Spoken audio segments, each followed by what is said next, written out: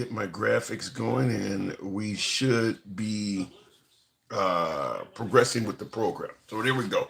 So I'll go ahead and start the. We're going to be on Clapper today. So if you folks are watching, we're going to be on Clapper and TikTok as usual. So give me a second here.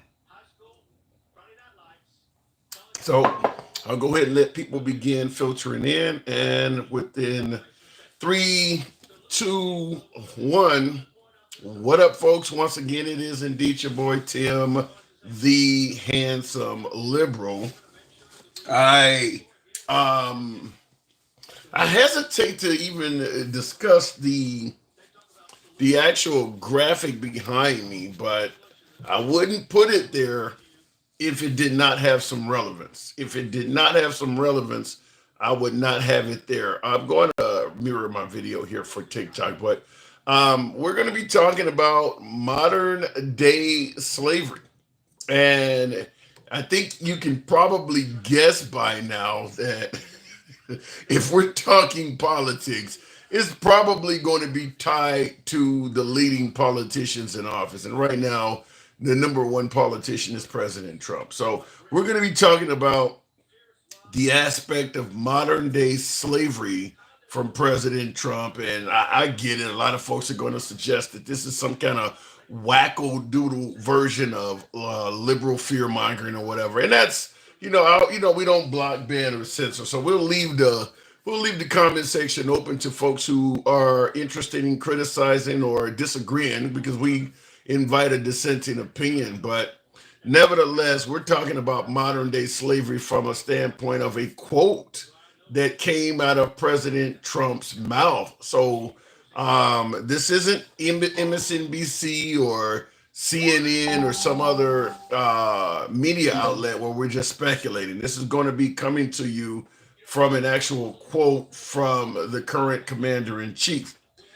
Modern day slavery. And I want you folks to listen to this quote. You tell me, is it possible that it is just something that maybe the liberals are running away with? Perhaps this quote is being misinterpreted, taken out of context, whatever the case may be. I'm going to invite those who certainly want to make sure that they defend Trump from an unnecessary or unreasonable form of criticism.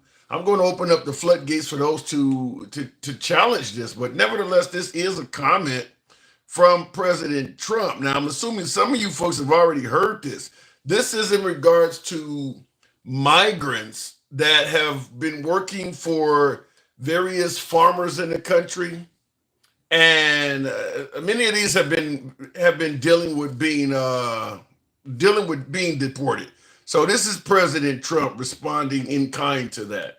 You've talked recently about the idea of finding some way to get farm workforce and service sector workforce, and I think you've discussed somehow a program of people leaving on a sponsorship and coming right back. Can you give us a little more detail about that and why, in the view of some hardliners, it's not I take care of our farmers and hotel workers and various other people that we're working on right now. And Rod's going to be involved, and you're involved. And so we have a lot of cases where I used to go into a farm, and this is what we're there for 10, 15 years. The farmers know that let's go farmer responsibility or other responsibility, but they're going to be largely responsible for these people. And they know these people. They've worked at the farms for 15 years, and all of a sudden, Now, I'm hoping you can hear that. He's talking about the farmers, bringing back some of the folks who were hardworking farmers, and allowing the farmers to bring these immigrants back, and the farmer would be responsible for the immigrant, and he referred to the immigrant, I mean, better yet, he referred to the American farmer as taking ownership of the immigrant. This is why we're talking about the potential for modern day slavery. Now, make no mistake about it, there's a hell of a lot of people that have come to this country on sponsorship visas. Whether you're coming to work for a farm or even companies like Oracle and Google, we do bring talented people in this country and allow them to work on sponsorship visas all the time. But it has never been referred to as ownership. So if you, let's say you come in the country and you have medical skills, you're going to be you're going to be some sort of a medical specialist, whether it's brain or, a foot doctor or whatever the case may be, some sort of specialist. You got your training in India, you got your training in Pakistan, whatever. And there's a shortage of medical specialists in your area. So some hospital is going to sponsor you to come to the United States. They're going to prove, and how the sponsorship visa works is you have to prove that you're going to employ this immigrant so that they're not on the system. Obviously, taking into account your criminal history from where you're coming from. All of that stuff is taken into account. They're going to run all sorts of medical tests on you to make sure you're not bringing diseases and everything else. I know this because I took this path to another country. But I just want to say that never has a sponsor of an immigrant been referred to as an owner. Trump is referring to them as owners. Only time in U.S. history have we ever referred to ownership in conjunction with human beings is obviously during the era of slavery. So is Trump, I want to get this from you folks. Why is he using ownership in conjunction with human beings? Like I just stated, there's plenty of folks in this country on sponsorship visas. It's never referred to as owning the person. So why is Trump all of a sudden talking ownership when it comes to other human beings? So we're going to talk about that, and I want to get your opinion. And I see in the comments, Bruce Taylor said it is not indentured servitude, and the farm owners are not expected to push migrants into citizenship either. All of that could be fine, but that doesn't explain why he's using the phrase ownership. None of that. Why is he using the phrase ownership? Is that something we should just ignore, considering the history of the United States? So we're going to talk about that, but also I want you to hear a clip. Now, you may have heard this already, but it just gets more and more interesting. Now, this is President Trump's press secretary, Caroline Leavitt. Caroline, the DOJ and FBI have now concluded there was no Jeffrey Epstein client list. What do you tell MAGA supporters who say they want anyone involved in Jeffrey Epstein's alleged crimes to be held accountable? This administration wants anyone who has ever committed a crime to be held accountable, and I would argue this administration has done more to lock up bad guys than certainly the previous administration. And the Trump administration is committed to truth and to transparency. That's why the Attorney General and the FBI Director pledged at the President's direction to do an exhaustive review of all of the files related to Jeffrey Epstein's crimes and his death. And they put out a memo in conclusion of that review. There was material they did not release because, frankly, it was incredibly graphic and it contained child pornography, which is not something that's appropriate for public consumption. But they committed to an exhaustive investigation. That's what they did, and they provided the results of that. That's transparency. So what she is suggesting now, after literally years of dealing with this shit, is that there is no list in regards to Jeffrey Epstein. Now, what makes this a very interesting statement from Caroline Leavitt is the fact that President Trump's Attorney General, Pam Bondi, had an interview on Fox that went something like this. The DOJ may be releasing the list of Jeffrey Epstein's clients. Will that really happen? It's sitting on my desk right now to review. That's been a directive by President Trump. I'm reviewing that. I'm reviewing JFK files, MLK files. That's all in the process of being reviewed because that was done at the directive of the president from all of these agencies.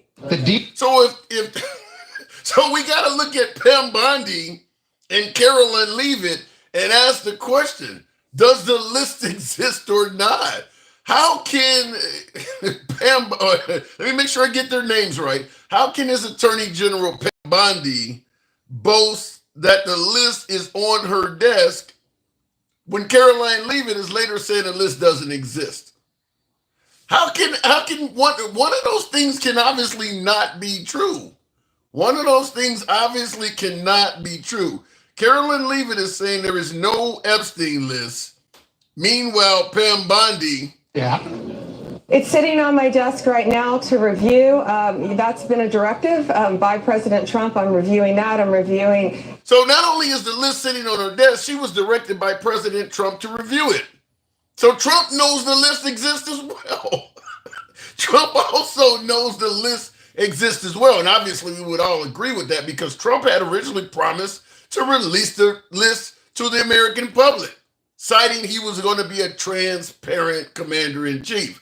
So I'm going to ask the obvious question: why is the misinformation so thick in regards to President Trump? There's no denying the Trump administration is lying on this. You can't. Both of these things can't be true. You cannot have Pam Bondi, his attorney general, suggesting the list is laying on her desk, and Carolyn Leavitt, his press secretary, saying it doesn't exist. So it's obvious the Trump administration is not being honest about something. Now, remember one Elon Musk suggesting that the reason they're not releasing a list is President Trump is on it. I'm going to ask this question to you folks, and I want you to give me your opinion. And as always, you know I don't block, ban, or censor, so you don't have to agree with a damn thing said here from the host or anyone else. We're all about uncensored free speech. But I do got to ask, if we can show solid evidence, which I believe we've done right here, that the Trump administration is not being forthcoming about this Epstein list, whether it even exists or not, why are we so quick to denounce Elon Musk as lying? We haven't seen Elon Musk lie about the list. We have seen the Trump administration lie about the list. Is it possible, remotely possible, that what Elon Musk stated is actually true? Because we see the Trump administration is treating the list like it's some kind of football and just kicking it around. Elon Musk says the list is not being released because Trump is on it. So I do want to ask you folks, what do you think about that? And before we start taking calls, listen to some of the, and I just took a quick few notes here. This is some of the suspicious shit orbiting around Epstein. And we're obviously not going to discuss his crimes against children and underage people, but in 2008, he did get basically a sweetheart deal from his attorneys when he should have been, punished and threw under the jail. The deal he got was such a sweetheart deal that it violated the federal victims' rights laws.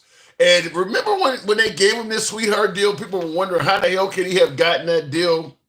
Now, we know there is video missing from outside of his cell, where he allegedly took his own life.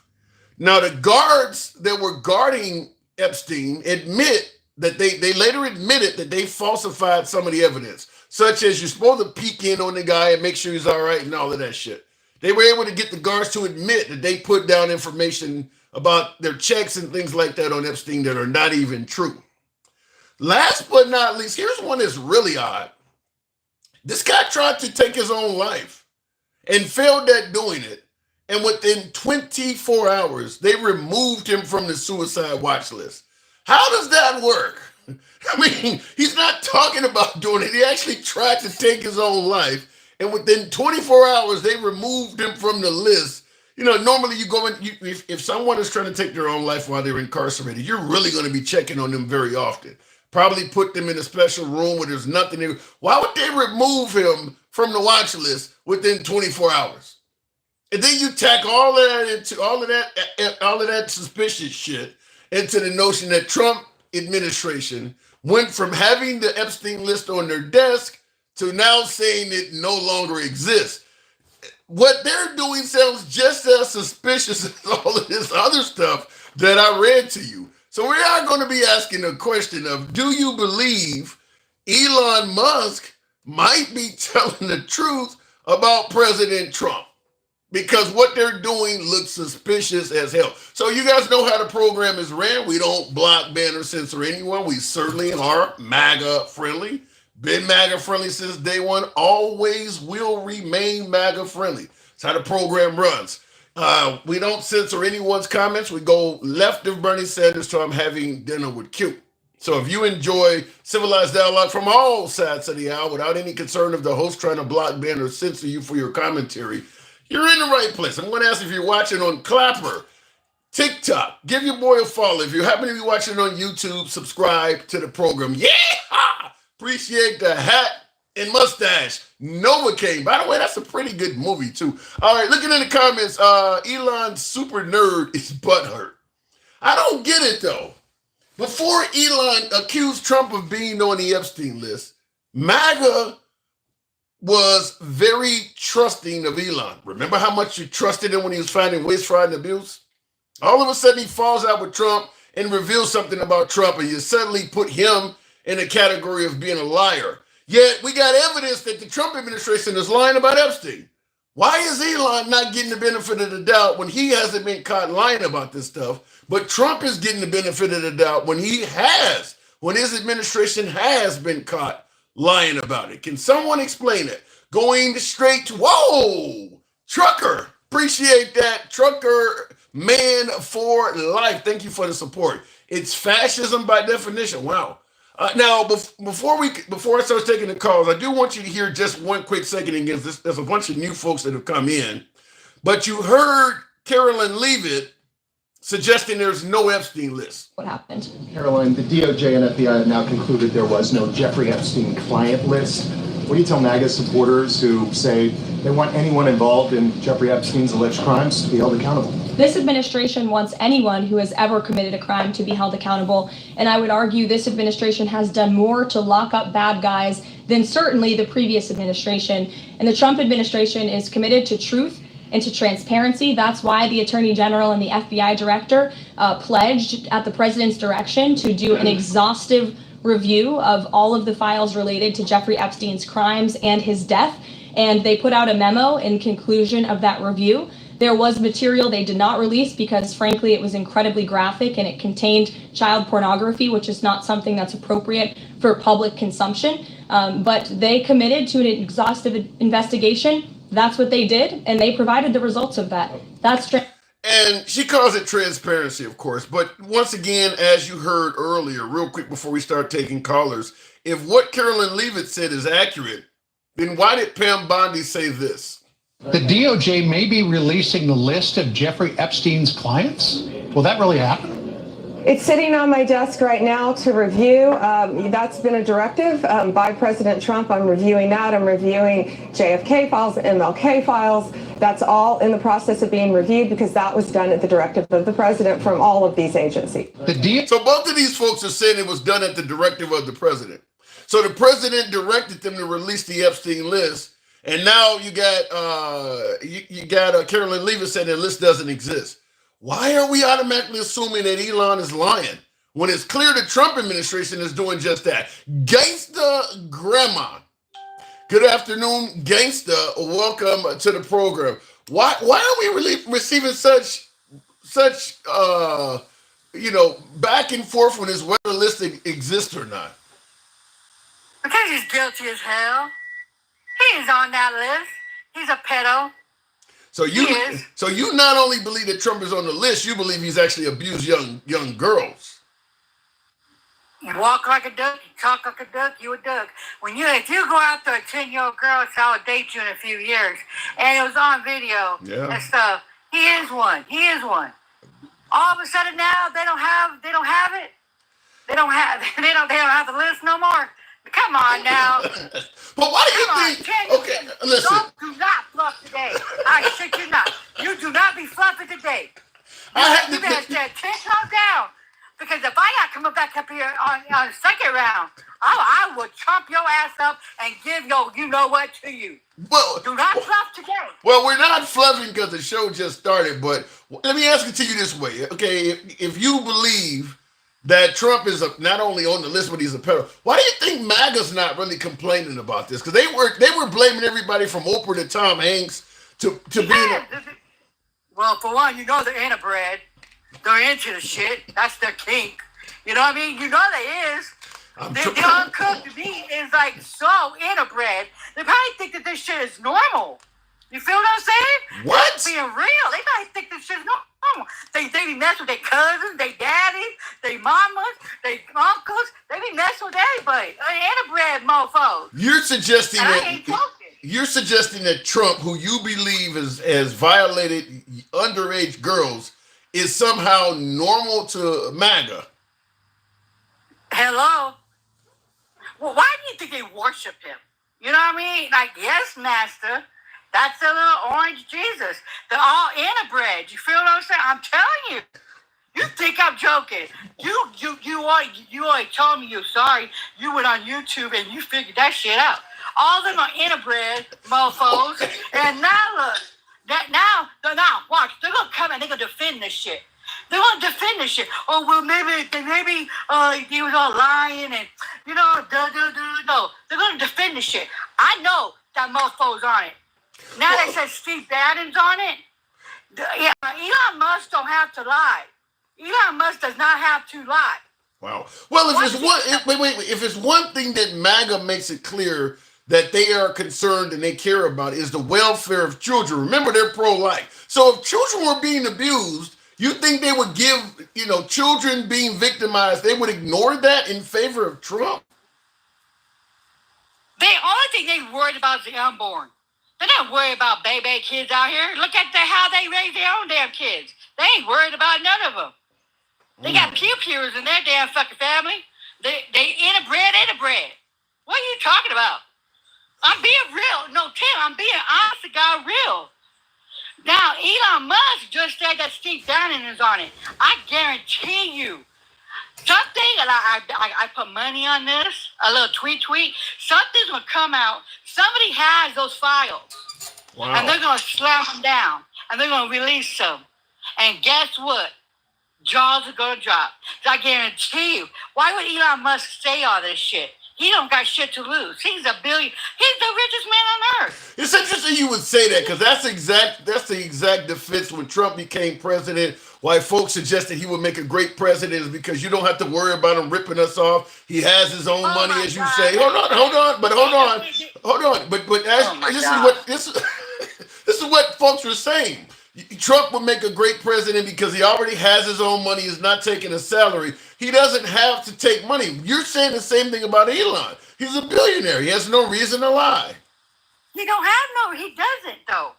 And not only, interbred people, the brain is messed up anyways. They got like genes all messed up. That's why they tell you not to mess with your cousins and your sisters because you have fucked up genes. Now look, they all fucked up in the head. That's why he's actually uneducated. So they believe anything that mofo says. You know what I mean? If they told them that to go jump off the damn bridge, they really would do that. That's how bad these mofos are. Well, if they believe anything Trump says, as you're alluding to, then they would have believed him when he promised to release the Epstein list. I mean, so they would be believing that, right? Yeah, let me tell you something. An innocent man, okay, will release the files. Say here, booyah, cuz I'm not on it, right? An innocent man would do that. If somebody accused me of doing some F shit to some baby kids, honey, you drop those damn files. I know I'm innocent. You feel what I'm saying? Take my DNA, take everything. I know my black ass is innocent. But guess what? That white T-man is not saying that. That white T-man is trying to cover it. And guess what his little minions are? The little maggots, the interbred mofos. Yeah, so he's not on it. Oh, it was just a theory. Right. Hell yeah. And I see one of my viewers post something. Poche says, he says, I am a Trump supporter, but this is highly suspect. Let me ask you this, Gangsta Grandma. What are the chances that, because there's MAGA right there that also is suspicious about this. Do you think this will sway MAGA at all under the consideration? Let me tell you something. If the maggots do not get swayed by this, then you're just as sick as he is. Because a guilty man will hide shit. A person that's not guilty, they'll say, bring it on. Bring it on. You feel what I'm saying? They said to release them. Everybody over there saying, release the file, release the list, release it. Trump said he would release it. All of a sudden now, they won't release it. And that man that so-called unalived himself in the penitentiary, he didn't unalive himself. They unalived him. He knew too damn much. And I think that's the sentiment. That was certainly the sentiment of MAGA before Elon decided to suggest Trump is on the list. So let me ask you the scale of 1 to 10. And I'm going to ask everybody of this in the audience as well. Scale of 1 to 10. 10 being is accurate. How many of you folks believe what Elon is saying? If you believe it, 10. If you don't, 1, or somewhere in the middle. Scale of 1 to 10, how likely is Elon Musk accurate? Honestly, I believe him. Because you know why? When he came out and said that Trump was on the thing, right? Was on the list, right? Mm-hmm. Everybody knew he was on it.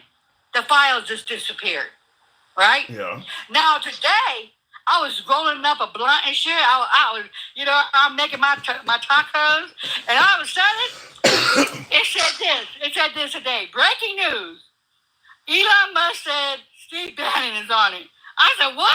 Did that come up? Wait. When did he say that? Was that today? That was today. I said, Steve. I said, him? And you know what? He don't have nothing. What does he have to lose? This motherfucker has got money up the ass. You know what it is? You know what it is? What? He's throwing shit out there. And what I'm telling you, the big ball's going to drop. Somebody has those files. I shit you not. But what did it make you? But gangster, let's be clear. You're talking about how much MAGA loves Trump. Let's say one of Elon's minions who work at Doge, and I believe he still has people inside at Doge. Let's say they got their hands on some information, because some of them folks. I think Elon Musk got the list. I shit you. I think he has it. But let's say Elon did release the list, and Trump's name was on it. Do you think it would make any difference with MAGA and their support for him? If there's genuine people in the maggot group that doesn't like pedophiles, they'll leave and they'll turn on him. But if the maggots are interbred mofos that fuck their cousins and their daddies and have you know what I mean? Have the all in the family, they'll stick with him because they don't give a damn. Wow. But I'm praying that the maggots will turn on him and see who the fuck he really is. That you guys voted in a pedo. Jeez. Because it's going to come to light. I'm telling you, everything you do in the dark is coming to light. And he shut it up real quick. When Elon Musk said that shit, he blew it off. Now all of a sudden, they came out, said, oh, the list is gone. He never had it. What? Are you serious? And if the cornballs think that was like oh my God, come on. Maybe it's time. You can be dumb as a rock. It sounds like this guy is talking too much. Maybe perhaps it's time to consider deporting Elon. He can't. He's a American citizen, but he can do a lot of shit. But Elon Musk got him by his balls. If he has that list, Elon Musk got him by his balls. He got an ace in the hole. And I guarantee it's all going to come out. I promise you. All hell is... Let me tell you, I'm going to roll my blunt, and I'm going to have me some Crown Royal, Crown Peach, and I'm going to have me some Sprite tea, and I'm going to be like, tequila sunrise, honey. Put the motherfucker under the damn jail. If he is truly on that list, like I know he is, that motherfucker needs to be underneath the jail. But what could be done at this point? He's not running for a second term. President is very difficult to prosecute. So, I mean, he's already just about 80. Even if he's on the list, what really could be done to him? You're not gonna cause him. He'll be in jail. Huh? He'll be in jail and he'll be in jail being somebody's bitch on the side. Who's gonna charge him? It's gonna happen. Who's gonna charge him? Congress is not gonna touch him. They better do something, because let me tell you, heads will roll in 2026. There won't be no Republican Party. If they let this shit slide, there won't be a Republican Party after that. Gangster, they've already let Medicaid cuts slide. What makes you think they won't let this slide? Perhaps they were groupies. Perhaps they convinced them they were over 18. You know what, Tim? All the fluffing you be doing and all that shit, that you know that you be writing for the pedos. Little beloved maggots that you be, oh, my beloved maggots. Then they'll be beloved pedos. Well, let's be clear. Right now, there is no evidence whatsoever that Trump has violated. There is evidence. Tim, let me tell you something. You walk like a fucking duck. You talk like a fucking duck. You quack like a duck. You a fucking duck. That mofo is on it. All of a sudden, oh my God, it's not here. They're hiding something. Now, I'm from the streets. You hide. There's a street cover up right. You know it is. Yes. And they can't even do it right. You can't. The mofo has money. Yeah. He has a little bit of money. Okay, apparently my caller just dropped. I don't know what just happened there. Gangster Grandma, do not know what happened, but she dropped. But maybe she had a call coming. Cutting Edge, thank you for the support. Sun Tzu's The Art of War. All warfare is based on deception. Isn't that saying in Call of Duty? Right, you get your ass shot, it pops up. But anyway, it says all warfare is based on deception, and let your plans be dark and in. I can't even. Oh, what happened to the? Holy shit! Okay. Hang on a second. Let your plans be dark and impenetrable as night, and when you move, fall like a thunderbolt. Trump is using this now, so he's saying that Trump is currently using. Teaching straight out of Sun Tzu's The Art of War. Let your plans be dark and impenetrable as night, and when you move, fall like a thunderbolt. Trump is using it. How is he? I would like to know how is he using it? Somebody let me know. Interpret that a little bit more for me. I get, it's kind of like a bad boy, a real gangster's move in silence. That's what you hear in the hood. Folks don't always televise their plan or whatever. Revolution will not be televised, stuff like that. I don't see that as Trump. Trump is pretty damn vocal about what he intends to do. So I don't know if what you're suggesting from The Art of War, all warfare is based on deception. I don't know. Trump is not very good at deception. I think it's pretty obvious, unless you happen to be a Cuban or Venezuelan immigrant and you just don't believe him. But he kind of advertises what he's going to do. Looking in the comments, real quick. Sorry, I lost signal. Gangsta Grandma, I don't know. I see you said you had lost signal. If you call lying about everything, well, here's the difference, though. If you're lying about things and people know you're lying while you're lying, that's not good at deception. And I think that that's closer to Trump. I don't think that Trump is telling a lot of really good fibs that people actually believe and then he deceive them. Like I said, the Cubanos and the Venezuelan immigrants, yeah, they believe he was only going to go after rapists and murderers. But I think everybody around him was telling him, no, this guy's going to go way beyond it. I don't think Trump is good at deception. Yeah, he says things that are not true, like Haitian migrants and all, or he won the 2020 election and stuff like that. But like I just stated, most of the stuff, when Trump is being dishonest, it ain't like it's hard to figure it out. You have folks that are often fact-checking him in real time, like when he had the debates. They were able to fact-check him in real time and show this stuff he's saying is not true. So I don't think he's really good at deception. I just think that he is fortunate enough to have an audience that won't ask a lot of questions. So it's pretty easy to deceive if some of your audience is not even going to ask questions. But we're asking that before we go back to the box. The idea that the Epstein list does not exist and whether or not you think Trump is on. Now, I asked a minute ago, scale of 1 to 10, how many of you folks believe that what Elon Musk said is true, 10 being true, 1 being 0? From 1 to 10, I saw a lot of 10s in there.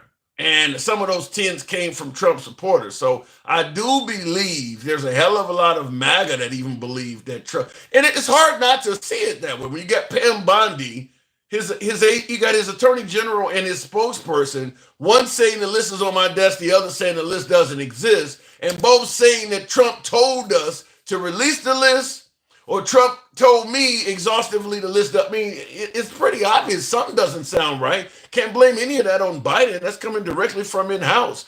Going to the box, Daryl Walker, good evening, welcome to the show. Now, we also had a secondary topic, which is modern-day slavery. Trump is talking about farmers taking ownership of immigrants. Daryl, good evening. Yes. Yeah. Good. How are you? I'm doing good. No Epstein list. What say you?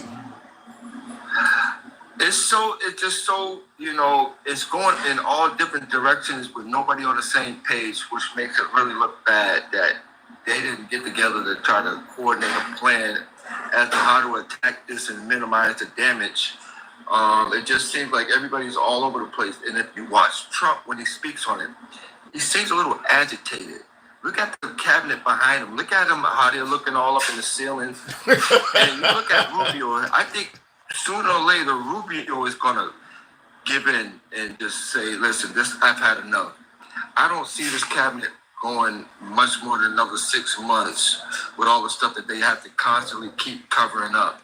I gotta disagree with you. I gotta disagree with you. And you're similar to my first call against the grandma, but I tend to think that MAGA's riding with Trump. They believe the liberals are trying to destroy the whole damn country. So I think it is an unlimited amount of shit they will forgive coming from President Trump because they believe the liberals are just that bad. So I think Trump can get away with a whole lot of stuff. Even if it turns out Trump was on the list, as I was telling Gangsta Grandma before you, I think some folks will say maybe he didn't know they were underage. You know, this girl looks like she could be 19. I think they would come up with reasons for why Trump did not know he was dealing with an underage girl before they would get rid of Trump. Come on now. I mean, as men, we have experience in understanding what a female is and whether they're underage. It's just common. It's just common as we grow up as men with experience to know that somebody's not of age, and that's something that we would, we carry as men. But Darryl, you're talking about a man. You're talking about a mere mortal. We're talking about Trump. We're not talking about a man. We're talking about Trump. No, we're talking about crime. We're talking about Trump. Crime. We're talking about Trump that have been committed. You understand what I'm saying? It doesn't matter what your status are. It's what we as the public perceives you to have indulged in. So for him to say, okay, I'm immortal, I'm this, I'm that, you still live by the common laws that everybody else does, whether you think you're above them or not. Do you really believe that President Trump lives by the common laws of everybody else? Do you really believe that? That's where he gets himself in trouble with thinking that he's so far above till he just cannot be touched. But with his status, it's the perception of what the public is going to continuously get tired of. I just think that for the past 10, 12 years of Trump in our lives, every single day, this guy has been in our lives. At some point in time, we have to wash our hands of it. I know it's going to be hard for the MAGA people to let go, but there's I know there's a lot of decent MAGA people that's going to say, listen, I got a daughter, I have young children too, at the end of the day. And we can't continue to have somebody as our leader with this kind of baggage.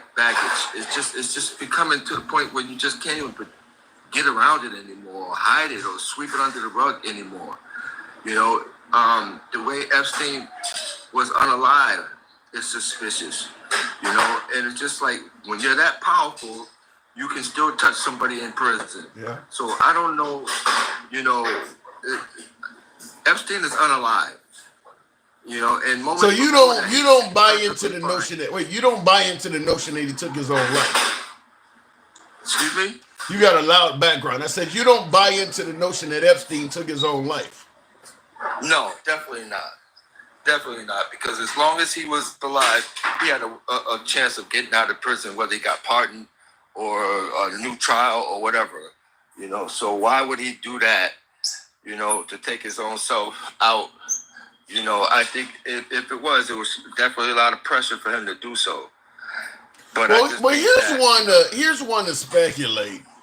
Now, if you believe someone else took him out, who would have likely ordered a hit like that and had the ability and the power to do so? Anybody on that list. Yeah. Wow. Anybody on that list that couldn't afford to take that hit. It didn't have to just be Trump. There were some more people on that list that had a lot more to lose. Trump being the president, obviously he has the most to lose. But there was definitely people on that list that have a lot to lose, and somehow, some way that they figured that unaliving him, that this would all go away. And obviously it's catching more fire right now.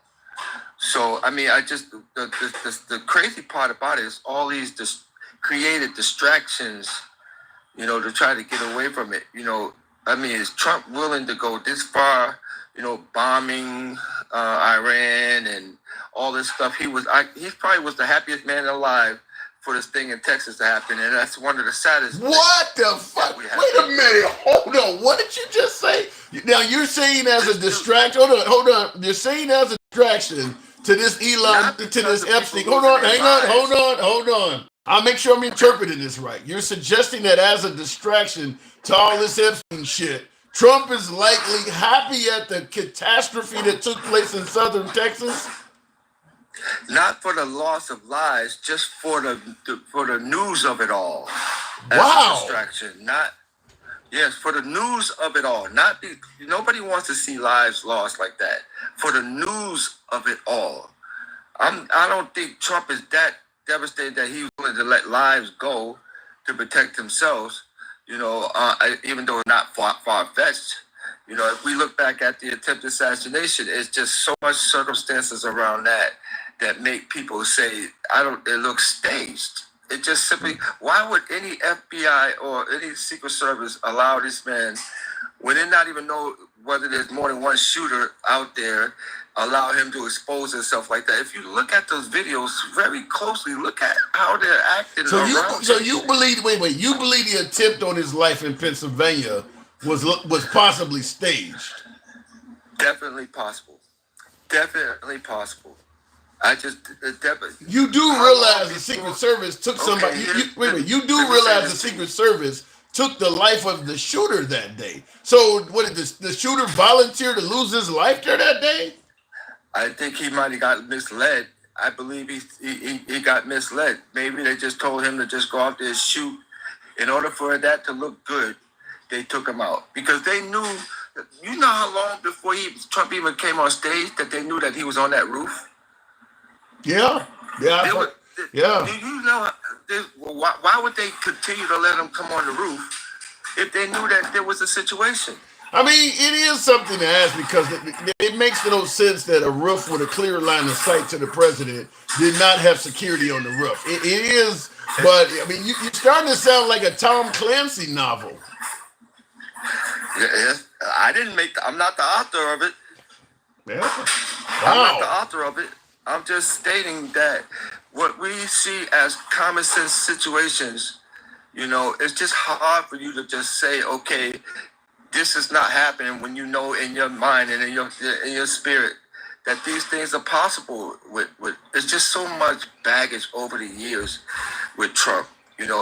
I just want to believe that we have a president, whether it's a Democrat or a Republican, that is in office to do right by the American people. And I just don't wholeheartedly feel that with Trump. But wait a minute, you've seen the price of fuel stabilize, if not come down. Price of gas right now over the summer, which when gas prices are pretty damn high, they're pretty low. Grocery prices have stabilized. You're saying he's not doing what's right by the country. Some people would disagree with you. I just believe that the baggage that comes along with him being president is just outweighing the good deeds that he wants to do. It's just baggage. Just sometimes is when you pull a cart and you keep pulling it, it's still you pulling it. And the baggage that comes along with him, it just keeps kicking up. It keeps kicking up. And it's just like, when do we just get tired of it? I'm an independent. And I would be willing to support any other Republican if I knew that they was coming in to do, without the baggage, and coming in and do the job of the president. You sound like of the presidency. We don't even have the standards of what we hold our president to anymore. It's just been so watered down. Explain that, because I want you to elaborate on your Hold on, I want you to elaborate on your standards, Carmen, because you're sounding a lot like the campaign of Nikki Haley, who suggested we don't want to replace a chaotic Joe Biden presidency with more chaos by Trump. That's what she campaigned on. What do you mean when we're not holding the president to the typical presidential standards? I want you to elaborate on that. When you have a president that will stand in front of a mic and call another adult out of his or her name, what kind of standard are you setting? Yeah, he called Biden stupid today. He's called people idiots. He's called people stupid. It's just, come on. That's not something that we want a president to be on in front of a mic saying. these type of things about yeah, but another Biden, human but, being or but somebody. I'm going to play the whataboutism game. I'm going to put on my MAGA hat and bring up the fact that Hillary Clinton, who wasn't president, but she was running for it, she used the term deplorables. And then, of course, Biden referred to MAGA as garbage and ultra MAGA. I mean, there was some insults coming from that side, too. I just said we're not holding the presidency to the standards. That includes all of them, not just Trump, all of them. You know, and I just think that he's the forerunner of it just being you know, where the office is just deteriorated so far. Now he wants to do wrestling or MMA on, at the White House. Come on. I did hear about that. Yeah. You know what that is? You know what that is? During the military parade, to offset it coming out of the taxpayers' money, he got Dana White, not the comedian Dana Carvey, Dana White, the owner of the UFC, they partially sponsored that military parade. You seen the big UFC sign behind Trump when he was sitting there, and I believe Dana White was sitting next to him during that parade. Well, this whole UFC at the White House is probably payback to Dana White for sponsoring the military parade. And that was a debacle. Yeah. That was just, that was sad. Even Trump sat there and said, he couldn't wait for it to be over. It was raining. It was miserable. Did he really say that? Bad day. No, I'm just saying the way he looked. I was about to say, wow. Okay, yeah, fair the way enough. He looked, gave it away. I just think that this is just so much baggage. Is the first lady? Is she ever at the White House? How much? She's only there when it's like a specific occasion that she has to be there, and I think he has to, go on bended knees to get her to do things, as far as appearances. I know she watched TV, she hears the same stuff that we hear. There's no way that she can block it out and say everything and everybody is wrong and he's right on every single situation.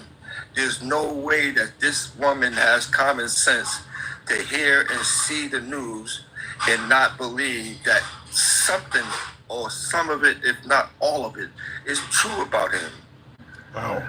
And well, be associated with it. And it's interesting you bring that up because Trump being 79 years of age, he likely won't be around very long, but Melania and her children, not to mention Trump's children also, they all will have to live with the legacy of President Trump. Whether what he does is good or bad, he is changing how people view the Trump name. So maybe Melania is wondering about what the legacy is going to be like once her husband is no longer around. I got to move it on, though. I appreciate you coming. I'll give you the last word. I think you're doing an awesome job. Wow. You have a very, very open platform. Keep up the good work. Hopefully I'll be able to chime in some more and watch you, but I do watch you all the time. I think you have a very upfront and honest way of platforming, and keep up the good work. Thank you. You sound a hell of a lot better than the divorce court judge. Appreciate it, Daryl. You're always welcome back. Come on back anytime. All right, by the way, folks, tap the screen. Get the likes on up to about 25,000 THOU. Help your boy out.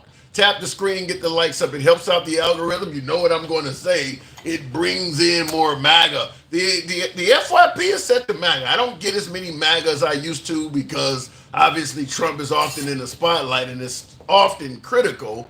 But nevertheless, when MAGA comes on the program, we don't block, ban, or censor, and they're allowed to speak freely as well. That's how we run the program. It's uncensored. If you like uncensored programming, feel free to follow us if you're watching on TikTok or currently Clapper. And if you happen to be watching on YouTube, give your boy a subscription. We're here Monday through Friday generally.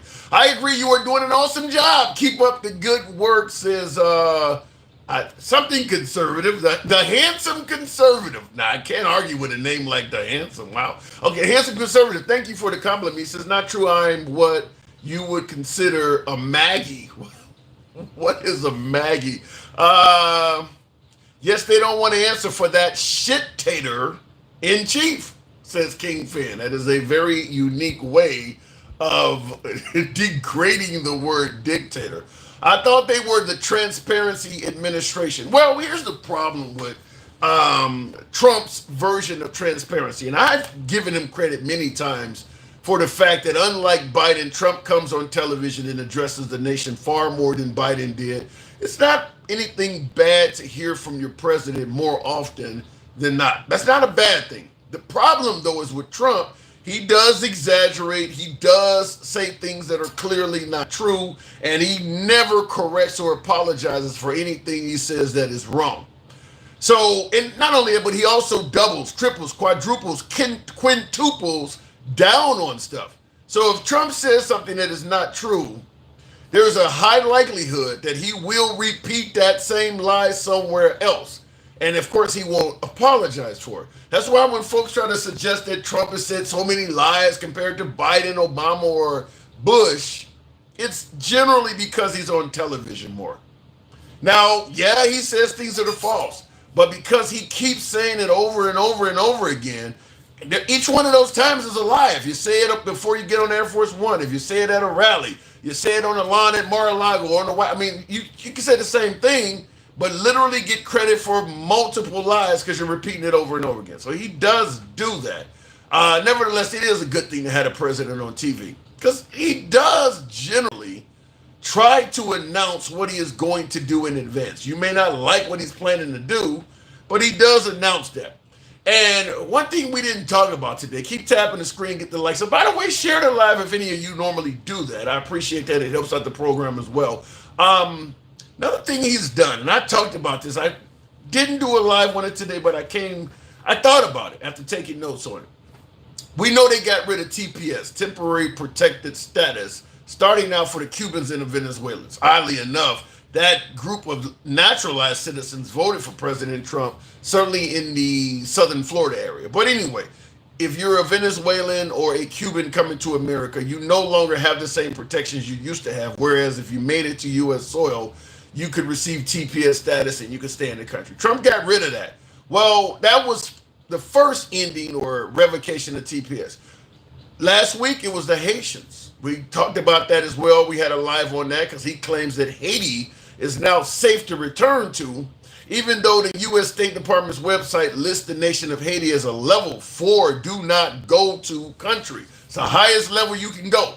So for Trump to be suggesting that it's safe to return back to Haiti goes against what's on the U.S. State Department's website. Remember I was talking about saying things and it turns out it's dishonest, or saying things that people can easily fact check it? Why would you say it's safe for them to return back to Haiti when the State Department's website is saying that Haiti is they got on there, do not go zone due to kidnappings, rapes, and, I think carjackings and murders are on there. So he went from Venezuela and Cuba, removed their TPS status, did it to Haiti last week. This week, it's now Nicaragua and the Honduras. So if you're from any of those countries, your TPS is gone. We know for certain he has removed virtually all of the folks that come from the south of the border, their asylum claims. Anybody who claimed asylum, that's going to be rejected at this point. So I did talk about this because it does appear if you are brown and you currently do not have citizenship, the statistical probability that the Trump administration is going to find some way, somehow to deport you, it's super high. I mean, it's at the point of if you can deport that person, do it. Whatever method, I don't care if it's a law from the 1700s, whatever. If there is an avenue to deport a brown person and you happen to be brown, understand the statistical probability of the Trump administration trying to kick you out the country is exceptionally high. Nothing to do with rapists and murderers, nothing to do with just being here illegally.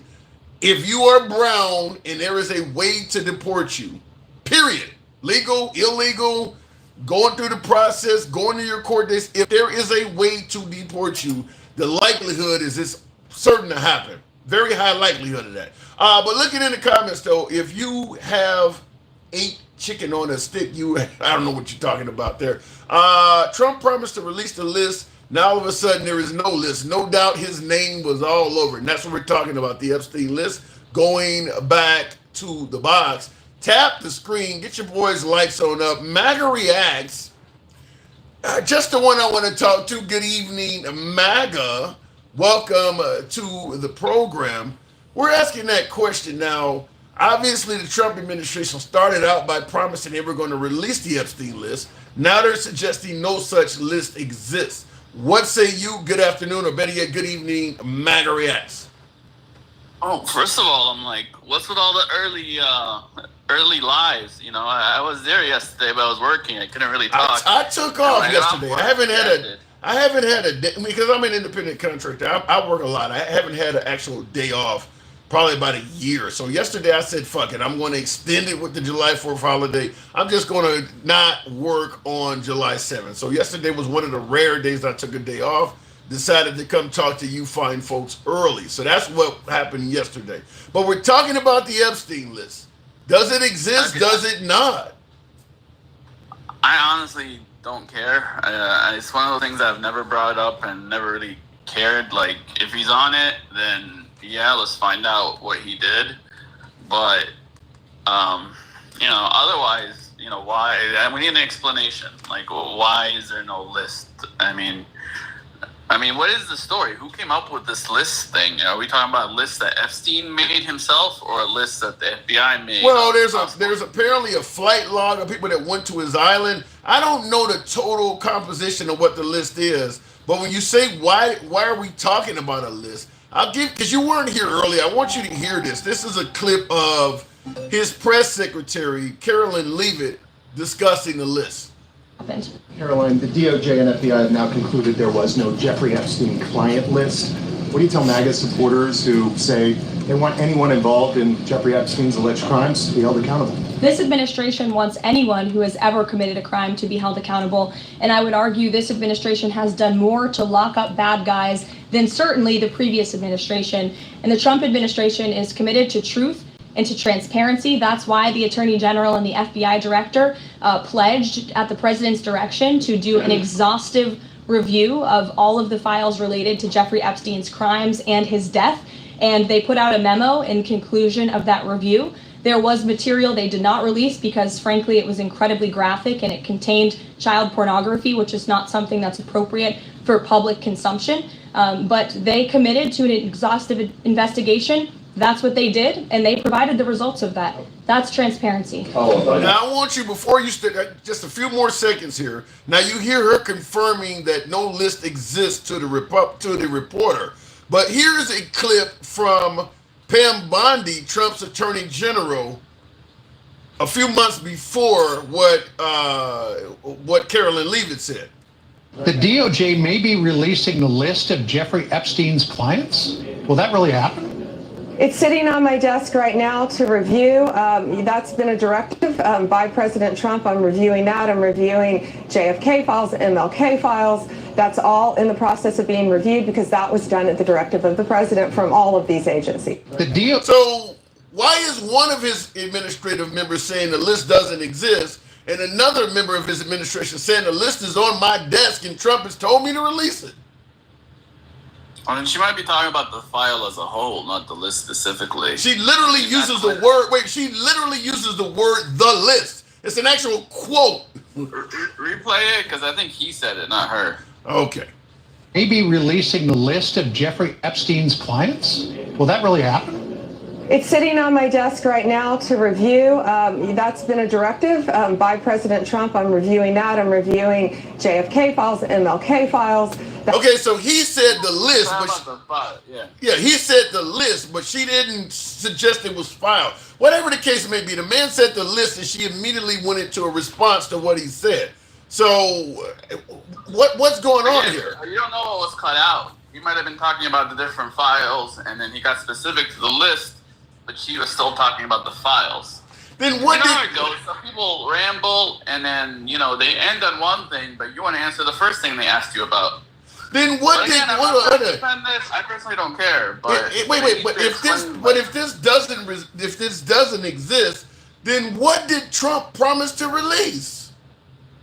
The file, the entire investigation file, and that's the question. Like, they need to get someone. They need to take Elon, who hates Trump right now, show him the entire file, and see what he says. If he says they're hiding shit, or if they're like, all right, I've seen everything they have, and they did release everything that they could release. Based on the confusion, us to review it, which I thought. Wait. Based on what you're hearing here, do you really even need to consult with Elon? It's pretty clear that the Trump administration on its own is unclear about what's going on. One person saying something is on their desk. Trump promised to release something.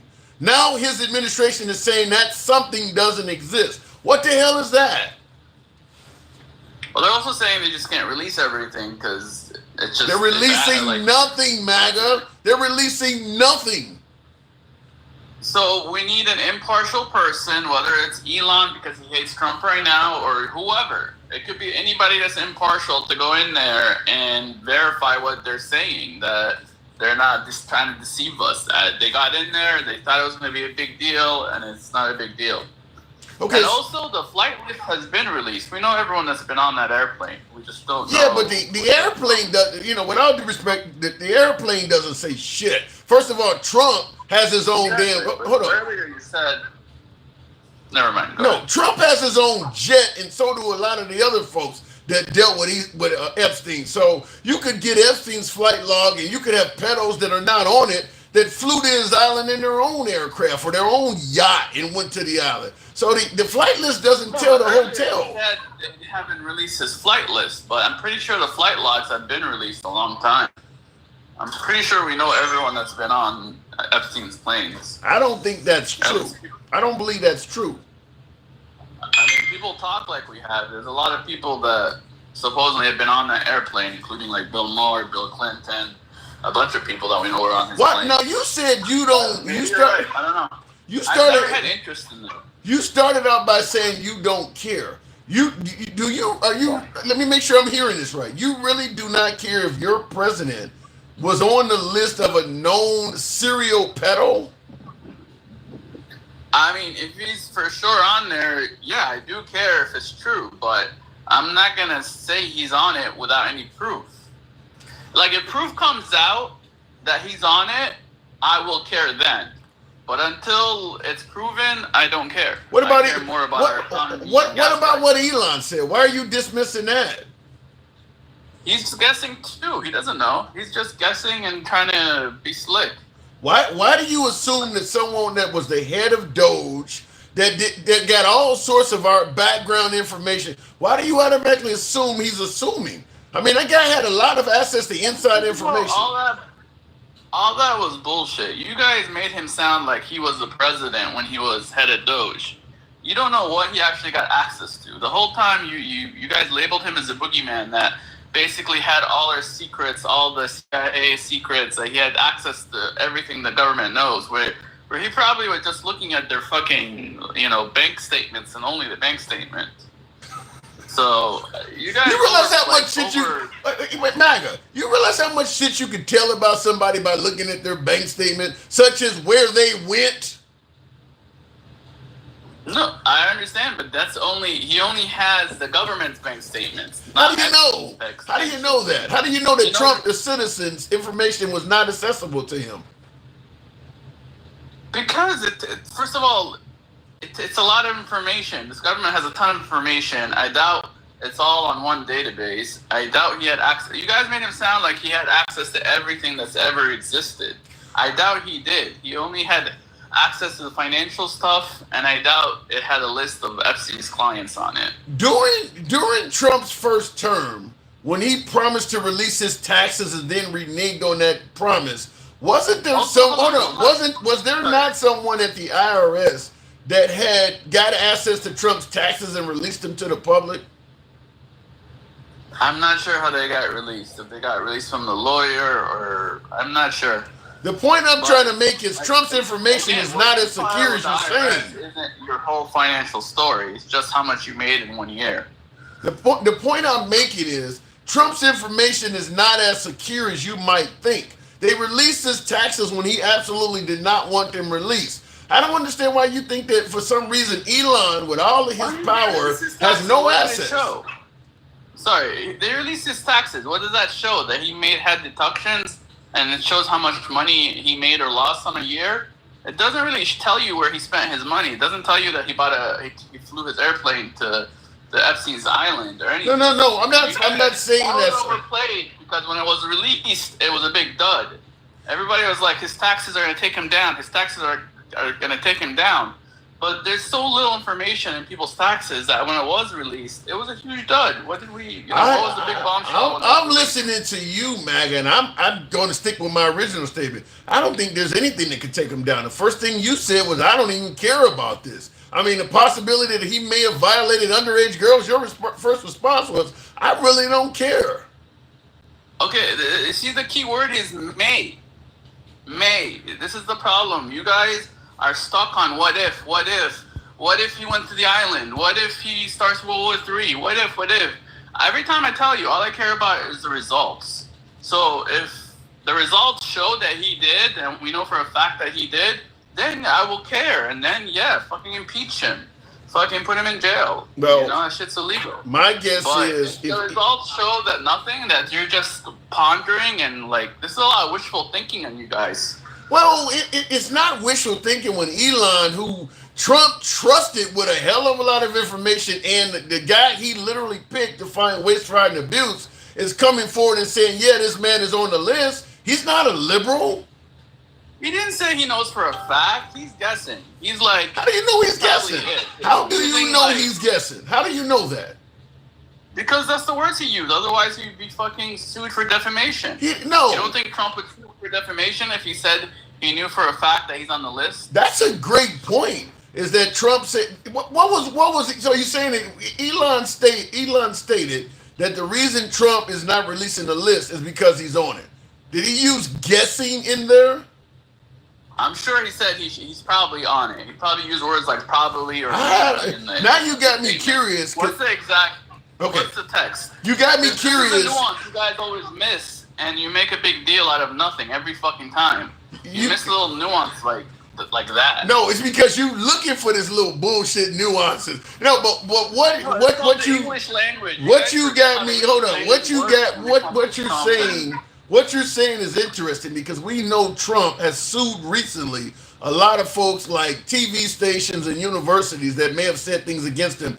Oddly enough, he's not suing Elon. So I'm curious to see what exactly Elon said. You raise a good point because if he doesn't sue Elon, why would he let Elon refer to him as a pedo and not sue him? Yeah, exactly. But what words did Elon use? Let me see if I can find it. I'm very curious now because if he did say it as a direct statement as opposed to guess or probably, and Trump chose not to sue him, to me that speaks volumes. I mean, you can't sue him if it's not a direct statement. I'll give my Google a minute to come up. My computer's been slow, but I'm curious because, like I said, Trump is suing. Epstein list doesn't exist. No, that's not it. Where is his quote at? Also, real quick, last time we talked, when I told you, I'm upset about the big bill, you added this little extra thing about, I'm upset because it's transferring money from the poor to the wealthy. I never said that, and I don't believe the bill does that. The bill is a big spending bill. It's wasting money. But as long as the money is in the U.S. economy, it's going to whoever is out there working. Okay. For me, it's not about rich versus poor. Is it going to stay in the U.S. or is it going to go overseas? You know what I mean? We'll talk about that another time. I'm not. Yeah, it's a different show. We'll talk about it another time. But here is the Elon Musk actual quote he posted on X. Time to drop the really big bomb. @real Donald Trump is in the Epstein files. That is the reason they have not been made public. Have a nice day, DJT. No probablys, no maybes, no mights. Why isn't Trump suing this guy? I mean, you're right. He did say he's in the file, but he didn't say he saw the file. No, you're right. Why isn't Trump suing him? I don't know. Is it because maybe people are hoping? I mean, he has a lot of people around him that want to fix this relationship between him and Elon. Because that relationship's severed. People around him are still friends with Elon, and they're trying to save what they can out of this relationship. That relationship is severed because Elon is already talking about creating a whole new party. That relationship is gone. But I want to. Listen, Trump forgives as long as Elon shows up and he's on the team again. Trump will forgive him. I mean, you were talking. That's another thing. So much shit you mentioned I never get to reply to. The other day you talked about Trump having TDS with a lot of people. But with a lot of them, as long as they come back to his side, he'll fucking forget and continue. What is the definition of derangement syndrome to you, MAGA? It's someone that's like beyond reason obsessed. Like, if someone has a cure for cancer, you won't take it because you hate the person. That's derangement. So Biden has derangement. I mean, Trump has Biden derangement syndrome then. But Trump showed up to the White House and was friendly with Biden and really had, he'll work with Biden if it benefited him for any reason. A lot of TDS people would never work with Trump if it benefited them. I'll take beneficial items from somebody I hate. I mean, people hate Trump, but if he could cure cancer and they got diagnosed with cancer, they're going to take the cure. I don't get what you're talking about here. Like what I'm saying with Trump is like he'll be your best friend again if it benefits him. No, if you kiss his ass. No, if you kiss his ass. No matter what. He'll be your best friend if you kiss his ass is what you're trying to say. Yeah, well, you got to be nice to him. He's not going to be your best friend when you hate him, but he'll forget. These people will never forgive or forget Trump. Like for the rest of their lives, Trump is the person who ruined the world for them. Well, because you think about what you just said. Trump will forgive or forget if you kiss his ass. But you expect the people to forgive or forget Trump without him kissing their ass. You're judging it differently. Well, if he cures their cancer or he's not going to cure cancer. Or, they'll still hate him. It doesn't matter if he gets, this person to sign a ceasefire or this person, he gets them back from being in Russia or being in Gaza or being whatever. How many hostages has he rescued? They never give him credit for anything. Based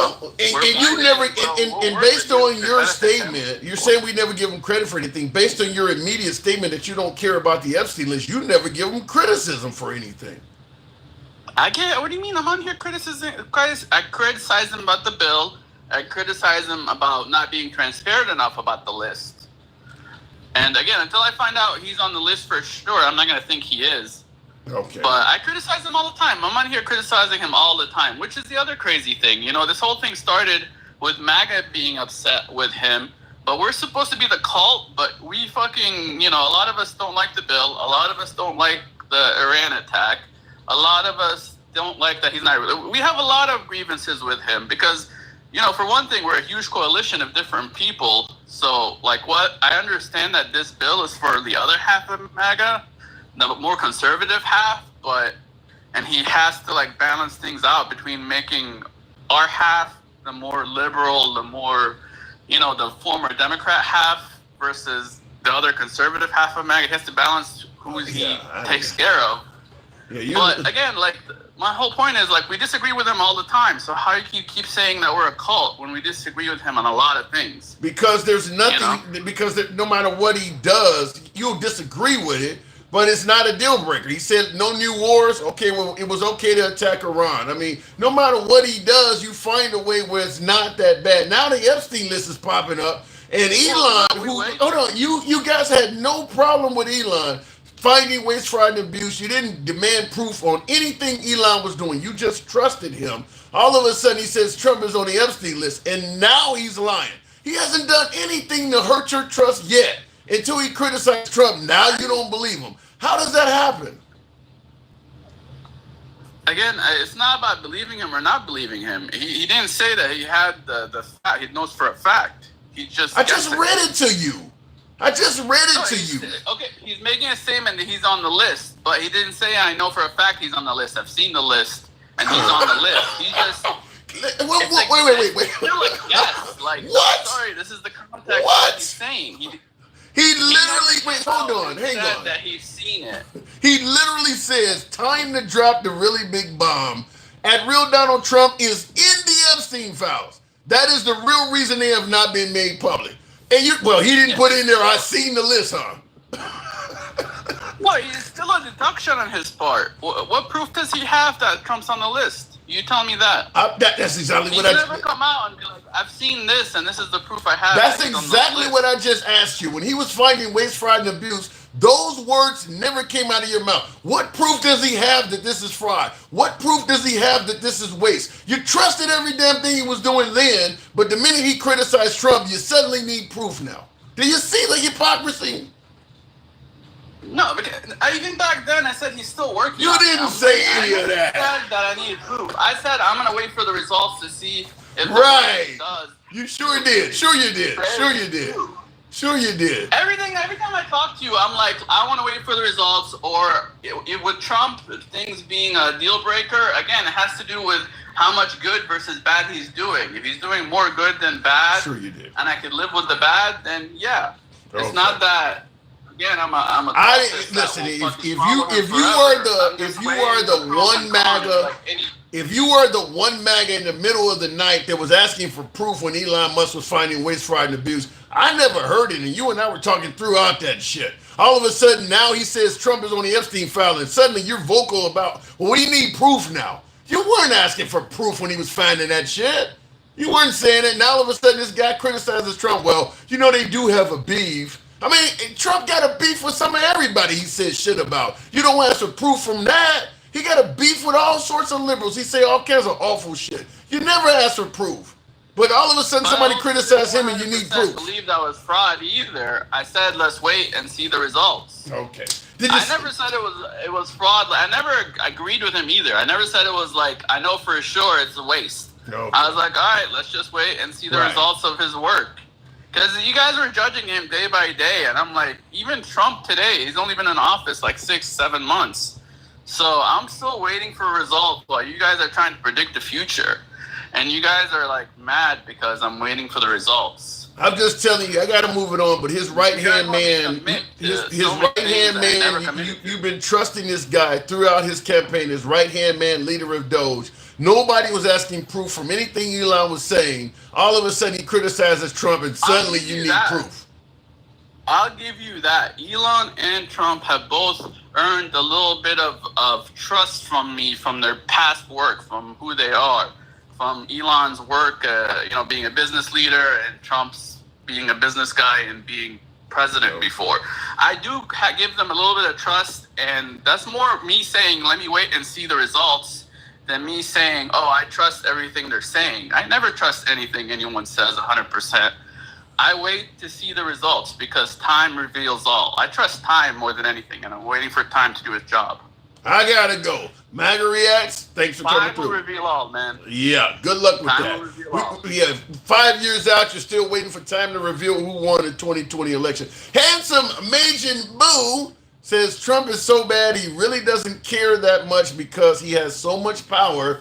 He is not stunting about Elon Musk. And I agree with that. And my last caller was playing word salad, but I think what you're saying, Handsome Major Boo, applies to my last caller, is that you don't really have to worry about what Elon Musk is saying when you got folks that immediately say, I don't really care much about the Epstein list. I really don't care much about it. I mean, and I said that too. This goes back to the whole notion of in the middle of Fifth Avenue. I can take out somebody in the middle of Fifth Avenue and my supporters would go nowhere. I believe that. Some might not like the idea that he may have taken the innocence of underage, but I think most of them would probably doubt the sources of the information. I mean, we already don't trust the FBI when it comes to Trump. We don't trust the CIA. We don't trust the NSA. We don't trust none of the intelligence agencies. We didn't trust none of his first administration like Mike Pence and Attorney General Barr. I always ask this question. If Trump actually did do something wrong, we're not saying he did anything wrong right now, but if Trump actually did something wrong, in regards to MAGA, who could tell them and they would actually believe it? You don't trust none of the entities that would come to you with the information. It's going to come from the media. You don't trust them. It's going to come from the FBI, maybe a member of Congress. If you don't trust anybody, and Trump is saying I'm innocent, other than an actual video of him caught in the act, who could tell you he did something wrong? You would actually believe it. Even Elon Musk, who's been riding by the guy's side, instantly got dismissed when he said Trump did something wrong. Instantly got dismissed. So I go back to the original statement. If Trump did do something wrong, who could actually tell you and you would believe it? Because the only person that truly gets trust is Trump. He's in a really good spot.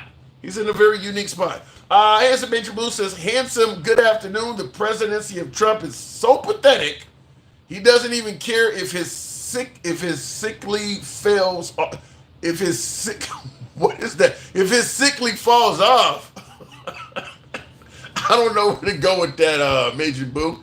Real quick before I continue on. Someone on YouTube here, I do want to thank you for your support, but you sent a comment and it disappeared and I'm unable to read it. I do apologize. I saw it. I played around. I can't bring it back up. I hate missing comments from supporters, so I do apologize. I saw it and it would not let me. I got 4 screens going and comments are flying. And for some reason, some of the comments will go and they won't let me bring it back up. So I do apologize to that viewer. As MAGA reacts, as he rubbed any lucky tummies, yet the cult treating out. You know, I'm not going to say that MAGA reacts is in a cult, but yeah, when your first response to the notion that Trump might be on the Epstein list is, I don't care. Okay, let me go back to the box. Somebody says, that's MAGA reacts. Is his chest heavy? I don't think so. MAGA reacts drew some attention. Sherbert, good evening. Welcome to the program. By the way, folks, tap the screen. Get the likes on up to about 40,000. THOU. Tap the screen. Let your thumbs not be lazy. Show the program some love. Sherbert, good evening. How's it going, Tim? MAGA reacts is a fucking retard. Why would you say that about the man? He isn't principled on literally anything. And then he comes on and starts screaming at you that you did something wrong when you just asked him basic follow-up questions. He's clearly not standing 10 toes down, so he's a little bitch. Well, it does seem as though he does not care if Trump is on the Epstein list or not. I think that's what he started out by saying. It really doesn't concern him. Yeah, but it really should. But I remember when... I don't know if my caller got a call. We'll give him a chance to come back. Are you there? There we go. Yeah. There we go. Sorry about that. Okay. They don't have any morals, man. I remember when the presidency actually mattered, and a president was divorced. The president didn't believe in church and Christ, which I don't believe in Christ, but that used to be a big deal when they didn't. And now nothing matters, let alone like torturing people in Alligator Alcatraz. He's in a good position. I see Successful MD says maggots don't believe poo-poo is fertilizer. He's basically saying, MAGA don't believe shit in regards to President Trump. Let me ask you this, Sherbert, how does one get in that position? Because I'm going to admit, I don't know if it's derangement syndrome or whatever the hell they want to call it, but I'm jealous. How does one get in a position where they literally can do little to no wrong no matter what happens? I'm not really sure. It makes me think of a lot of when people are ignored and the whole middle of the country doesn't get any attention. And he came in and said, I love the poorly educated, and all the really dumb people went, he's talking about me. Oh my God. You think that's how it went down, huh?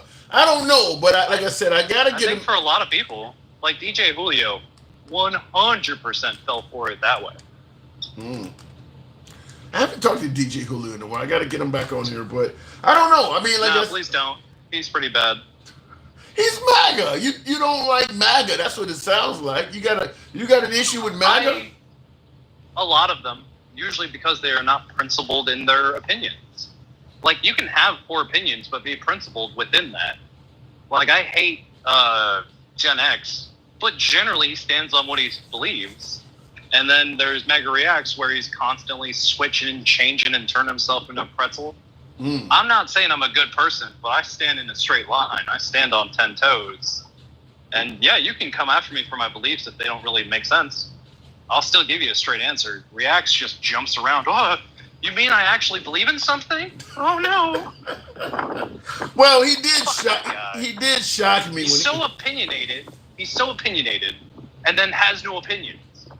What the fuck is happening? Well, he suggests in the comments it's not that, it's that you don't understand his logic. Yeah, because his logic makes no sense. And when you question his logic, he jumps around. If his logic made sense, he wouldn't be jumping like a fucking dancing monkey. Good thing he's not white, because that would have been a hell of a comment to make. But I'm just going to, I want to speak. Speaking of skin color, because this is a secondary topic we haven't gotten to as much. I had the graphic on behind it, talked about modern day slavery. Trump is talking about indicating that farmers, he spoke like he was speaking in defense of hardworking immigrant farmers, but he is suggesting that they could be owned by the farmers. Okay, you could come back and work on the farm, but the owner of that farm will be responsible for you and would have ownership. He actually used the word ownership. Oh no. I haven't heard that story yet, but I heard about trying to take them back to the farms and something along those lines, but it wasn't flushed out the last thing I heard. And that sounds exactly like something Trump would do. He's super racist. So then if it means that somebody can own somebody else again, yeah, it makes sense. I mean, that's what it sounded. That's what I was going to ask. Is it something that people are taking out of context? Let me see if I can play the clip since you haven't. It's not out of context. Well, I can guarantee 100% it's not out of context. Okay. Trump is a piece of shit that doesn't see these people as human. It's very clear he doesn't see them as human because he sent people to a lifelong imprisonment in another country for doing a misdemeanor crime here. So no, it's not out of context. It's pure hatred for brown people. It's so clear. I don't understand why people are even questioning it. Well, Robert Kennedy in the comments is suggesting that you're making that we're making everything that Trump says out to be wrong. So we're literally just bashing this guy. I want you to hear his. I'm judging him by my morals, which everyone else is judging by their morals. And my morals say you don't get to imprison people for life for a misdemeanor crime. The same way you shouldn't lock people away for years for having a little bit of weed. Well said. It's people that want to put people away forever, and they're making money off these private prisons. Yeah. I'm pretty sure Alligator Alcatraz is a private prison, so they're going to be taking money from us to hold these people for no good reason, other than they came into this country, which I personally do not see as a problem. I did have somebody mention it. Florida Blondie is in the comment. Florida Blondie in the comments. She says, "I bet this guy is single." So she's suggesting that your right politics. Now, but I've been married before, so what? Also, Jeremy, fuck off. My morals are very different from you because you said, "Fuck them. I hope they arrest all of them and put them in prison forever." You are not a good person, Jeremy. Fuck right off and don't compare me to you.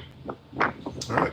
I want you to hear this quote. Sorry. This is Trump. This is Trump in regards to what we're talking about. Talked recently about the idea of finding some way to get farm workforce and service sector workforce. And I think you've discussed somehow a program of people leaving on a sponsorship and coming right back. Can you give us a little more detail about that and why, in the view of some hardliners? Oh, I hit the damn button by mistake. Give me a second. I'm trying to get my equipment going. I hit something. Oh, there we go. Take care of our farmers and hotel workers and various other people that we're working on right now. And Ron's going to be involved, and you're involved. And so we have a case, a lot of cases where ICE will go into a farm. And as you guys working there for 10, 15 years, the farmers know we're going to put it's called farmer responsibility or owner responsibility. But they're going to be largely responsible for these people. And they know these people. They've worked on the farms for 15 years, and all of a sudden, so I have a great, Ron does, Christy does.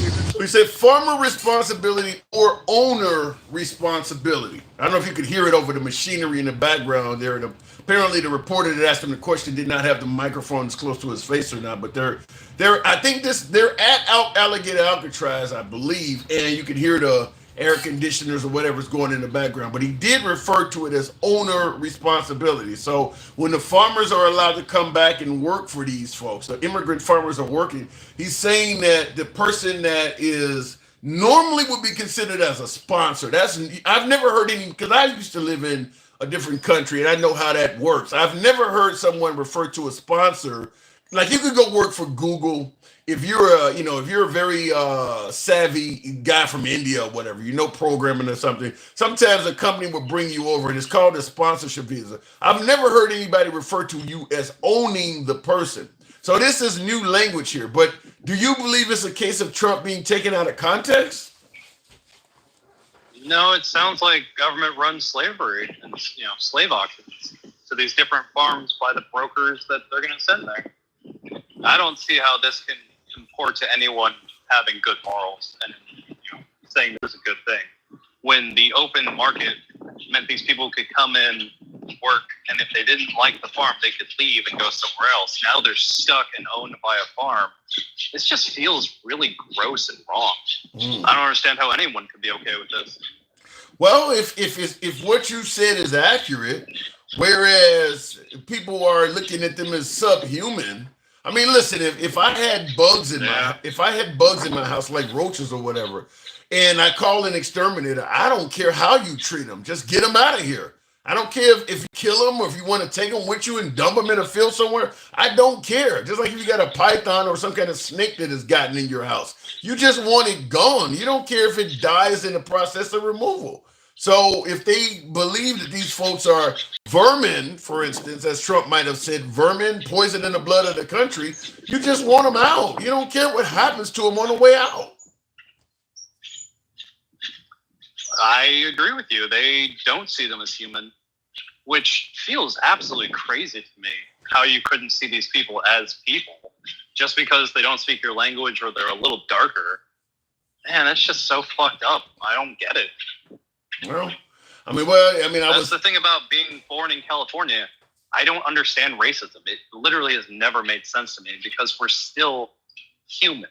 We're still people. And if they want to go by the 10 commandments that they're forcing in here in Texas to be put on school rules, all of the people in power are not following these rules. Wow. I don't understand why they feel they have the moral high ground when clearly they're doing evil shit. Whoa, what the hell is that, a parrot? What do you got in the background there? Grackles. I'm in Texas and I'm at my warehouse next to the airport. Oh, you're nowhere near the drama in southern Texas, are you? About 50 miles away. I have to actually go down to Kerrville tomorrow and go over the river that flooded. So I'll see tomorrow how it looks. I'm hearing, and not to go off topic, but I'm hearing that Carroll County, had put in for early warning sirens about the floods, and they were denied the funding due to cost, and they diverted the funding to border security instead. Talking about Texas Governor Greg Abbott, your governor down there. Apparently, the sirens could cost as much as $50,000 each. Now, the girls that were camping, when you go camping, they generally take away your cell phone. So if you're sending warnings, it's going to fall on deaf ears so the people don't have their phones, but you would have heard the siren. Now, they're saying that one of the unincorporated cities down there, Comfort, Texas, used some of their own funding, and they did purchase a siren for their town. They didn't lose anybody. They didn't have any deaths in their town. But they claim that Carroll County, Texas did want early warning sirens, and they were denied the funding. Have you heard anything like that? Little bits and pieces here and there. Nothing that's confirmed reports, but that also wouldn't surprise me at all with how Elon and Trump took, the chainsaw to the bureaucracy. Yeah. People say that they don't like the bureaucracy, but that's what saves lives. That's why I'm so disgusted with RFK Jr. and just lying about, medical issues when he literally doesn't have a medical license. It really hurts my soul that people are dying and more people are going to die because they've defunded and stripped systems that were literally put in place to save lives. Wow. Because it's bureaucracy doesn't make it evil. Just because these people are different skin color doesn't make them evil. Well said. I really hate where our country's gone today. Well, speaking of morals, in the comments, Tom Brewer says, I bet you morally believe that a man can be a woman and play in women's sports. That doesn't mean you can push those morals on everyone else or we are wrong. So he's suggesting that while you're talking about morals, he believes you may be lacking them. I do have a trans sister, so Yeah, she probably shouldn't play sports, but she should still be allowed to survive and, get a passport and do whatever the fuck she wants.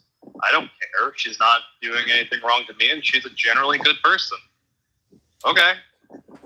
Well, my morals might be different than that person's, but it doesn't mean I don't see them as people or an abomination like these fucking idiots. No, they believe that transgender people are mentally ill. Yeah, they can believe that. Doesn't mean I believe that. I think they're pretty retarded, but I don't have the ability to actually diagnose them with that. I still think they're retarded. Mm. All right, like Sherbert. Jeremy, he's pretty fucking retarded making his $15 an hour. You going off with my callers. Sherbert, I appreciate you coming through. Always a pleasure. Thank you for coming in. Have a good night, Tim. Love what you do. Thank you. Appreciate it. Real quick in the comments, the handsome conservative says, I hear more racist things from Democrats today than I do from Republicans. Well, and that could be true. You're suggesting the handsome conservative, love the name. You're suggesting that you hear more racist things from Democrats today than you do from Republicans. My guess is with a name like handsome conservative, what you're saying is probably true for one or two reasons. One, if you're conservative and you're watching conservative media, they're not going to show you the racist things conservatives say. They're only going to show you the racist things liberals say. If Trump says something that's really racist, it's not going to get a segment on the 5. If Kamala Harris was to say it, it might get a segment on all of their shows for the day. So that's the first reason why you're going to hear it more from Democrats than you are from conservatives. The second reason is likely because things that conservatives might say that are racist, you're not going to agree they're racist at all. Such as, Haitian migrants eating cats and dogs or shithole countries. Trump has said a hell of a lot of stuff that the minority community see as racist, such as not addressing Juneteenth as a holiday, actually saying that Juneteenth should not exist. I mean, he basically stated that we already have too many holidays and we need to get rid of it. So his commentary on Juneteenth is something that many on the left is going to view as racist. You on the right probably wouldn't see it that way, suggesting that BLM is a terrorist group while suggesting the protesters on January 6th were patriots. That's something you probably would not view as racist, but a liberal is going to see it that way. Does not believe that the police are mistreating minorities in any way. In fact, he responded that more white people get mistreated by police than minorities. Once again, that's going to be racist to you, but the minority community would see it differently.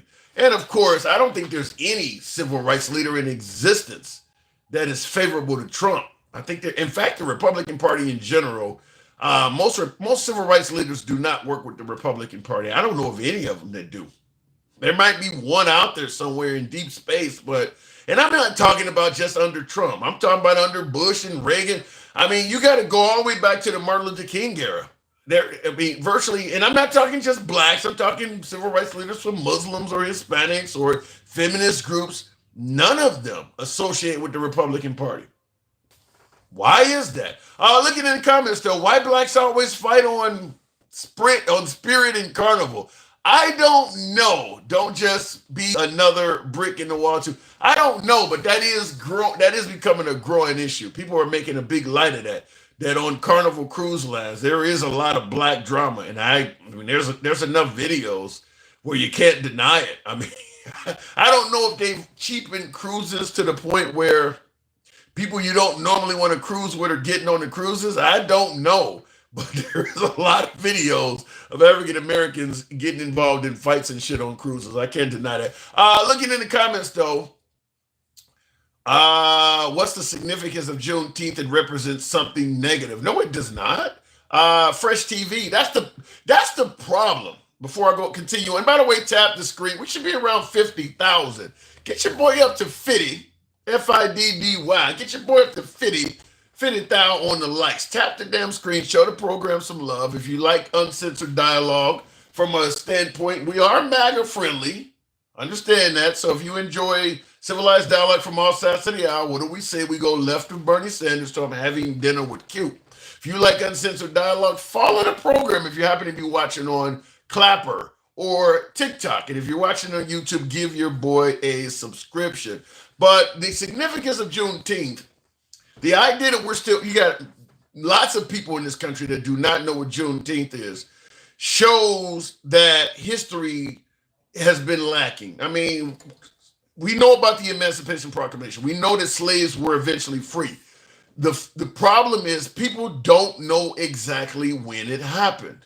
A lot of people cannot cite the exact day slavery ended because they don't make a big deal about it in history. And that's a problem, which is why when Juneteenth was named, what the fuck is Juneteenth? Juneteenth symbolizes the day the final African Americans got their freedom. Now, they were freed, I believe, 2 years before the final ones got their freedom.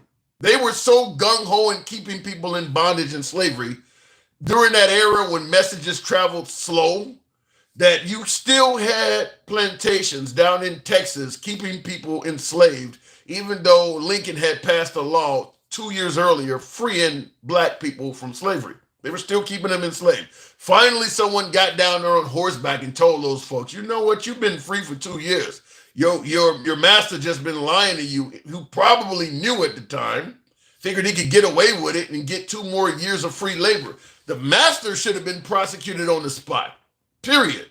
Should have been prosecuted, and they should have took his whole fucking farm and divided it among the 2 years of free labor that he got. That was against the law at that point. Against the law at that point. His whole farm should have been lost. But anyway, that's what Juneteenth symbolizes, is the final remaining slaves in bondage being free. Oddly enough, there's a whole lot of people in this country that do not think that day should be designated as a holiday. Some probably don't even think it should be taught in schools. Just force everybody to acknowledge July 4th as a day for freedom and independence when it never was meant that way. It clearly was never meant that way. Anyway, looking in the comments, thank God everyone I know in my family are okay and we are very productive. Nothing wrong with that. All side MAGA here, but open-minded, just wonder thoughts on Elon 2028 third party. Juneteenth is a good holiday. Just a fan of what you were saying. Southern Democrats are my anti. In regards to Elon, and I'll go back to the box. Get your boy up to 50. We'll take the next caller. Tap the screen. Certainly enough of you folks in here. Show the program some love. Tap the screen. In regards to Elon suggesting he wants to run a third party called the America Party, I think it's a good idea. I think most Americans would agree we need to expand the two-party system to include more parties. I think most of you folks, regardless of what side of the aisle you're on, agree with Elon that we need an additional party. Where I also believe most of you folks would agree with me on is you don't want Elon to run that party. You agree with what he is suggesting. I just don't think any of you want him to be the leader of the party.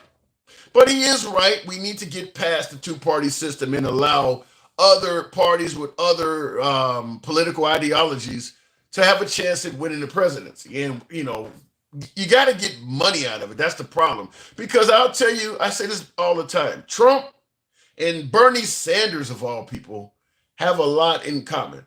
And what I mean by that is both of those individuals, Trump becoming the head of the Republican Party and Bernie Sanders, who was seeking the Democratic nomination and came close to getting it. Neither one of those folks represent the party they're running on. Trump is not a Republican. Fiscal responsibility and all that shit, that's not Trump. Christianity, all that, that's not Trump. Even the Second Amendment. He got all kinds of anti-2A quotes in his past, up to and including banning bump stocks in 2017. He's not a traditional conservative. Bernie Sanders is an admitted socialist. He is not a traditional Democrat. But because there's so much money in politics, both Trump and Bernie Sanders had to run as a candidate for that party because they needed the money to run a campaign. And in both cases, both parties feared that if we let this guy get in, Trump or Bernie Sanders, he's going to fundamentally change what we stand for. That's why both of those individuals had a hell of a lot of resistance from the traditional leaders of their parties. The Nancy Pelosi's and the Bidens were clashing with Bernie Sanders, the Hillary Clintons clashing with Bernie Sanders constantly. And of course, that's exactly what happened with Trump. All of the traditional leaders, the Bushes, the McCains, the Romneys, they don't like Trump. They didn't like Trump. And Trump, unlike Bernie Sanders, Trump did succeed in becoming the leader of the Republican Party. And of course, people are now calling it the MAGA Party. He has completely changed that party. If Bernie Sanders had to become the top notch for the Democrats, he probably would have did something similar for the Democrat Party. But neither one of these folks are what they claim to be. He's not a Republican. Bernie Sanders was not a Democrat. Adding a third party or even a fourth party might have prevented Trump from needing to run as a Republican. He could have ran as a populist or whatever. Bernie Sanders could have ran as a socialist. But with so much money in those two parties, no other party can really compete. So, and Elon, with all of the money in the world that Elon has, because he decided to temporarily be part of MAGA and just make a host of enemies, his chance of leading a third party is pretty much null and void. I mean, that guy has way more enemies than he did before he became a member of MAGA. Way more enemies. So he's not going to be the guy to do it. It's just not going to happen. And in fact, just mentioning that he is not done with politics has continued to fuck up the stock for Tesla. They want him out of that shit. They want him out of that. Tap the screen, get your boy up to 50,000. Looking in the comments, do not underestimate the power of public relations. PR is a hell of a tool. I agree with you on that, no reply. The American way still needs to stay. Well, the problem is the American way changes from person to person. I mean, the way we're treating immigrants right now, some would suggest that's the American way because we're securing our border. We should have a secure border. Others would suggest that goes against the very saying that is written on the side of the Statue of Liberty. Bring us your tired, your weary, your poor. So depending on what your opinion is, the American way can change vastly. I personally, as the left side of me, I don't agree with the way we're treating immigrants as being the American way. I think it's pretty fucking harsh. Captain America. Good evening. Welcome to the program, Captain. What's up, Dan? Not much at all. Good to have you on. So, what do you think? We talked earlier about the Epstein list, and the Trump administration first saying they were going to release it, then later said it doesn't exist. What say you? Yep. No, we talked about this yesterday. I brought this up yesterday. And I said everything I felt about it then. So. Okay. Well, for folks who were not tuned in, give me a summary of what was stated. So which one are you talking about? Because there's a couple of things that have come out recently, so we might be on a different page. We're talking about the fact that his attorney general, Pam Bondi, stated she had to list on her desk, and Trump had ordered her release it. Yes. And then all of a sudden now they're saying it doesn't exist. Yeah. So we talked about that one yesterday, and in my opinion is that either there's people involved that he doesn't want to name, or he's on the list. You know what I mean? There's no other reason why he wouldn't want that list out there, and I think it's very obvious that he doesn't want that list out there. There's no reason that There's no reason that they should have lied and said that they had this list on their desk. They've been reviewing it. They're ready to release it to the public, and then now they're just like, well, it doesn't exist. Now did you vote for Trump? No. Okay. No. Like I said, this is deep blue. I just made I made a new account. Okay. All right. Fair enough. Yeah. So, one of your users, or one of the somebody reported me in the comments at some point. Sorry to hear that. Okay, so you do believe they're lying about this thing, and you believe it's so. When Elon said that Trump is on the list, do you believe Elon Musk may possibly be valid in what he's saying? I do believe him because he said it out of spite. A lot of truth comes out of anger. True. I think people fail to realize that. I think more truth comes out of anger than when you're trying to impress someone or impress a group of people. So that's a good point. So if he is on the list, though, do you think there would be any recourse at all? I mean, do you think that would sway MAGA? I don't. The vast majority of them, anyways. I mean, listen to MAGA Reacts. Yeah. I think he's a very good representation of the majority. I mean, he doesn't even consider himself extreme. No, he doesn't. He seems pretty extreme to me, but he doesn't consider himself that way. No, he doesn't. He does not consider himself extreme, but he was quick to suggest that if Trump is on the list, he really don't care.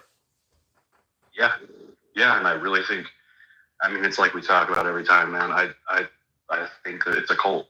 I think once you put that red hat on, it scrambled your brains, and this is where they're at. I ask this question all the time, and I guess I'll ask it once again. How does one man get that kind of power where no matter what they do, because I mean, when Obama was president, let's take Biden out of it, because Biden was never at the level of a popularity as Obama. But I don't know if I can think of folks that viewed Obama as no matter what you said about him, you were wrong and you were lying. So how does Trump get that kind of power? Because I definitely believe he has more power with Republicans than Obama ever had with Democrats. Yeah, that's a tough one. I mean, I've tried to answer that a few times, but I would say, man, he represents the stupid people. I'm sorry that. Come on, now you don't believe all MAGA stupid, do you? I don't. No, I'm not one of those. Okay. But I do think that the ones that are smart are ignorant and don't pay attention to it because they'd rather ignore it for their own benefit. Yeah. Whether that would be a moral victory in their opinion, or something to do with a bill that's passed or whatever. What about the notion that maybe some of us have gotten so deeply involved in just being victorious over the other side? In other words, I want to own it. I want to own the libs so much that if Trump helps me own the libs, I'm willing to forgive whatever he might be doing that is nefarious or what. I just want to own the libs, and nobody is helping us own the libs as much as this guy. I don't see the majority of the left like that. I mean, nobody's trying to jump back on Elon's train. You know no, but wait a minute. I got to disagree with you. You say you don't see the left like that. Currently, there's over 100 people that have lost their lives in flash flooding down in southern Texas. There are libs all over the internet. Fuck around and find out, and there is a little bit of rejoicing because they can blame it on Trump, at least in their opinion. Yeah, no, but you're right. It's like a football team these days. You ride with them no matter what, through the highs and lows. You might get mad, but typically you keep that to yourself. You know what I'm saying? Yeah. You're not going to go around telling opposing team, like fans of opposing teams, that you hate your team. No. That's where we're at. Well, but I mean, like, even when Biden's cognitive ability came to the forefront after that debate, you did have liberals and shit calling him out. I don't know if Trump's really done anything where MAGA has really called him out. I don't know if anything he's done, up to and including what we're talking about today, the potential of bringing back slavery, or at least using language that makes it sound like he's trying to do that. MAGA's not saying anything about that at all. Yeah. And the thing is they try to defend it. But reality, I haven't heard that. How do you defend that? What could you possibly say? He's talking about ownership. What have you heard them saying to defend that? Well, I'm talking about MAGA Reacts earlier. I mean, he refused to acknowledge it. That's for sure. Well, I mean, it's hard not to acknowledge it. I mean, you got an actual quote coming from the man that's referring to, farmers as having ownership responsibility. I mean, just because you don't acknowledge it. He tried to break it down to grammar. He was trying to find any excuse to dismiss it he possibly could. Yeah. What about the notion that maybe he is being taken out of context or something, or he was a slip of the tongue? That's what they say every time about the dude. And what happens? I mean, Project 2025 was supposedly a slip of the tongue, supposedly a slip of someone else's tongue. It was liberal fear mongering. It was liberal fear mongering. Yeah. Yeah. And now that's exactly what they're doing. Yeah. They still haven't copped to that yet. They're still denying that. I mean, I don't know how you could, page by page. Yeah. Like I got in the comments right now that the handsome conservative says that's not true. He is not trying to bring back slavery. I've said this several times this evening. And look, I don't know if the guy's trying to bring back slavery or not, but he did talk about ownership in conjunction with a human being. Is that not slavery? What the hell did he mean when he said it? And I don't know if they've explained that very well. No, yeah. I mean, I'm not going to sit here and say for sure that that's what he meant, but to completely dismiss it is also. Do you think Trump is even capable of doing something like that, being so draconian that he would allow one human to own another? Based on his lifestyle and his entire life, I would say I would lean towards yes. Wow. You know, the type of businessman he's been. He screwed over a lot of people to get his fame and wealth. He didn't get it because he's a genius that cured cancer, or he came up with a McDonald's chain, or you know what I'm saying. He did it because he screwed people over. He foreclosed on people's lands. I could go on all day. There's a whole list of shit, but he's screwed people over throughout his entire life. I don't think he would have near as much wealth as he does if that wasn't the case. Yeah. Well, I mean, if you're gonna, with the likes of Michael Cohen, his attorney, his fixer. I mean, at the end of the day, yeah, if you're screwing people over and you got a way of getting away with it throughout the courts, yeah, you will be wealthier than normal. I mean, Trump would have likely been wealthy, but yeah, if you're screwing people over as a hobby, having folks do work for you and not paying them, or you're using, illegal labor and things like that, yeah, you probably are going to be a tad bit more wealthy. In the comments, Handsome Engine Boost says, MAGA and Pam Bondi ain't rat shit. We need a third party of no king's party. Do you see Trump is even trying to be some kind of king? Do you believe that's possible? I do think he's ignorant enough, not ignorant enough. His ego is big enough that he probably does consider that in his own time. Yeah. But you can't do, but that is something, he could not do that alone. Do you believe there's enough people in this country that would entertain him running and having a third term or being in charge indefinitely? You got to get right now we're still at position where you got to get the will of the people to back that. Do you believe there's enough backing of that in America? I'd say he has the best loyalist out of any president that we've had. I would agree with that. Even people, I don't know if you've seen recently when Trump's been up talking about alligator Alcatraz or any of these inhumane things he's doing. Marco Rubio is typically standing next to him, and man, that dude looks like he knows he sold his soul. I mean, you look at him, he does not look happy. So, well, let me ask you in regards to selling this. I don't understand how so many people have sold out to him, because he is popular, but he's also unpopular enough that if everyone was to say that they've had enough of it, he'd be gone. Yeah. It's dangerous. It's dangerous to be the first person. It's kind of like imagine being on that aircraft on September 11th, the one that crashed, I think in Shanksville, Pennsylvania, or whatever, where they fought back. Okay, you got 4 or 5 hijackers that have some sort of a poking tool. If we all stand up, we can take over them. But somebody is going to get shanked. Somebody's going to get stabbed. I mean, that's the same thing with Trump. You're right. If they all rise up, they could probably alter his course. But in the beginning, some of those folks are going to basically deal with the wrath of MAGA. They may end up like the problem is the Democrats keep sending someone out to get shanked, and then they don't back them up. That's the problem. Ooh. Like who? Who has already been hit? I mean, people like AOC, Bernie Sanders, are a good example. They were the first to go, obviously. More recently, people like Andrew Cuomo.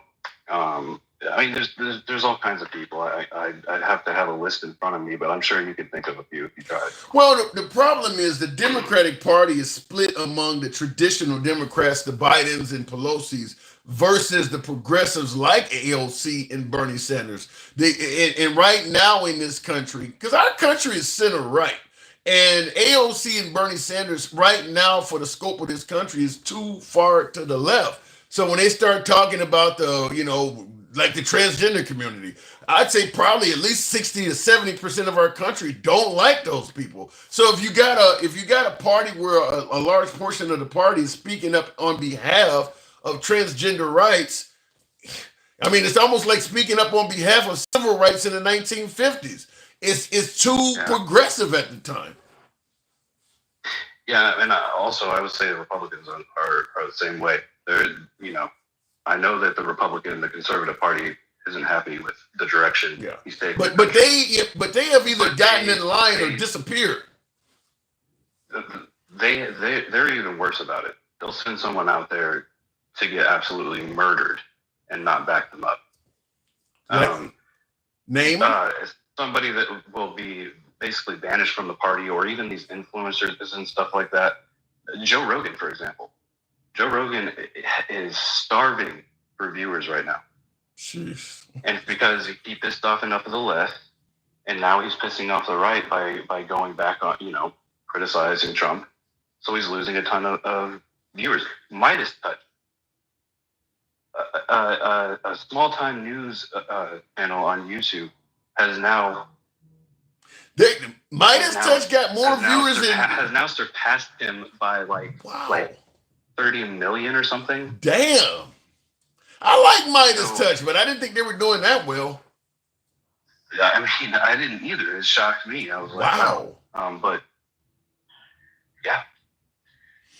So maybe Rogan needs to team. Maybe Rogan needs to team with Elon. Maybe get Tucker Carlson in there. If you get enough of them, who knows? That's what I'm saying. They can't do it alone. You can't have these random few influencers pop up and change their mind about them. You have to have a good majority of them come out and say, "Man, we were wrong about this guy, and he's a piece of shit." Trump is a hell of a foe. He is very formidable. That's why I said. That's why I used the airplane example, because whoever rises up first, you're going to get stabbed. I mean, whoever is the first person to rise up and try to orchestrate an army to go against Trump. Trump is going to wound a lot of people. I mean, so people are scared, man. I mean, Elon is kind of that first pawn, wouldn't you say? Yeah, and he's bleeding. He's That's what been I'm saying. stabbed. Yeah. He's been, and it's going to be interesting to see who comes out on top of this one. Yeah. Right now, my money is on Trump. I don't think any conservative right now. And look, I think Trump can snap his fingers and make any conservative in existence go away. I mean, Candace Owens was like, look where she's going now. People are like, I can't believe Candace is losing her fucking mind. All she did was criticize Trump. Same thing with Elon. I mean, my money is on Trump. I got to move it on, though, Captain. Appreciate you coming through. All right, my man. Jon Stewart, 2028. We'll see. I would love to have Jon Stewart get deeper into it. We'll see. What about Stephen A. Smith? I couldn't see him as a president right now. All right, as a political ambassador, or like maybe a advisor, or maybe a vice president, maybe. But as a president, I just don't think he has the knowledge. I mean, he's a sports commentator. He hasn't been. It's not like he's been a political commentator his entire life. I don't think he really knows the ins and outs. Fair enough. And so I couldn't justify supporting him for the same reason I couldn't justify supporting Donald Trump in 2016. Well said. Appreciate it. All right, Blue. Thanks for coming through. Yep. All right, moving on. Thank you. Moving on with the program. By the way, tap the screen. Get us on up to 60,000. Here's a Major Blue. I saw that already. I want to make sure I didn't miss anything. Thank you folks for tapping the screen. Give me up to 60,000. Why am I a fool? Because I'm telling you facts. Okay, you guys are discussing that among each other. First time I had two things to do: run the country and survival. Had all these crooked guys, and the second time run the country and the world, because it's world I'm trying to save. I don't.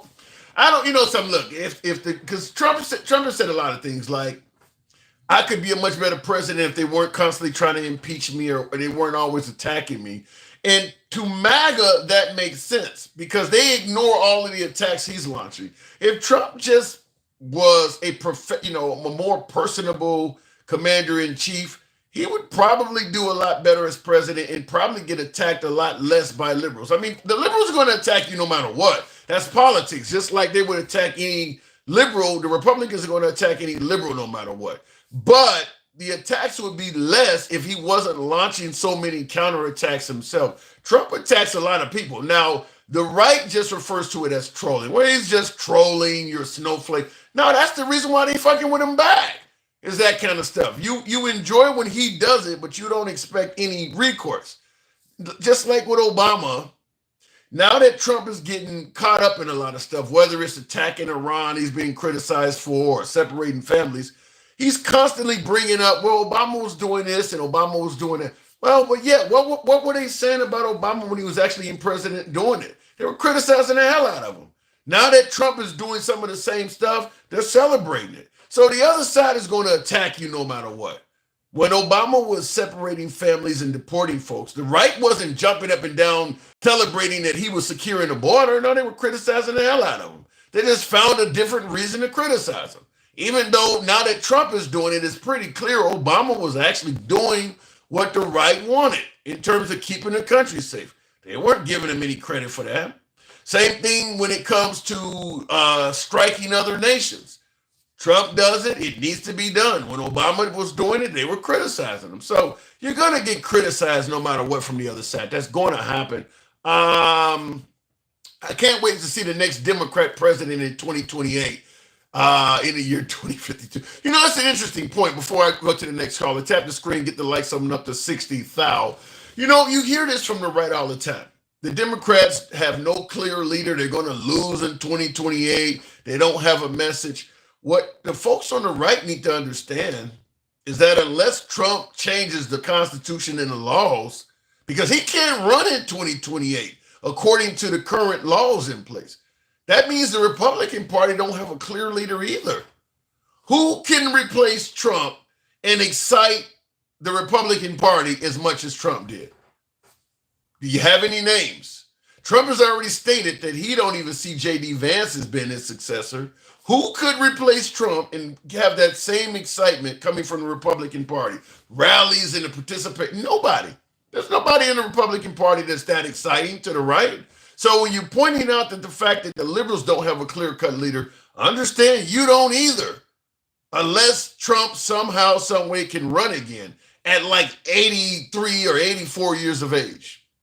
So it sounds good to say it about the Democrats, but when you really look into your own, you realize you don't have a current leader either. Trump ain't letting nobody lead. Trump is not going to let anybody take any type of the line or the spotlight while he's in power. So the Republican Party don't have a clear leader either. Kid Rock, somebody said. Didn't it come out that Kid Rock's, his Nashville restaurant had to warn the immigrants that that ICE was about to raid the restaurant? Kid Rock was hiring immigrants at his restaurant. No, Kid Rock ain't gonna do it. There is no one corrupt like Trump to run. All right, but we'll leave that alone. I'll leave it at that. And by the way, someone said Trump is a Republican president. If you want to talk about slavery, you need to discuss the Democrats. No, we're talking about modern slavery. We're talking about modern day slavery. So discussing the Democrats and what they did back in the 17 and 1800s is not relevant in today's time.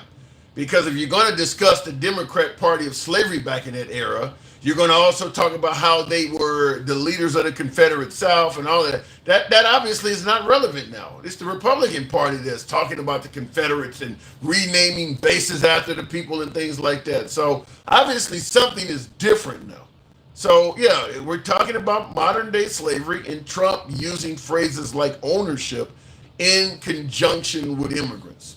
I've never heard in modern time anyone in America talking about owning people other than pimps, people who would be considered as a human trafficker, which is nothing more than a modern form of slavery. Looking in the comments real quick here, Trump and his anchor babies. I don't know what you mean by that. I'm a huge fan of Trump, but he was 100% the better choice in 2024, and he's already doing a better job than Joe Biden. Well, same D, appreciate the comment. It depends on who you talk to. I'm not going to pretend like there are not areas that Trump may be viewed better than Biden. But there are certainly areas where Trump is being viewed worse. The way immigrants look, he's better at securing the border, but he's doing a horrible job at managing humanity. I don't think giving Benjamin Netanyahu pretty much freedom to do whatever he wants is something that is going to make Trump's legacy look great. Biden wasn't stopping Netanyahu, but Trump is pretty much talking about owning Gaza and taking it to a whole new level. So I don't think he's managing our overseas conflict, certainly not the one in Gaza between the Palestinians and the Israelis. I don't think he's doing a better job with that than Biden. I think he's doing a worse job. Same thing with the Ukrainian-Russian war. His message has been all over the place. He started out speaking favorably of Russia and accusing the Ukrainians of starting a war. Now he's criticizing Russia and suggesting he may continue helping the Ukrainians. He's not doing a better job than Biden on that war. He's inconsistent. So depends on what you're judging him on. If Jesus came back, the liberals and the conservatives with, you said if Jesus came back, the liberals and the conservatives would both try to crucify him.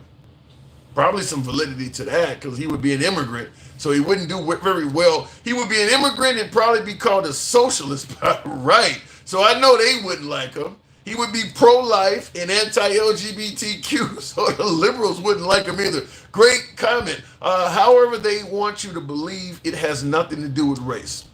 Joseph, look, the idea that it has nothing to do with race is something they've said in America since it's founded.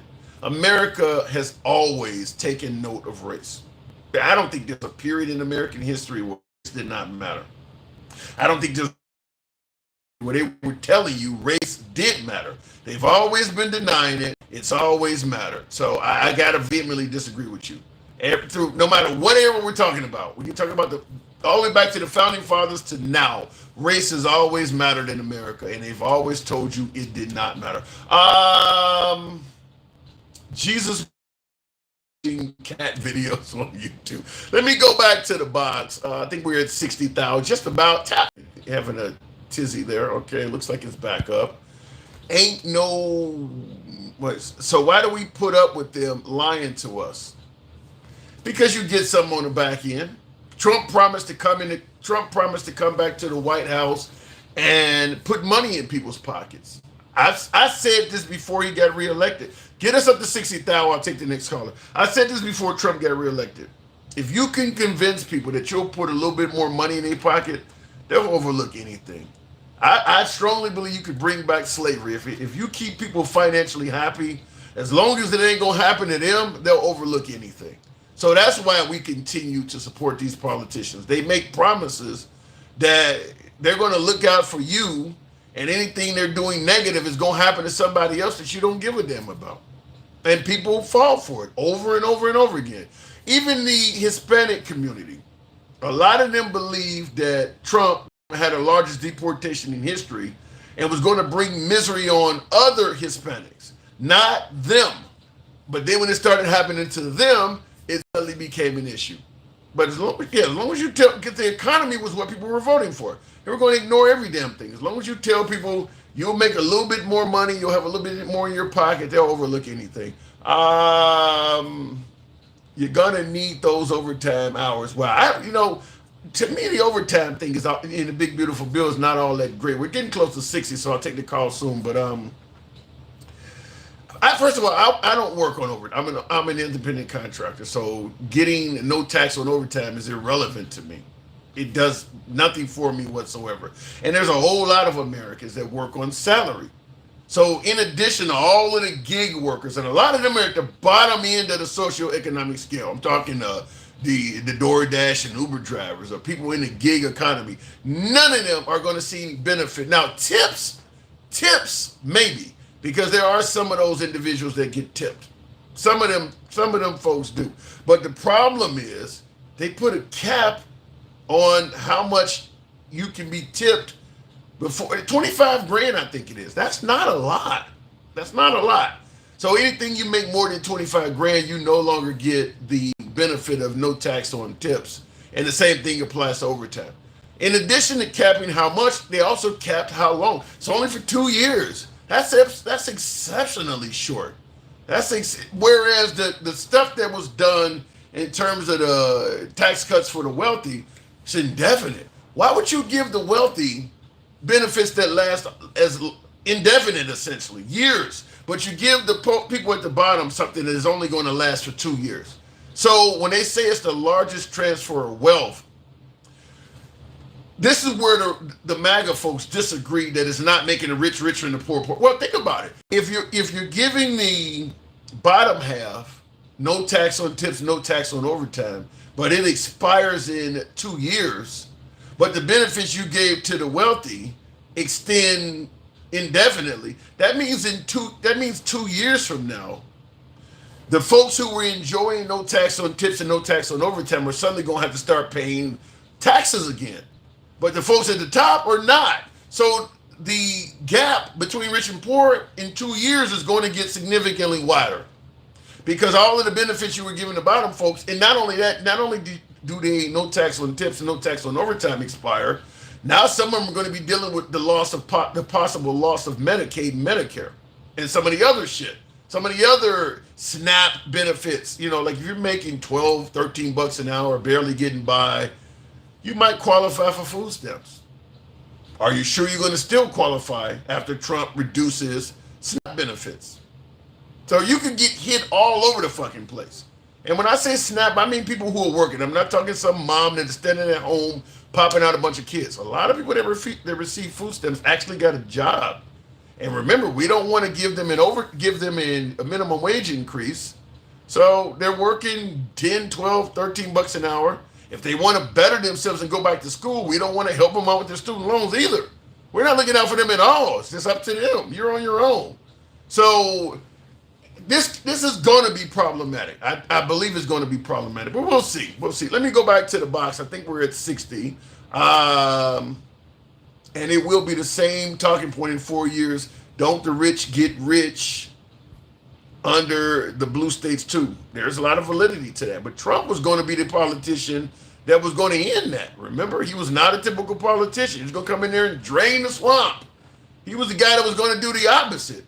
Looks like he got in there and gave us more of the same. Mike, good evening. What's up, Tim? Not much at all. It's 140 people in here. Let's tap the screen, share it live. Let's get Tim up to 75,000. Appreciate that. Before we get out of here today. At least 75K. Tim, listen. All Donald Trump is doing is the same old, same old. He's going to lie because he knows that his supporters will believe it. He's lying about the Epstein files. The big beautiful bill and those tax incentives, whatever you want to call them, that are going to expire in 2 years. That's just to keep people happy and smiling through the primaries. That's all. Yeah. Right. I don't see any way to deny that. That's exactly what it looks like. Yeah, I mean that's literally all it is, because you can't explain to me why you have a 10-year deal with 2 or 3 year expirations, which just happens to coincide with primaries and at the end of his administration. Yeah. And he's given us, he hasn't shown us anything through his integrity or character that would say otherwise. Nothing. right? Well, think about it. I mean, his MAGA reacts or his supporters on any of your platforms, when you start talking about something that is called alligator Alcatraz, right? Like just that they're treating this like it's medieval times, and that's where kings were, right? That's where, think about it. UFC at the White House on the lawn. You wonder if he's going to stand up and do thumbs up or thumbs down at the end of the match, right? I mean, Tim, tell me what I'm saying doesn't sound or doesn't fall in line to what we're seeing. He's a very entertaining president. That's something that, I mean, the guy is a ratings bonanza. I could see Trump doing something like that. Well, but here's the thing. It would be funny if it wasn't cruel. It would be funny if it wasn't the president of the United States. It would be funny if it was Dana White with UFC playing a character, but they're playing with people's lives, and he's online talking about other places, you're just wanting to see inmates try to escape and streaming that shit, right? He said that, right? Wait, he said what? Yeah. He wants to stream inmates trying to escape. Yeah. Did anybody else in the comments hear or see that yesterday? Now, you know what that sounds like? The 1980, for some of you Gen X folks out there, remember the Running Man with Arnold Schwarzenegger? Mm-hmm. That's what that's what that sounds like. Yeah.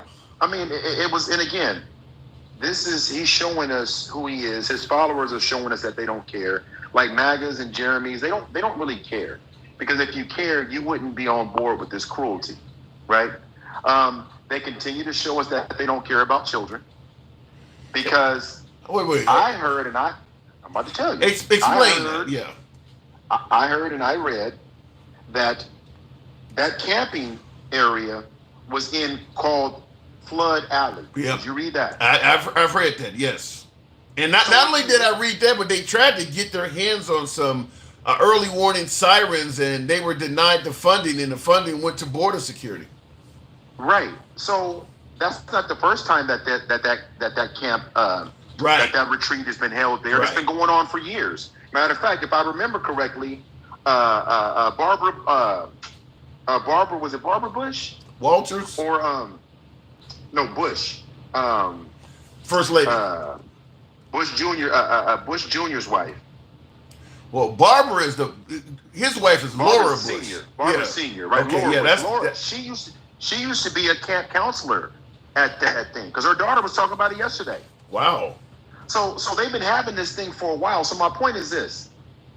If we can say that they were trying to make the area safer, but instead Governor Abbott took that money for cruelty, they don't care about these children like they say they do, Tim. Because that's an easy, we're talking about 50 grand for, I mean, again, I've been saying this the whole time.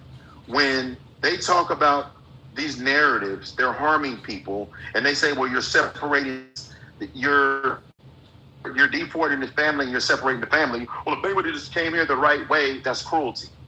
They will hurt their own just to keep this narrative. Two-way rights, we talk about it all the time. Do you care about children or don't you?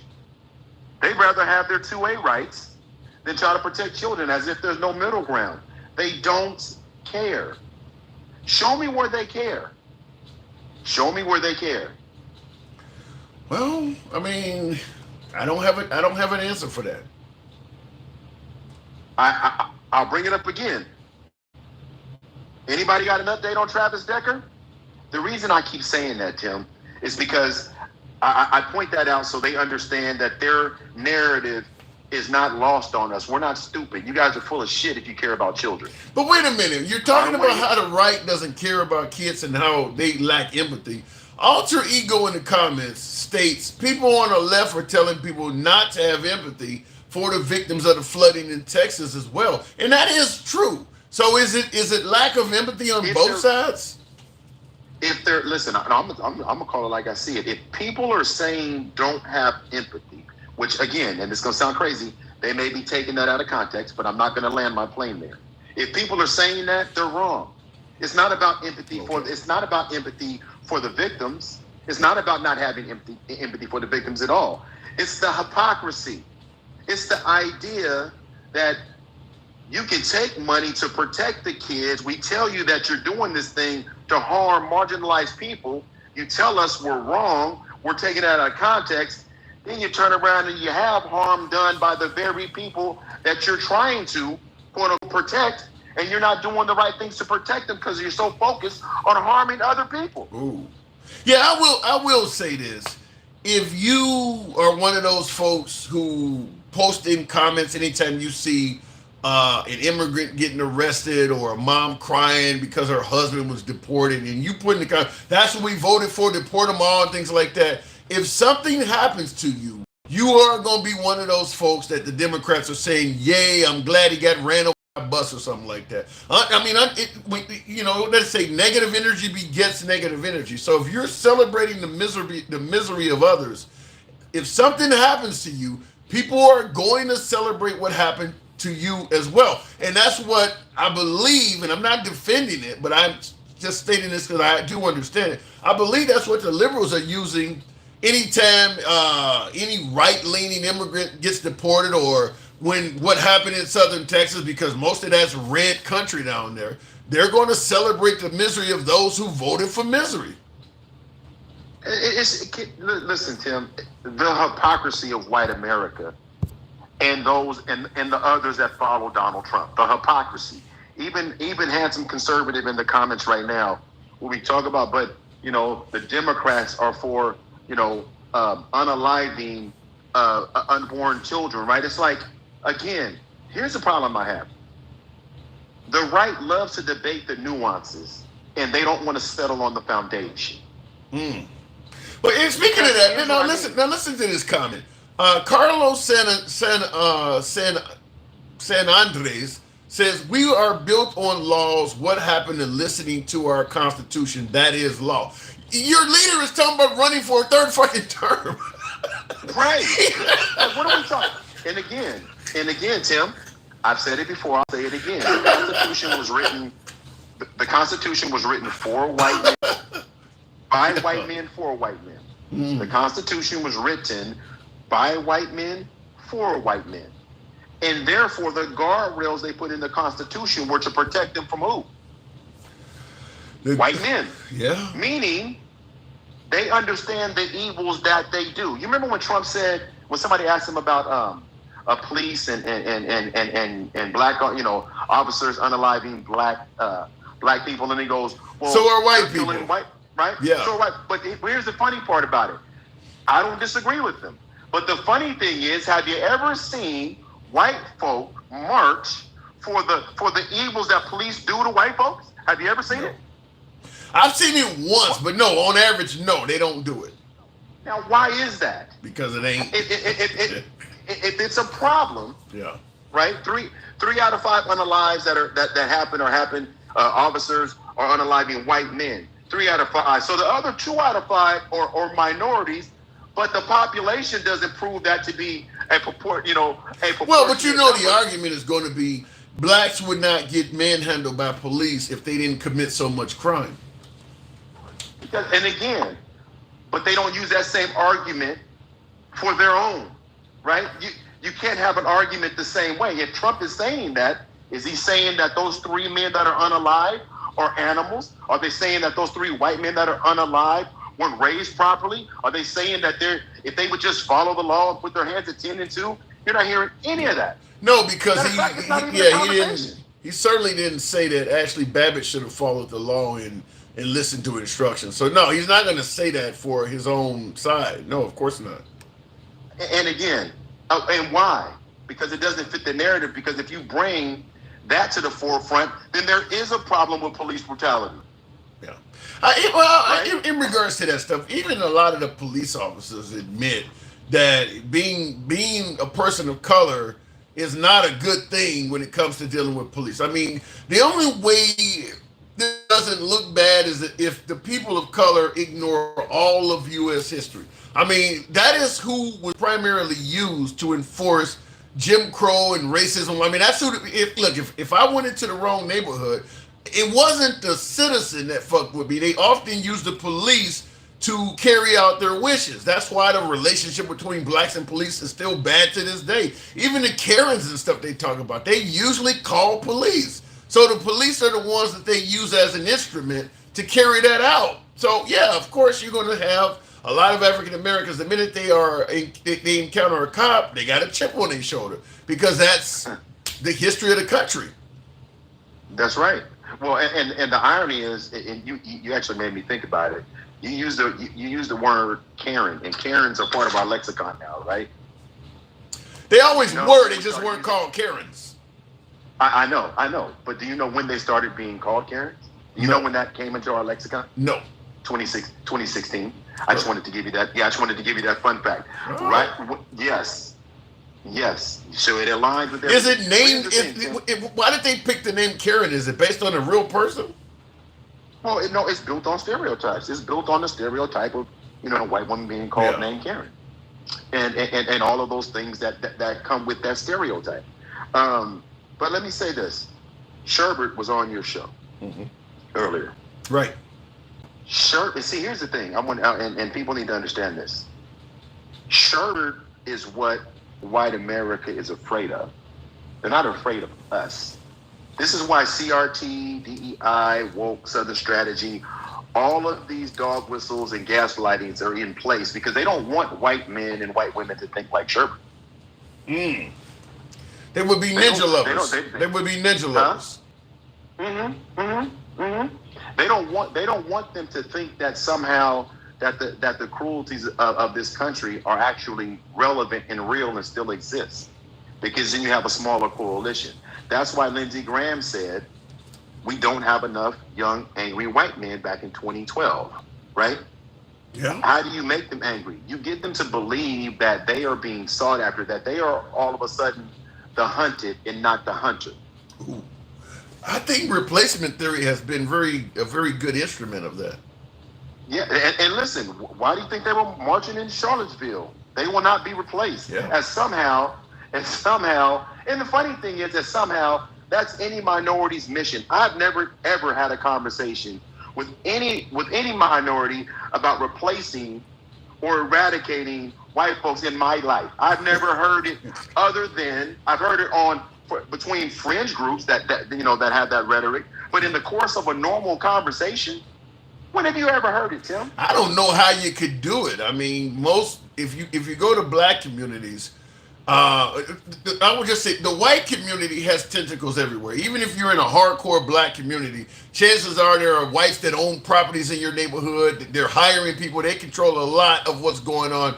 Even in an area that might be 99% black, whites still control quite a bit. You go to an all-white area, chances are it's owned and operated by white people. Nobody else has any control of it. So even if minorities wanted to replace them, I don't know how they could do it. Well, again, it's not even thought. All we want to do, and all we've been taught. Well, not all, but one of the things growing up, I know you did it with your daughters. I did it with mine. Anybody that is a minority would probably agree to this. We were taught, and we teach to make it home safe. We have to have a conversation with our children about when they're driving and when they get pulled over, what to do. We have to have that conversation. You have a dereliction of duty if you don't teach your children that, and there's a reason for it. But that's why I say sometimes. Go ahead. Well, where do you think a comment like this come from? I'm trying to see if I can read the name here. This is Two Doubles, please. Says, I'm Native American and treated as white, but the black population has the most power. Why are there folks that believe? I mean, he's not the only one that believes. A lot of folks believe that whites are being discriminated against, whites are victims. And I mean, why would somebody believe that the black community has the most power in this country? Because they're working to assimilate, and they bought into this assimilation because this country's had 47 presidents, one was black, none have been women. If you look at the Senate, if you look at Congress, if you look at most cities, if you look at most leadership, if you look at CEOs of corporations, if you look at the top 1%, you're going to find a very small percentage of that is of any minority, let alone black. So I don't know where they get it from. Yeah, it makes no sense when you look at the demographics, like you said, across the board. The most property is owned by whites, the most managerial positions, political. Like, how do they got more power? Unless the whites are just giving it to them. That makes no sense. And where are they doing that at? Is there a line somewhere where white folks is in line getting rid of their white privilege and taking black oppression? Because I haven't seen that. Yeah. I haven't seen them. Matter of fact, You remember what was the doctor's name? Jean, what was her name? Jean. What's her name? Where she did that one study and she asked, and there is nobody on your life you've ever had that would change places with me if they're white. Mm.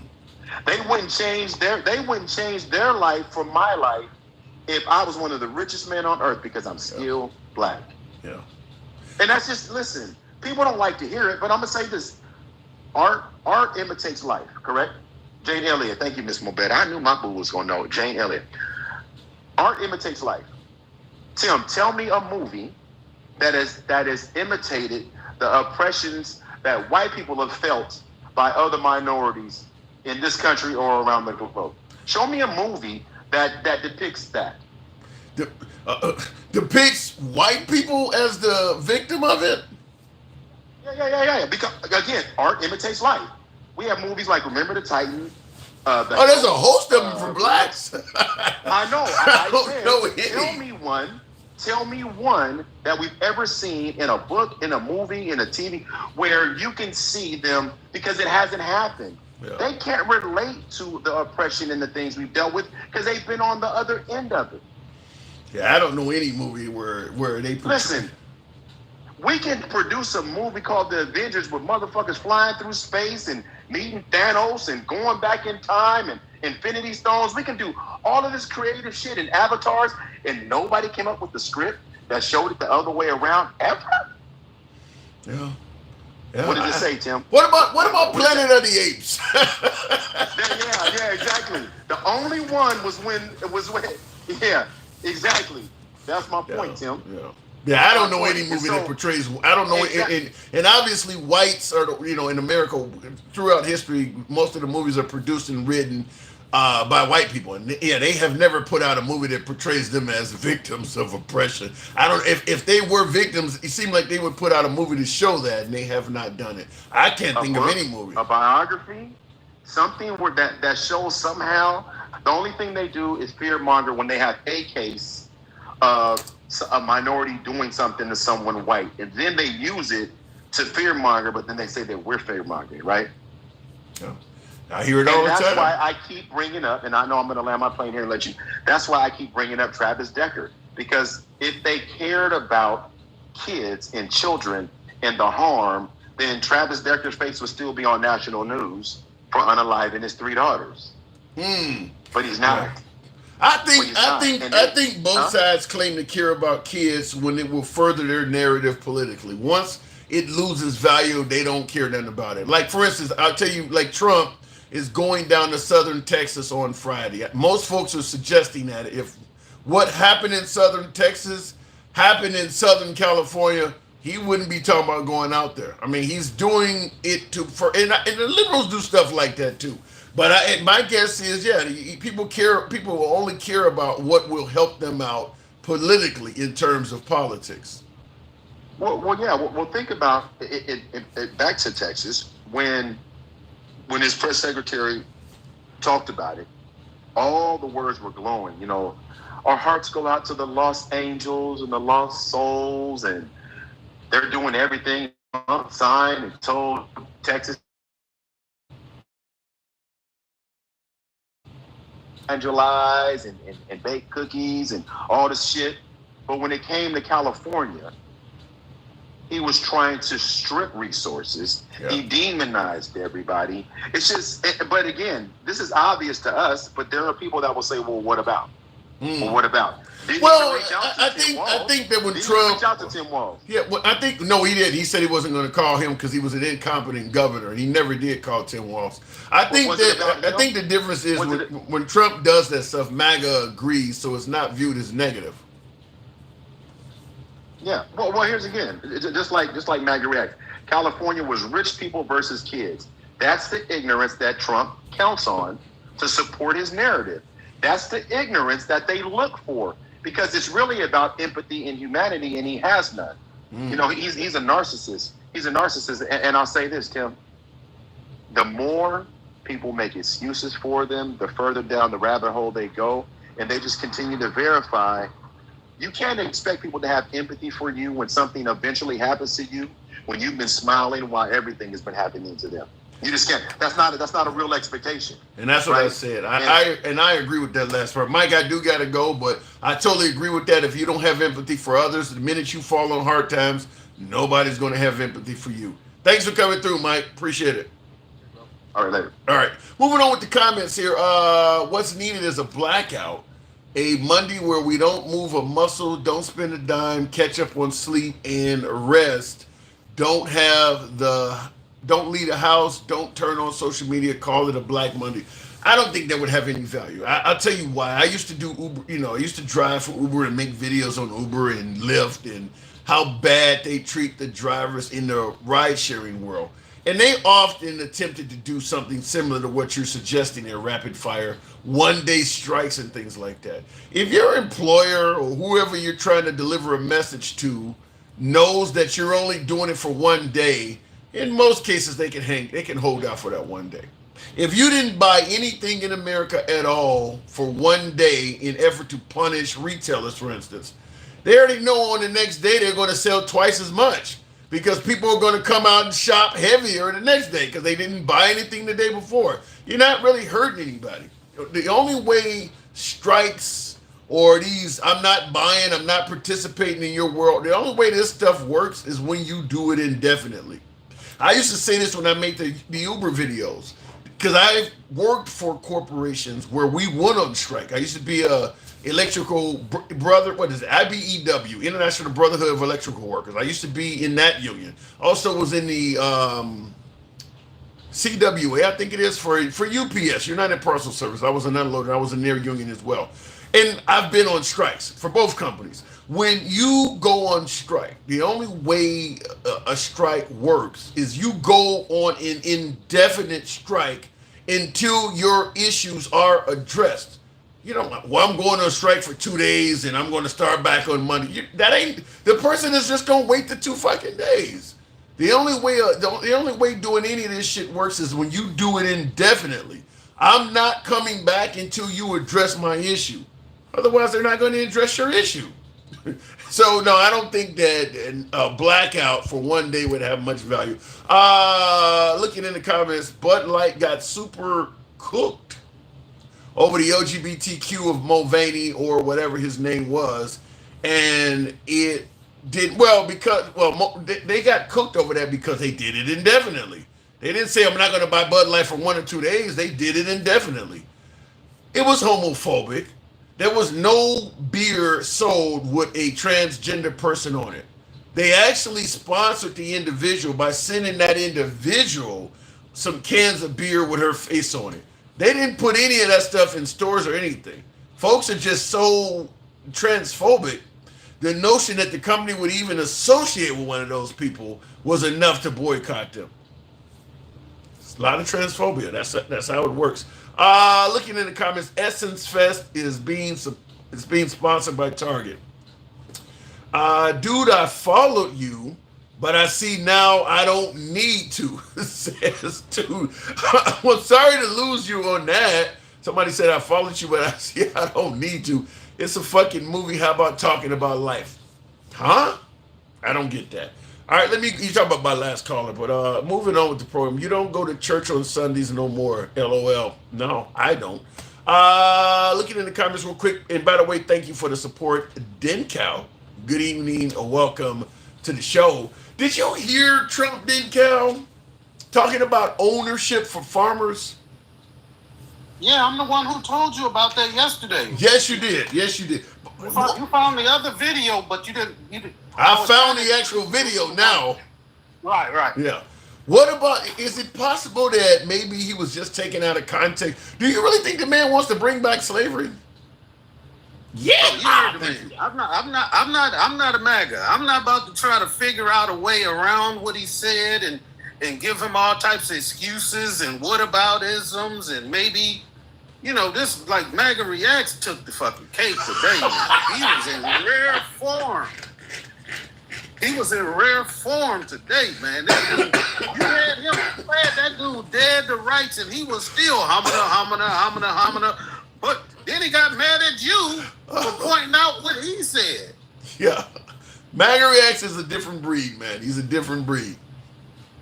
Yeah, I just wanted to say, like earlier, somebody was saying something about, black people had the most power now.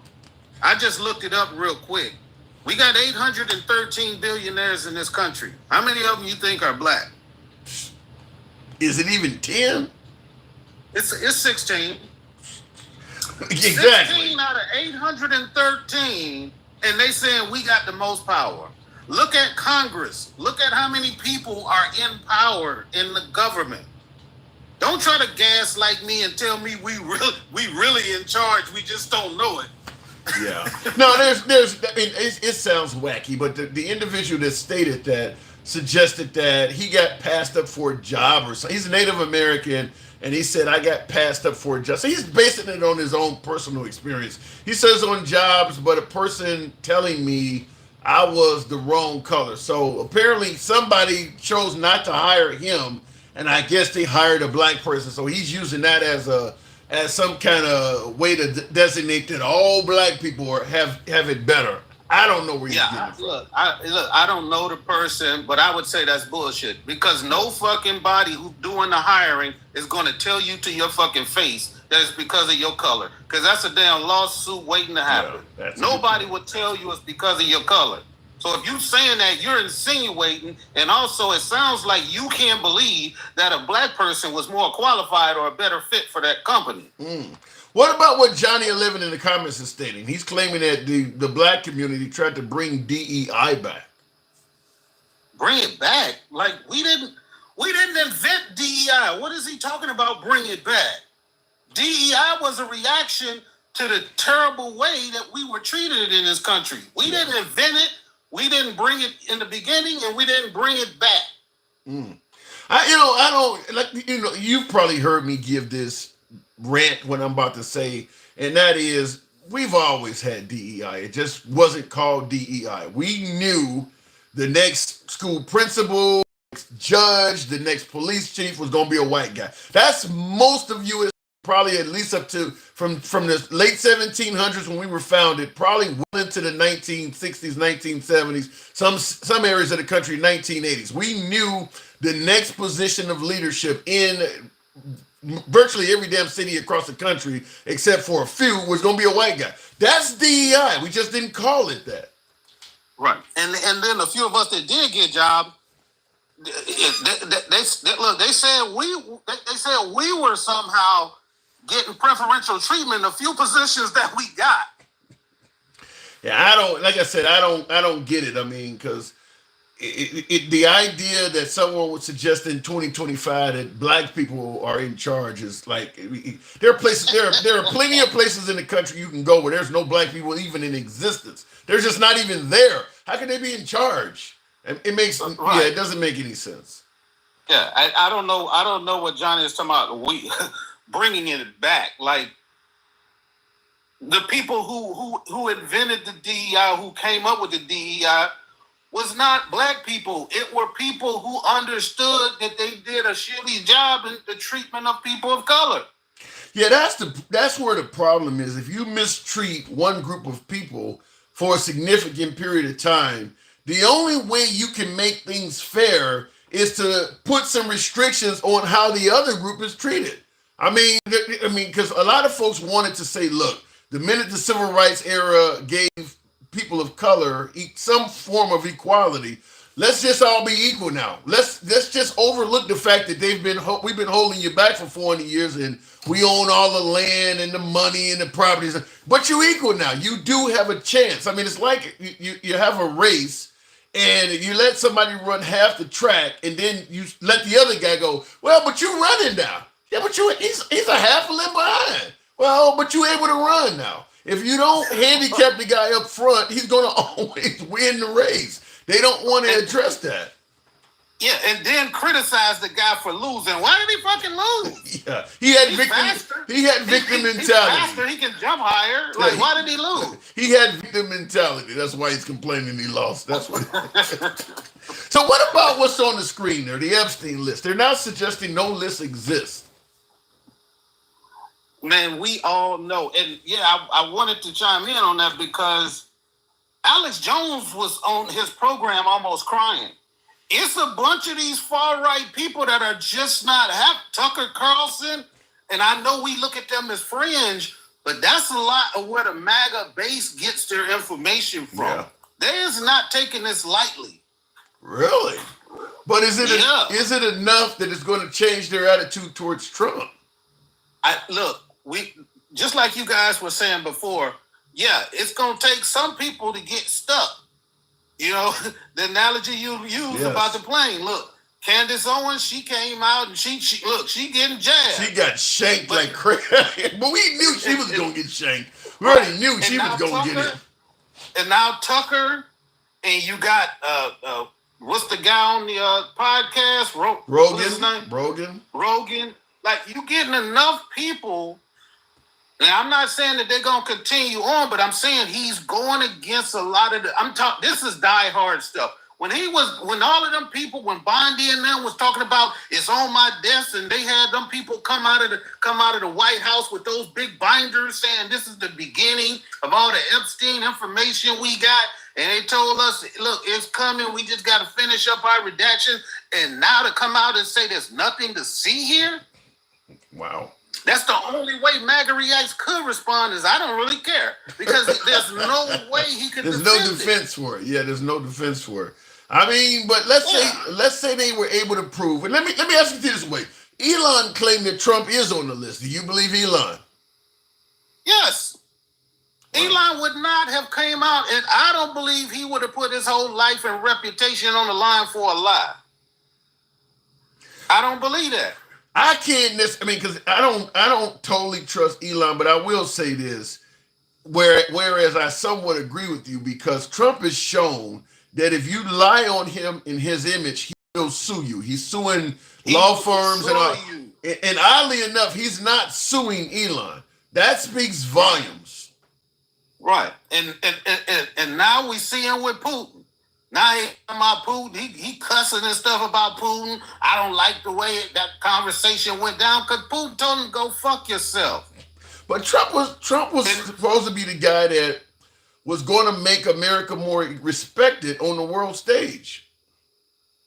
Right. And now he's talking about going against the exact shit that MAGA say they're not for, which is now he's talking about giving more weapons to Ukraine, but they ain't going to say a fucking word because that means they would have flip-flopped 3 times now from the beginning when Trump started out saying, I gave more weapons than Obama did. I gave them handheld rockets and he gave them blankets. So he started out saying he was giving them weapons against Russia. Then somehow he turned around and said, we shouldn't give them shit. And now he's saying that we're going to start back giving them weapons. And what are they going to say now when you ask them, where do you stand on giving weapons to these foreign people who don't do shit for us? Well, I've said before, I mean, at the end of the day, the belief is that the liberals are going to destroy the country and they're going to trust Trump no matter what direction he goes. And even if the direction he's going in changes tomorrow and he goes in the other direction, they're still going to see him as a much better choice than Kamala or Biden. So he can just go back and forth, zigzag, change principles. And for the most part, they're going to kind of go with him, or at the very least continue supporting them. And we're seeing that. Your example of the Ukrainian war is a perfect example of how he first bragged he was helping the Ukraine, next bragged that the Ukraine was starting World War III and they were corrupt, and now is talking about he may help them out again. And MAGA's just zigzagging back and forth right along with him on that. So I don't have an answer for that. And now Johnny's on here talking about, well, Biden never talked about peace deals. Not once. No shit, because Biden was trying to help them win ceasefire after half the damn country was taken. He wanted them to prevent them from being overtaken, period.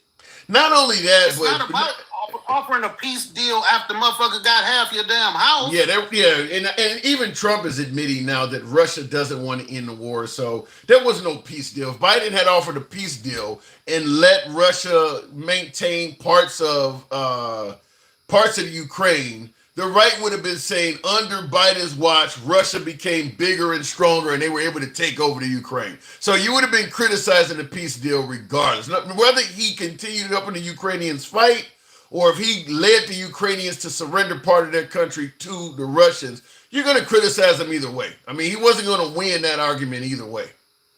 Right. And I don't get it.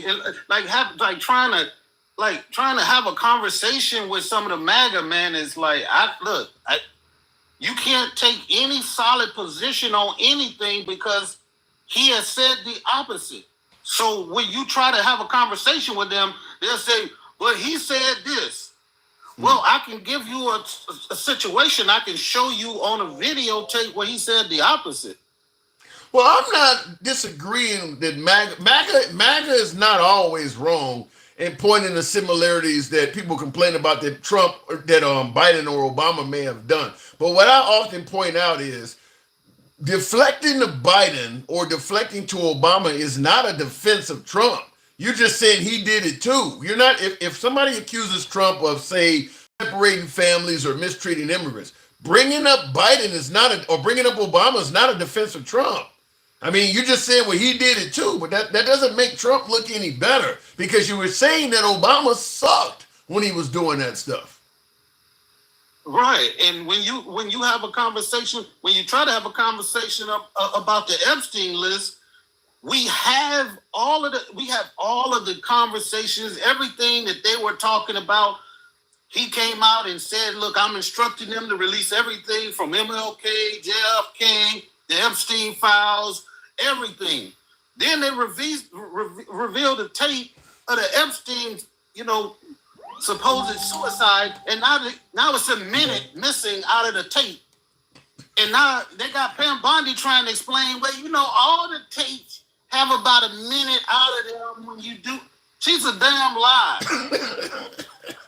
Ain't no recording of any substance, especially of something so high profile, where every tape you make got a minute missing out of it. She did say that. I'm like, what the fuck does that mean? She did say that. Like, why wouldn't you fix that? Why is there a minute missing? And then she talking about, well, we trying to find it now. What do you mean you trying to find it? They got one recording. What do you mean you trying to find the missing minute? Well, is that kind of like finding Hillary's 33,000 emails? Yeah, my guess is that this was happening under a liberal. The same tune that the right has about this would be far greater. Yeah, it would be way worse. It would be intolerable. It would be intolerable. It would be intolerable if Barack Obama was standing in Alligator Alcatraz and saying, "Look, we're thinking about having them possibly, maybe owning some white people. We might." Yeah, you think he really wants to bring back slavery talking like that though? Bro, he said what he said, man. He said we're putting it together. He said we're gonna have it to where they can be responsible or even have ownership. Owner responsibility is what he said. Yeah, and they'll be responsible for them. So what do you think happens when you give somebody, another human being, and basically tell them you're responsible for them? They have no recourse if you do something bad to them, because they can always just say you did something wrong and now you deported. They get no due process. What is that? It's not whether I think it is or you think it is. It is what it is. Yeah. And they can say all that. Well, Alcatraz, it's not really that bad. I'm sitting over here going back and forth with MAGA Reacts. He talking about, out in the Everglades, we used to go out there all the time and hang out and swim in the fucking ditch, and nothing never happened to us. I said, they talking about moving these grown-ass men out there in a place where they're vulnerable to the elements and they're literally living in fucking tents. And you know what he told me? Lucky they got the cages on the inside. Well, you can't make this shit up. I don't have any. Jesus Christ. I gotta go, Dick Cal. I don't have any answer for that. I just do not. That is insane. That's fucking insane. And just one last thing. Go ahead. I always try to end off with something. When somebody gets up there and says that all the money going to USAID was all fraudulent and nobody's going to be affected by it, Where did they think all of that food that American farmers were growing that was being sent to these foreign countries for these impoverished people? Where did they think that food was going if they said it wasn't helping nobody? To bad guys, maybe guerrilla warriors. I mean, I've talked to people and I've had people tell me that they believe 100% of what we were sending USAID was being used fraudulently. It makes no sense. I agree. I agree with you 100%. It makes no sense, but they were totally okay with terminating any funding going to USAID because they believe 100% of that was fraud. They bought into what Elon Musk was saying. They didn't ask him for any proof until he said Trump was on the Epstein list. So, hey, no I'm answer. sorry. One more quick funny thing though. Did you see today or yesterday we had Netanyahu, the war criminal, giving Trump the thing saying I'm recommending you for the Nobel Peace Prize. Another the war country, criminal. Yeah, another country recommended him too, though, didn't they? Yeah, Pakistan, and they pulled it back the next day. Why did they even do that to begin with? Bro, everybody's trying to get into his favor, man. They try for financial reasons. Yeah, I could see it, but the next day he bombed Iran and they pulled the recommendation. Jeez. All right, then, Cal. Appreciate you coming through. All right. He may get that Nobel Peace Prize. I mean, just buy your way into it. I mean, you provide favors, quote unquote favors, to enough countries and get enough recommendations. But I don't, to me, the way we're treating immigrants in this country, if you're on social media, Facebook, Instagram, well, shit, you're on here now. You're on various forms of social media looking at my ass. If you got access to people who live in other countries, ask them in their country what do they think of Trump. It's not good, folks. It's not. There are aspects of Trump that people in other countries like. Securing the border is a good aspect. You don't want anybody coming in the damn country unvetted. It's the way he's doing it, though, because we're kicking people out that have zero to do with securing the border. Some would suggest a lot of this is racism. If you listen, Biden let a lot of people in under asylum claims.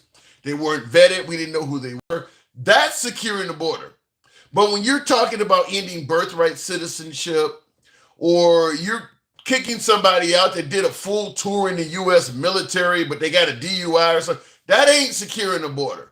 And all of that's in there too. There's a lot of people being kicked out. People who are being grabbed at a court date. You're not securing the border if this person is showing up to go to court and actually do things as legal as possible. That's not part of securing the border.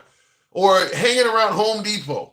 And they're seeing this shit in other countries. They're definitely seeing it. So ask folks if you got access to people internationally, because remember, Trump was going to be the guy that was going to make us respected worldwide. If you got access to people who live in other countries, see what they're saying. My guess is it's not good.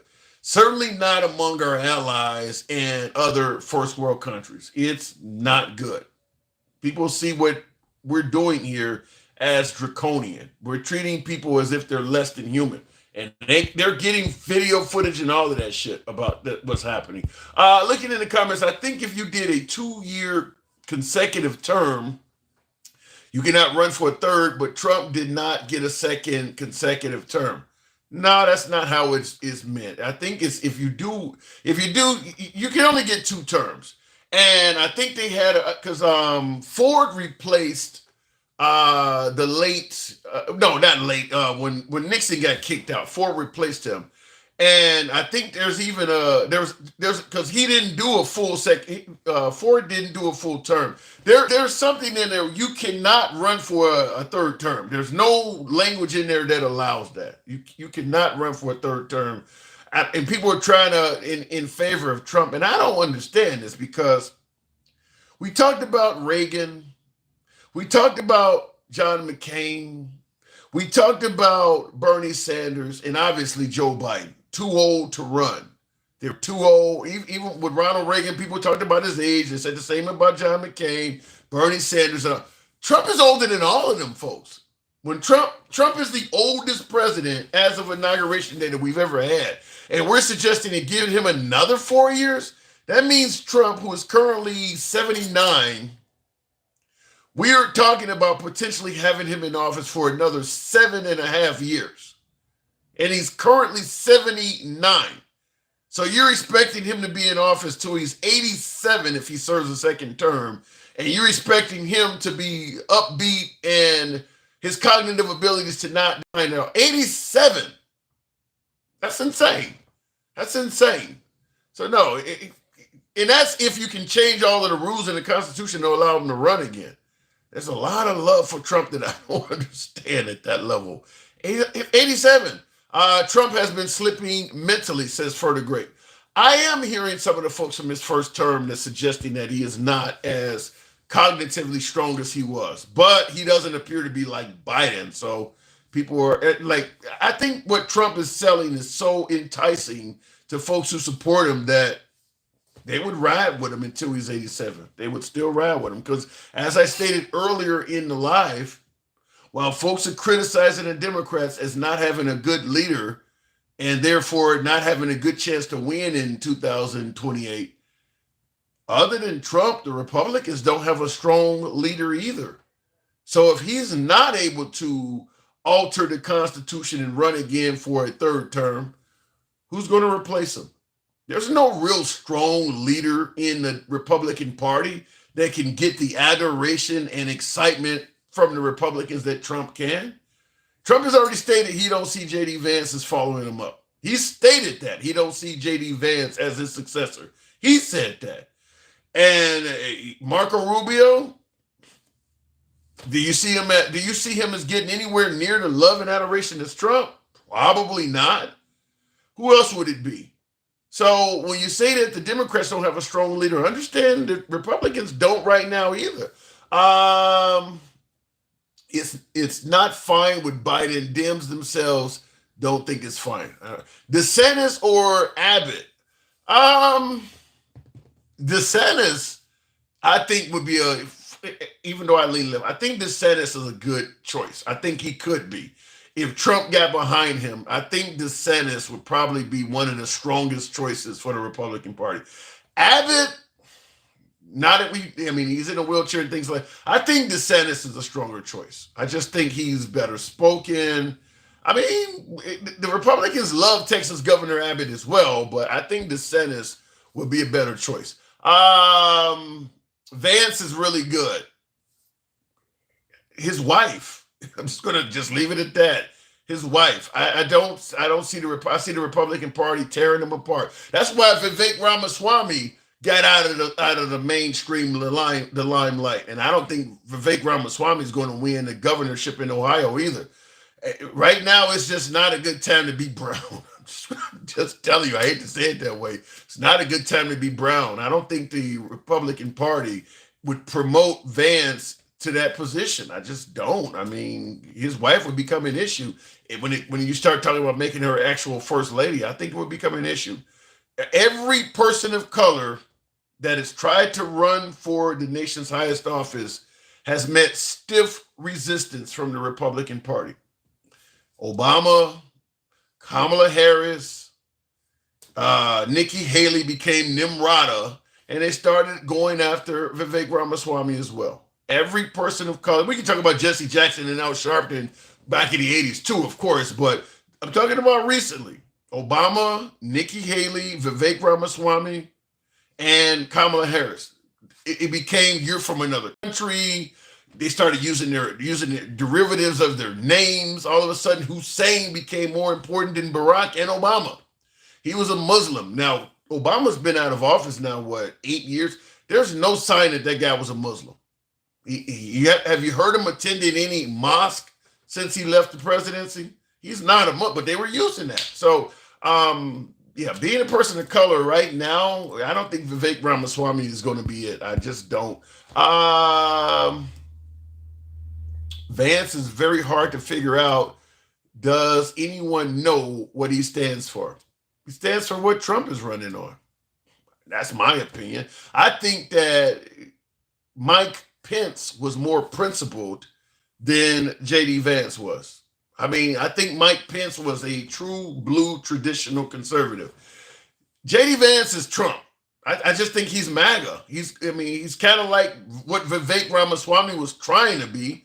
Whatever he goes for, I'm going to back him and endorse it. Doesn't matter. If he changes his mind tomorrow, I'm going to change my mind too and continue backing and endorsing his new direction.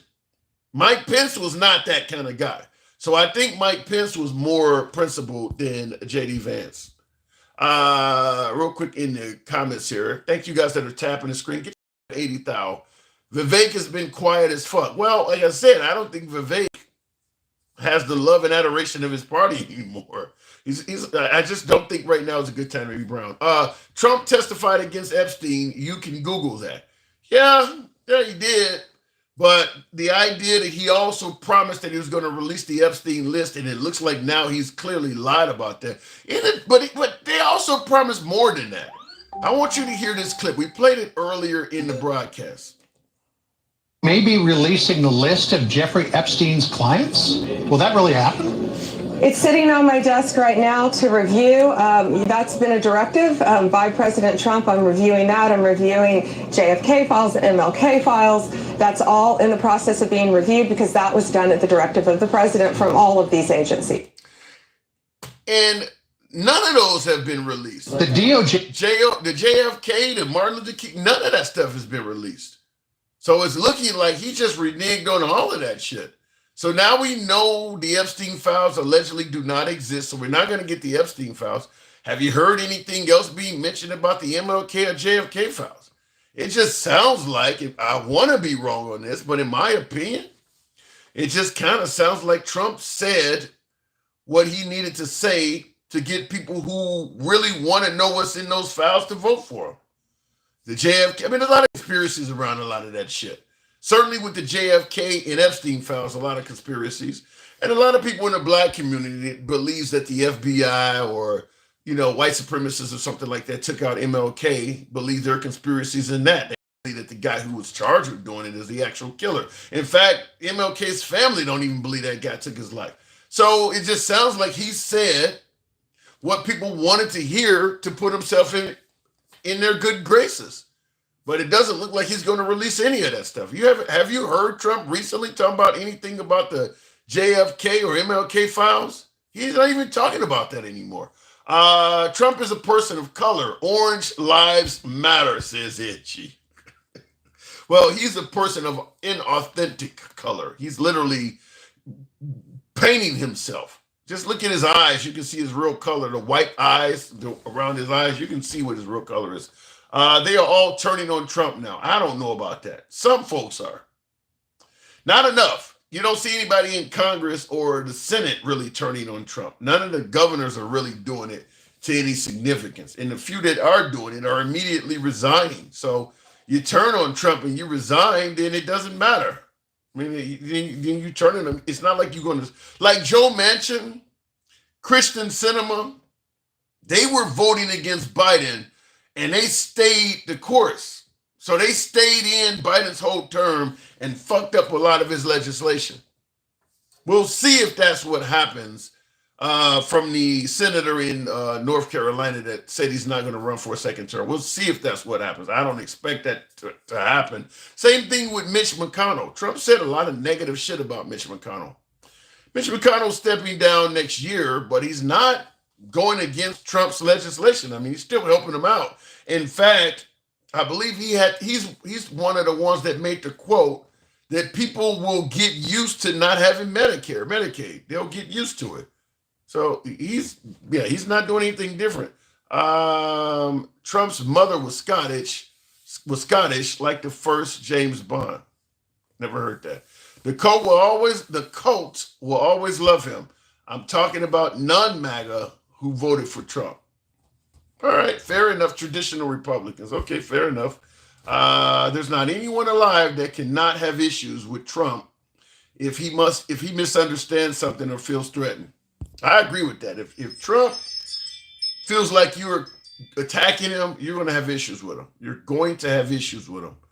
And I think that Trump could make virtually any Republican in existence disappear right now. I don't know if any Republican out there has staying power if they're constantly being attacked by Trump.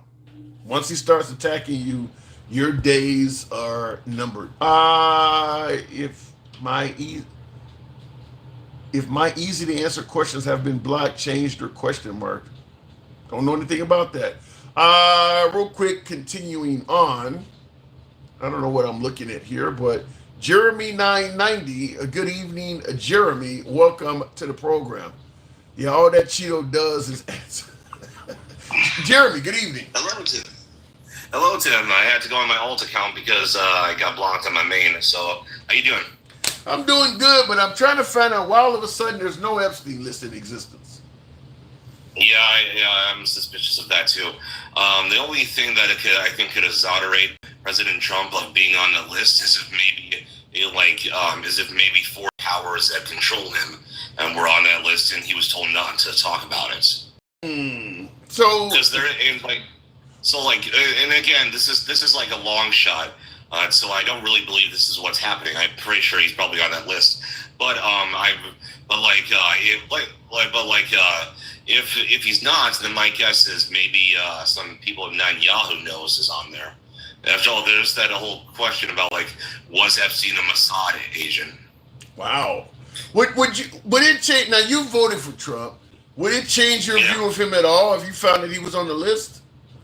Remember, I already told you. Remember? Yeah, you did. I would have voted. I would have voted Libertarian. Wow. Now you can go back. Yeah. I know. Well, I guess to some degree, maybe you aren't as much. Sometimes you're MAGA in my opinion, but sometimes you sound a little different because you're saying you do believe he's on the list, though. Yeah. Again, like the whole reason why I was MAGA, but then I chose to go back on what I said was because he went back on all of his promises. He's not the same guy he claimed to be winning the election. So if I was getting the Trump that I thought I was getting, I'd be making you wear that red hat. I'd be like, you better put on that hat right now. Yeah, you know something? If Trump actually did what he campaigned on and only that, I mean, there would be I would certainly have some problems with him still, but it wouldn't be nowhere near this bad. Like, if he campaigned on getting rid of rapists and murderers, making sure we knew who was in our country and securing the border, I don't think that's a bad idea. Getting rid of grandmas and birthright citizenship is something totally different. Like the TPS status. He's gotten rid of temporary protected status. First he did it to Cubans and Venezuelans, which a lot of them voted for him. Then he did it to Haitians, suggesting that Haiti is safe to return to, which is an outright lie, according to the U.S. State Department. Today, he did it to Honduras and Nicaraguans. So all of these folks are legal. This is millions of people that came here legally that are being deported. Haitians, Venezuelans, Cubanos, Nicaraguans, and Honduras. All of those folks with TPS came here legally. Well, some of those people, some of that protection kind of dubious to begin with, and I don't know. I don't think we should have given to everybody that we gave it to. Okay, I get that, but they're not illegal immigrants. Right. Like the thing is, I would think that they should just retry going through the system. You know, and hey, here's the thing. I'm gonna rip on Trump when I think he's something wrong, and so far he's managed to lose my vote. So he's done enough where I think he has done too much wrong as it is. One thing I can't disagree on is I think that a lot of these ICE raids are necessary. A lot of them are, and I don't feel bad for that one. I don't feel bad for Rodrigo Garcia. He was treated pretty damn nicely. You believe Rodrigo Garcia deserved to be sent to prison indefinitely? Dude, did you see the prison, quote unquote, that he was in? It looks like I don't care if it's your fucking bathroom. Indefinitely? Indefinitely. What did he do that's that bad? The guy wasn't. Wait, hold on. The guy wasn't a good guy. Now he's being prosecuted in the United States for the very crimes that people were saying you don't know that he did that. Yeah, Jeremy, you could murder somebody and not go to prison indefinitely. What has he done that's that bad? Human trafficking. Indefinitely. You think I'm going to side with a human trafficker? You don't even have proof he human trafficked. He's never been charged with that. He's being prosecuted for that now. Yeah, they pulled him over on a traffic stop, and they saw that he he had extra seats in his car, and the cop said it looks like you might be human trafficking. They let him go. They didn't charge him with a damn thing. There's more evidence than that, dude. Yeah, we know what the more evidence is. They don't found somebody that'll testify against them that probably got some kind of sweetheart deal themselves, maybe citizenship. There's a reason why they didn't prosecute him then, and they're trying to do it now. That's to make Trump's claims that this guy is a real bad guy look verified. Otherwise, it does look like they fucked over somebody. So they're trying to... Okay. Go ahead. Listen, I'm not a Trump supporter anymore, but if he gets convicted, you got to put on the hat. What if he doesn't get convicted? Then I'll give you 4 galaxies. Okay. All right. You're not going to turn down 4 galaxies, are you? No, I don't get galaxies very often at all. I appreciate the supporters who do get them. I get them once or twice a month. So yeah, I'm not going to turn down 4 galaxies, but the idea that I believe that Trump, just like with the Haitian migrants are eating cats and dogs, Trump says something. There we go, big dog. There we go. Somebody show me some love. So much. Got me feeling. Show some support for your boy. Got me feeling good there. Thank you, big dog. I think just like with the Haitian migrants eating cats and dogs, Trump says something, and then his supporters try to make it true. I think that's the same thing with Kilmar Abrego Garcia. Trump has painted this guy as this horrible person, and now folks that surround Trump are trying to make his claims into reality. Yeah, well, you know what? I could be wrong. And what you said could be accurate. But from what I see, the guy was a piece of shit.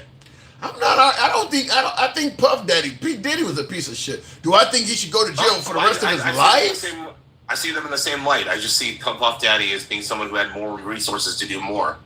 I still don't think even P. Diddy should go to jail for the rest of his life. I just don't see that.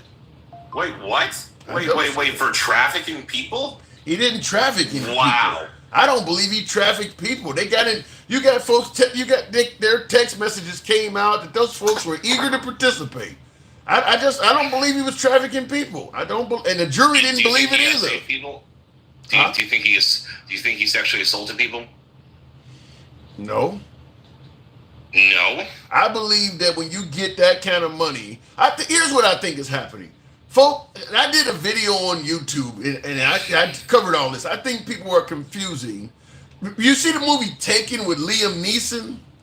Yeah. I think people were confusing the character that played his daughter with a groupie. The character in Liam Neeson's movie, I know the difference. Yeah, that person is an individual that's what happens when you're being trafficked. That girl is not going to send a text message to her Eastern European kidnappers talking about, I can't wait to do a freak off. What the people that were dealing with P. Diddy weren't being trafficked. They were groupies getting something out of it. I don't. Listen, go ahead. Listen, I don't feel bad for groupies because you're trying to sleep your way to the top. Right. And to me, you're just as compatible. Yeah. But I don't see the diddler as being anything less than guilty. I'm pretty sure there's more victims that are going to come out and be like, no, we got solid evidence against you. If more evidence comes out, I'm totally willing to change my tune. I'm going based on what has been presented so far. What has been presented so far shows that people that were claiming to be victim were constantly coming back to this guy over and over again. I mean, you're actually texting this man from a totally free location, telling him by text message, I cannot wait to come back and participate in the freak off. Even the people that were involved in it suggest that the woman that claimed to be Cassie, his girlfriend that claimed to be a victim, she was the one orchestrating how they got paid. The other prostitute, the male call figures or whatever you want to call them, she was deep into it. So look, she was the victim of domestic violence. It looked horrible on camera. That's what makes him look like a piece of shit. And people are trying to punish him for that through these other cases. That's the way, just like with O.J. Simpson. O.J. Simpson got away with something, so they tried to punish him on the second go-round for what he got away with. That's the way I see it. All right, well, you know what? I guess it'll all come out in courts one way or another. It's over with. At least you don't make excuses and pretend that O.J. didn't do it. We know he did. It looks like he did it, but it looks like Trump is guilty as fuck too, and he got away with it as well. Yeah, but I'm not a Trump supporter, so that doesn't hurt me. No, it doesn't. I'm not an O.J. Simpson supporter, so it doesn't hurt me either. Fair enough. Hey, I did want to go into the topic of immigration. Sure. Because you had your lobotomite, Sherbert, on here earlier. You know, I understand since the lobotomy, it's been kind of hard for him to concentrate on facts, but you know, I'm here to correct the record. So I love the attitude that people like him have of, you know, I'm not the racist. I just want some brown people to pick my fucking crops for me instead of me doing it, the white man. Come on. You like that's not racist as fuck. Like these people wouldn't be doing it if they didn't come from really shitty, you know, poverty-stricken countries. Like let's be 100% honest, okay? And the people who are doing these jobs are getting underpaid because of the fact that they came over illegally, and the employers decided, who I think the employer should get just as much punishment, potentially face jail time. Yeah, they got hired because they knew that with their illegal status, as they could just say, if you don't want to take this money, we could always talk to ICE, you know, and then they get used as basically modern day slave labor. Like when I buy strawberries at the grocery store, I'm always thinking about the money that I've been saving to get an above ground garden. I've been doing that for a while, and I'm gonna eventually have like a vertical garden where I can grow my own strawberries. I want to be as far away from the system as possible, Tim. Yeah. Oh, and unlike in California, I can actually afford to do that at $15 an hour. These idiots. You should have never. You should have never. You should have never, because you obviously have right regrets. You obviously have right views, but when you told folks you make $15 an hour as a dishwasher, that's going to forever come up. I feel no regrets. Okay, I feel no regrets. I get you don't have no regrets, but being a staunch advocate against the minimum wage increase, in my opinion, makes no sense as somebody making $15 an hour. That doesn't make any sense to me. Yeah, well, it's because I can see the forest through the trees and other people can't. I can think more about like third and fourth and fifth order consequences, which I'm wondering if some of the people who hate me actually know what those words even mean. Hell, I don't know what they mean. I'm trying to figure what you're saying, but I'm just simply saying when you're in an entry level job and you're against raising entry level salary, it just seems like you're cutting off your own throat to me. That doesn't make sense to me. I can see you know what happens. Okay, so an order of a consequence is basically like a domino in trifecta. So when you have, let's say you raise the minimum wage, all of a sudden, and the prices of everything go up to make up for that raise. That would be a second order consequence. And then a third order consequence would be that fewer people can afford to live in it, and so they move out. That would be called flight. And in some cases, if like you pick on enough white people, you get white flight. That would be a third order consequence. You don't need to pick on anybody white at all to get white flight. You just need to move next door and say hello. That's all it takes. You don't need to pick on anybody. Please, I've lived next to white people. You know what the hell I'm talking about, Jeremy. White flight has nothing to do with people getting picked on. A lot of folks just believe it. In fact, they don't believe it. It's true. The property value goes down the darker the neighborhood gets. So if you're in a neighborhood and you got a nice home, and all of a sudden you do notice more and more your neighbors are getting dark, your assessment of your property is going to go down. So a lot of people move because they realize my property values drop. That's true because white flight has created that. Yeah, no. Let's be honest. It's because I hate to say it, but something about black culture is always about not snitching when and all of a sudden someone fucks around in the neighborhood. White people don't do that shit. Like if you unless you live right next to the mob, but even the mob has rules, and even they're like, there's certain things we won't let you get away with. There's no way you live next to black people making a statement like that. Yeah, in the gang. Dude, my neighbors are black. Okay, in the gang and the underworld culture, snitching can get you stitches, but grandma will snitch on you without a problem. There's plenty of black folks that'll snitch on you. People who own, you look at people who own their homes and shit like that. Yeah, that's the kids that are doing that shit. But people who own their homes don't want their property value falling. They'll snitch on you. They will call the cops. They should. Hey, and by the way, listen. I want people of every race to get along. Okay, so I want that to be absolutely clear. But here's the thing: you voted for Trump. You voted for Trump while simultaneously wanting all the races to get along. You thought that was going to happen? Again, I saw something. I saw a different candidate than what we got. Okay, that's a fair point. That's a fair point. What you got? But again, like back to the whole immigration thing. I'm a little sick of this idea that we're morally superior because we allow people we know we're intentionally underpaying to illegally come into the country and pick our strawberries. Okay, why can't we just say, it's going to be a shitty job, but if we want people to do it, let's just only hire people legally in the country, and that includes visas to be a migrant worker. That includes like coming through the system correctly, and maybe just being a temporary worker. Like, why not only hire people like that? And they're going to do a backbreaking job, but they'll be able to get decent pay out of it. Maybe strawberries will cost a little bit more. Maybe corn will cost a little bit more. However, you wouldn't buy, Tim, you wouldn't buy a blood diamond, would you? I would hope not. If you knew it was a blood diamond and you had, I would try to avoid. If I knew somebody was murdered I would try to avoid purchasing that.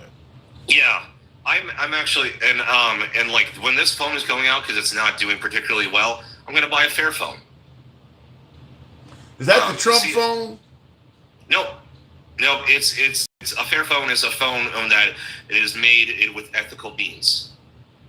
You voted for Trump and you're talking like this. Yes, capitalism is beautiful because it gives you choices like this. It gives you options. Capitalism ain't got nothing to do with you having a choice. So in a socialist environment, you could pick from. I mean, if you live in a socialist environment, you still got choices. You don't lose choices in that environment. This ain't got nothing to do with capitalism. You do. You get heavier regulations on businesses that choke out the little guys. They can't afford to compete with the big guy. It's okay. And socialism overregulates people to the point where there's no competition. You can see the reduction in socialism, but you don't. You ever heard of a monopoly? You can lose choices in capitalism too if either one of them, you can lose choices if you let it go on too long. There are towns where they got a choice, Walmart or fucking Dollar Tree, because they got rid of all of the small businesses. That's capitalism. So you can lose choices in either one of them. Yeah, but here's the thing. First of all, most businesses in the United States are small businesses. And small businesses have always competed with large businesses. Why is it always that it's only in like extremely irregulated markets that all of a sudden the small businesses can't compete with the big boys? It's because they can't afford the costs. No, it's because the big businesses can do things like lobby to the right politicians and change all kinds of shit in their favor. Like, for instance, you fight against the minimum wage because you believe it'll hurt small businesses. There's some validity to that, but think about how Walmart is like, hell yeah, we love that, even though they could afford to pay it. You're not just fighting to help small business. The big businesses are able to use that stuff too, and they don't need it, and they're able to use it. Yeah, why do you think businesses just lobby for more regulation and for higher wages? To get rid of small businesses. They can afford it. Because small businesses can't afford it, and they can. So, and that's that's the point I'm making is you're making it sound like in socialism you get no choices and you get a host of choices in capitalism. I'm telling you, if you didn't have socialist policies in a capitalist environment, you would have monopolies and you wouldn't have it as well. You wouldn't have choices in a capitalist environment either. The reason you have some chance of survival in a capitalist environment is because of all the socialist laws, like you got to pay a minimum wage, you got to give overtime, you got to have unemployment. All of that's socialism. All of that stuff is making it kind of fair for everybody. If you got rid of all of that and just left it up to the capitalists, this country would suck. So you do need socialist tenants in our environment. Otherwise, you want to dial 911 and be told you got to pay for the call before we come out? That's capitalism. I don't think that all services need to be privatized. I just think that some of them are just better off that way. And I also think that if capitalism goes completely unregulated, and I'm not an anarchist. I'm a minarchist, which means minimal government. Okay, yeah. I think in most areas, I think monopolies that can occur, but the issue in is most that areas it's not. I don't too far in the other direction. Yeah, I don't favor. I think we've got plenty of examples of how we went from socialist government control and stuff to privatization, and it's been bad. Privatized prisons, for instance, horrible idea. Horrible idea. Yeah, that's a bad idea. Yeah, so privatization is and they're starting to privatize these folks that they're trying to deport, the alligator Alcatraz and all that shit. They're starting to privatize that. Do you want people to make a profit off of that shit? No, if the government steps in to do a rule, the government should be the only one in that rule. Now, I don't think that the government always has a place in every rule in our lives. Like, for instance, the airlines should be much more free, like free market, and so should healthcare, in my opinion. However, if the government is going to do something, it should do it either 100% of the way or not at all. I disagree with you on the airlines because I see what happened in Palestine, Ohio, with the railroad and all that toxic. You start taking away, you start privatizing the airlines and getting rid of the regulations. People start cutting corners and planes start coming out of the air. I don't favor that. When it's something that can lead to mass loss of lives, you need some type of uniformity in the system. And when you leave it up to the capitalists, they're doing everything based on how much they can save and how much money they can make. They'll cut every corner in the book if it'll save them money. And you're talking about flying people in the sky, that's not a good idea. Well, here's the thing. I won't deny that capitalists absolutely do have to find a way to make profit. That if something is too expensive to do, they just won't do it. But that's with anything. That's just the nature of the beast. Yeah, but you can fly an airplane. You can fly a commercial airliner with one person in the cockpit. So having a co-pilot, which they have in there because if something happens to the main pilot, you have somebody else who can fly the plane. If they ate something, they got food poisoning, you got another person. But the capitalists will say that rarely happens. So we only need to have one person in the cockpit. I don't want to trust the capitalists to do things that might affect my life. You see what's happening in the healthcare industry where people are being told they cannot get certain medications, certain surgeries and procedures because the insurance companies want to save money. Shout out to Luigi, by the way. So I don't favor that. Yeah, I'm just simply saying, people will let you die to save money. I mean, what are we doing with these right now?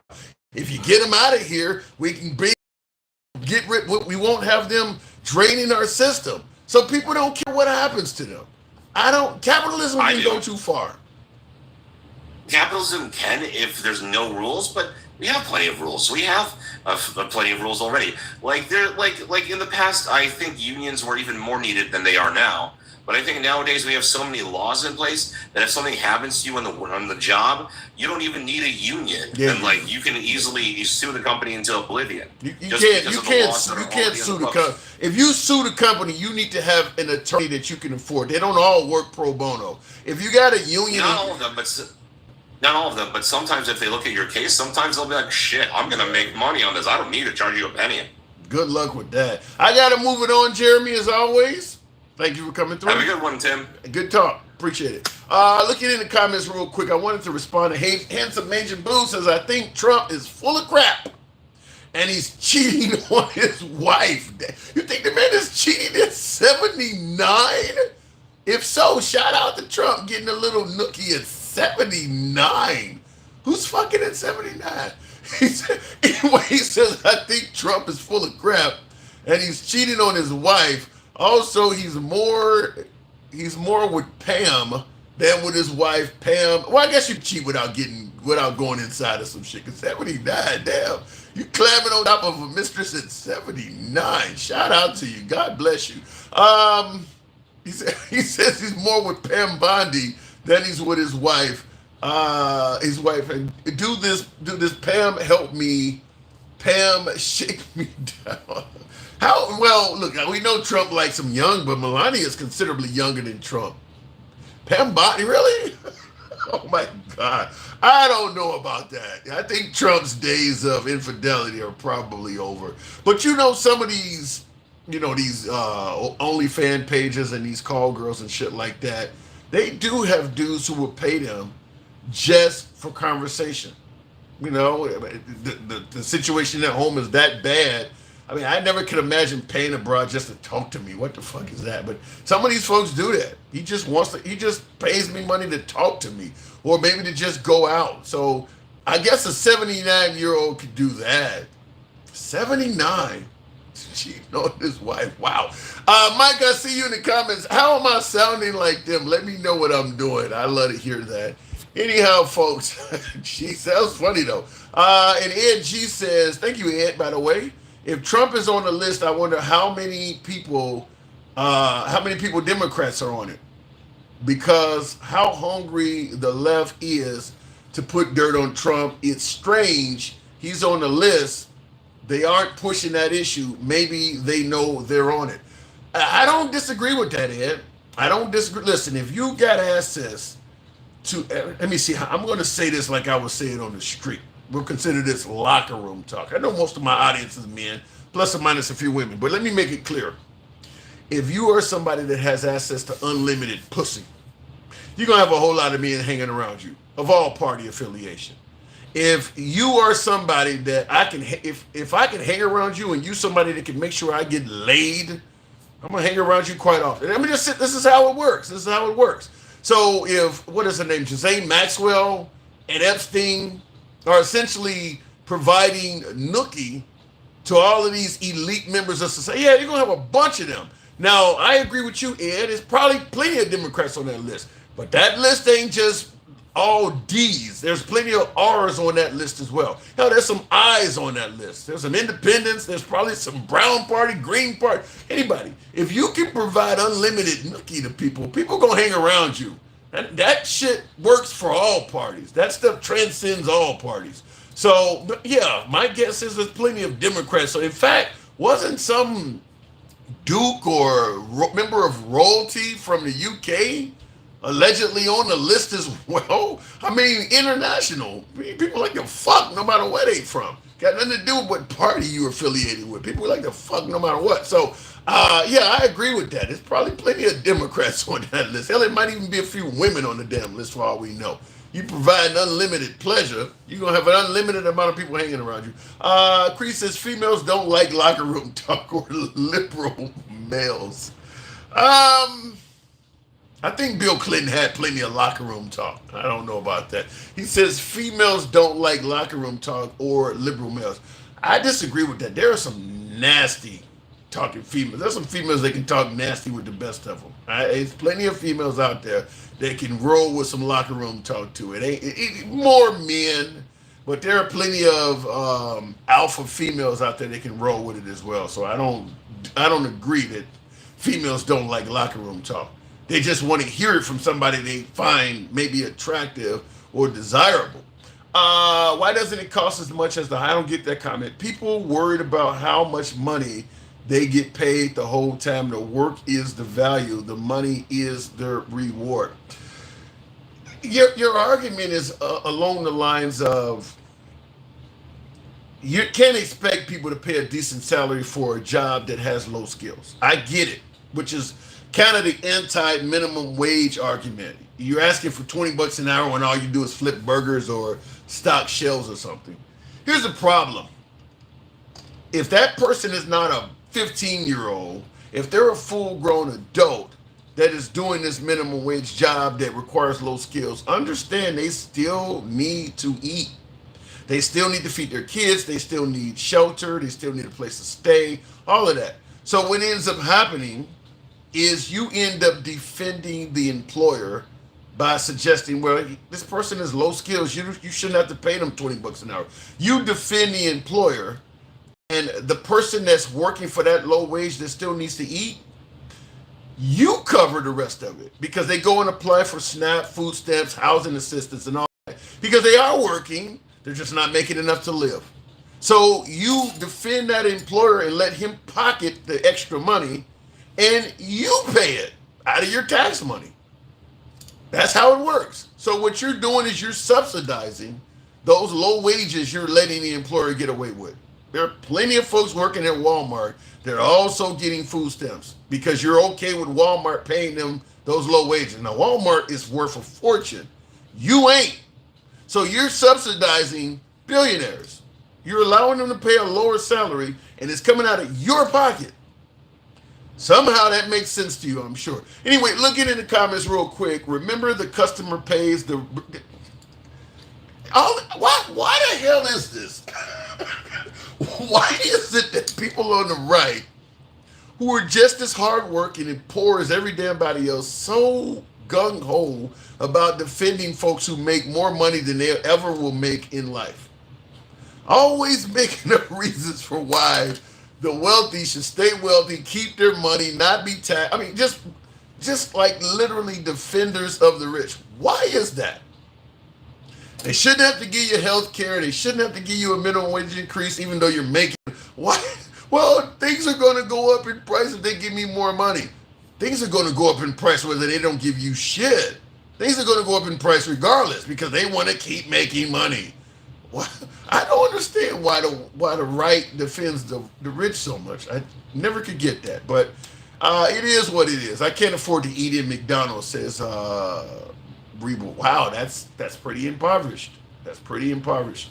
Anyhow, I do appreciate the 92. We didn't quite get to 100,000, but I do appreciate you folks tapping the screen and getting your boy up to 92,000. Speaking of not having a female, I just want to get one in real quick. Miss Mo Better, females don't like locker room talk. What say you? Listen, I invented half the shit they talk about, so they could find something else to talk about because you already know. Yeah, I figured that. I figured plenty of females. Yes. You gonna catch it. You hit that right nerve, and you gonna catch all the smoke. Females don't like locker room talk. So let me ask you now. Trump talked about ownership over immigrant farmers. Do you hear slavery in that, or is that a misstep? Oh, that is not a misspeak. Listen, what would stop them from doing it? I'll wait. I'll wait. So now, listen. He hires. The companies that start hiring the illegals, and on paper, they're working for this specific owner. And if they leave outside of their owner, what you think is going to happen? They're going to get caught, rounded up, detained, and deported. They're going to have them living in here just like they're doing now. And that's all that is modern day slavery. And for the people that say, oh, everybody's making it about race and it ain't about slavery, it absolutely is. That's a good. And I would expect you to understand. Yeah, if you're a wealthy farmer, that's a good position to be in. I mean, because I'm going to be like, remember the old singer, Simply Irresistible, Robert Palmer? He used to have the videos with all the girls in the video that looked the same. My farm going to be all chicks. Because I'm sure. Because titties hanging. Yeah, I mean titties out. Right. Listen, you know what that said when Trump said that? How he said he can go in those locker rooms and just grab them by the pussy? That's exactly what he told those farmers. He could do. And that's exactly what the question would be, by you touching them or doing whatever the hell you want to stay or you want to go home. I mean, look, this didn't happen. You want to be deported, or you going to take your ass out in that field, butt ass naked, and pick my strawberries? It went from cotton to strawberries, I can't. You got me. You talking about locker room time? I can only imagine a bunch of titties out in the field picking strawberries. That actually that don't sound that bad. you see these? Well, you're not gonna get your average BBL chick out there in the field. That's not happening. Well, those be the household. They be the households. Well, you work. Those are the households. They walking around inside butt naked. But you know what I'm saying? Hell yeah. Well, you work for me. With the long titties. Those with those long titties that are meeting at the belly button. Those are the ones they'll have out there in the field. Well, there is a category called mature, so yeah, I get it. You get the long ones too, but I mean, serious. I mean, again, you see these drug movies. What would stop them from doing that? When you hear somebody like Trump give them the green light, what would stop them? Nothing. And nothing, because they've already been getting away with not having to pay health insurance and workers' compensation and all that. They've already been getting rid of that. Now all I need is that solidified, for it to be solidified where I don't have to release them. They don't have to hide. I got permission to have them here now. Do you think Trump is capable of doing something this bad? Oh, he is. Absolutely. He's a total disregard to the Constitution. So whatever it says there and those amendments and all of that stuff, he's like, fuck y'all. I'm gonna do it anyway. And you know who I blame? You know who I blame? The Supreme Court. I blame the 7 out of 9 Supreme Court justices that allowed him to do this. 7? Well, you mean 6? You mean 6, not 7? No, 7 now, because that other stringy head bitch joined the other 6. So now it's only 2. Conjure Brown, and Sotomayor. Sotomayor. They're the only 2 now that are against the rest of them. You know, now it's 7-2 now. Jesus. But it's disheartening because what they're doing, they're treating people like pawns on the chessboard. Let me ask you this, and I see in the comments, Handsome Major Boo says, Miss Mobetta invented chicken and beer. A shout out to you. No locker room talk. But let me ask you this: whatever that means. If the Democrats won, would you support? Now that you're talking about as much as a 7-2 majority in the Supreme Court, would you support packing the court? Maybe expanding it to 13, 15 judges and putting a bunch of Democrats to make it more even? I absolutely would. You know why? Because we got a lot of catch up to do. We have a lot of catching up to do. They're gonna have it in such a mess in these next 4 years till people are gonna be losing their minds because they're saying, hey, groceries ain't up, nothing's up. We're still technically in the first quarter. You haven't even seen anything yet. Yeah. You haven't. There's a lot of those bills that were put in that big bogus bill that hasn't even taken effect yet. You know what I mean? So a lot of times you hear these people talking, they really don't know what they're talking about. They probably just turned off Fox News or whatever news station they watch, and then they come back and regurgitate this shit. They don't go and take the time to read nothing and see how none of this shit works. Even when it comes to no tax on tips, no tax on overtime and all of that shit. Those are stipulations that have limits. Yeah. 2 years. Only 2 years that stuff lasts. And it's only $25,000. Yeah, what are you going to do with that? And then no tax on tips, and that's only on cash tips. So any tips that are paid with a credit card or which a lot of people on cash? Still being taxed. It's only on cash? Only on cash. Oh my God. And this is the crazy part. This is the crazy part, Tim, because most people been getting paid cash tips anyway. You know what I'm saying? Right. You can't tell. So if it's only on cash, you ain't been paying taxes on that anyway. Anyway, but it sounds good, Tim. He made it sound like I was the king. I did something real big. I did something nobody else did. It's all a crock of shit. I didn't know it was only on cash though. Wow. Only on cash. Because if you work don't take my word for it. Yeah, don't take my word for it. Nobody. Yeah, if you work at Olive Garden or somewhere like that, most of your tips are on the credit card. Or on the credit card, and that's excluded. So and then it's a $25,000 cap when it comes to overtime for anything else. It's a $25,000 cap. So once you reach this certain limit, we can really tax your ass. And guess what's going to happen? When you go to file your taxes at the end of the year, Uncle Sam is going to eat your ass up. That ain't, you know, I talked about at the beginning of the live, I talked about how it could be beneficial to some of the gig workers like Uber and DoorDash, but 100% of their tips, well, I won't say one, probably about 90% of their tips are on a credit card. On a credit card. Yeah, sometimes you get a passenger that may give you cash. Tax it. Yes. Because they're not going to want to separate a check. They're not going to want to give you a separate check. Yeah, they're not going to do it. Yeah, sometimes you may get a passenger that will give you cash, but overwhelmingly, if you do any of the gig economy stuff, most of your tips are on the credit card. It's not even in cash. Yep. Wow. And another point I wanted to get to, you see how Netanyahu, whatever his name is, whatever his name is over there in Israel, gave Trump a letter of recommendation for a Nobel Peace Prize. You know what? That was Trump's whole agenda. You know why? His whole agenda, because Obama has a Nobel Peace Prize. Netanyahu is currently a war criminal, though. So he's a criminal. It's nothing but treason going on over there, and quid pro quos going on all over the place. I'm surprised though. They're allowing him to get away with that.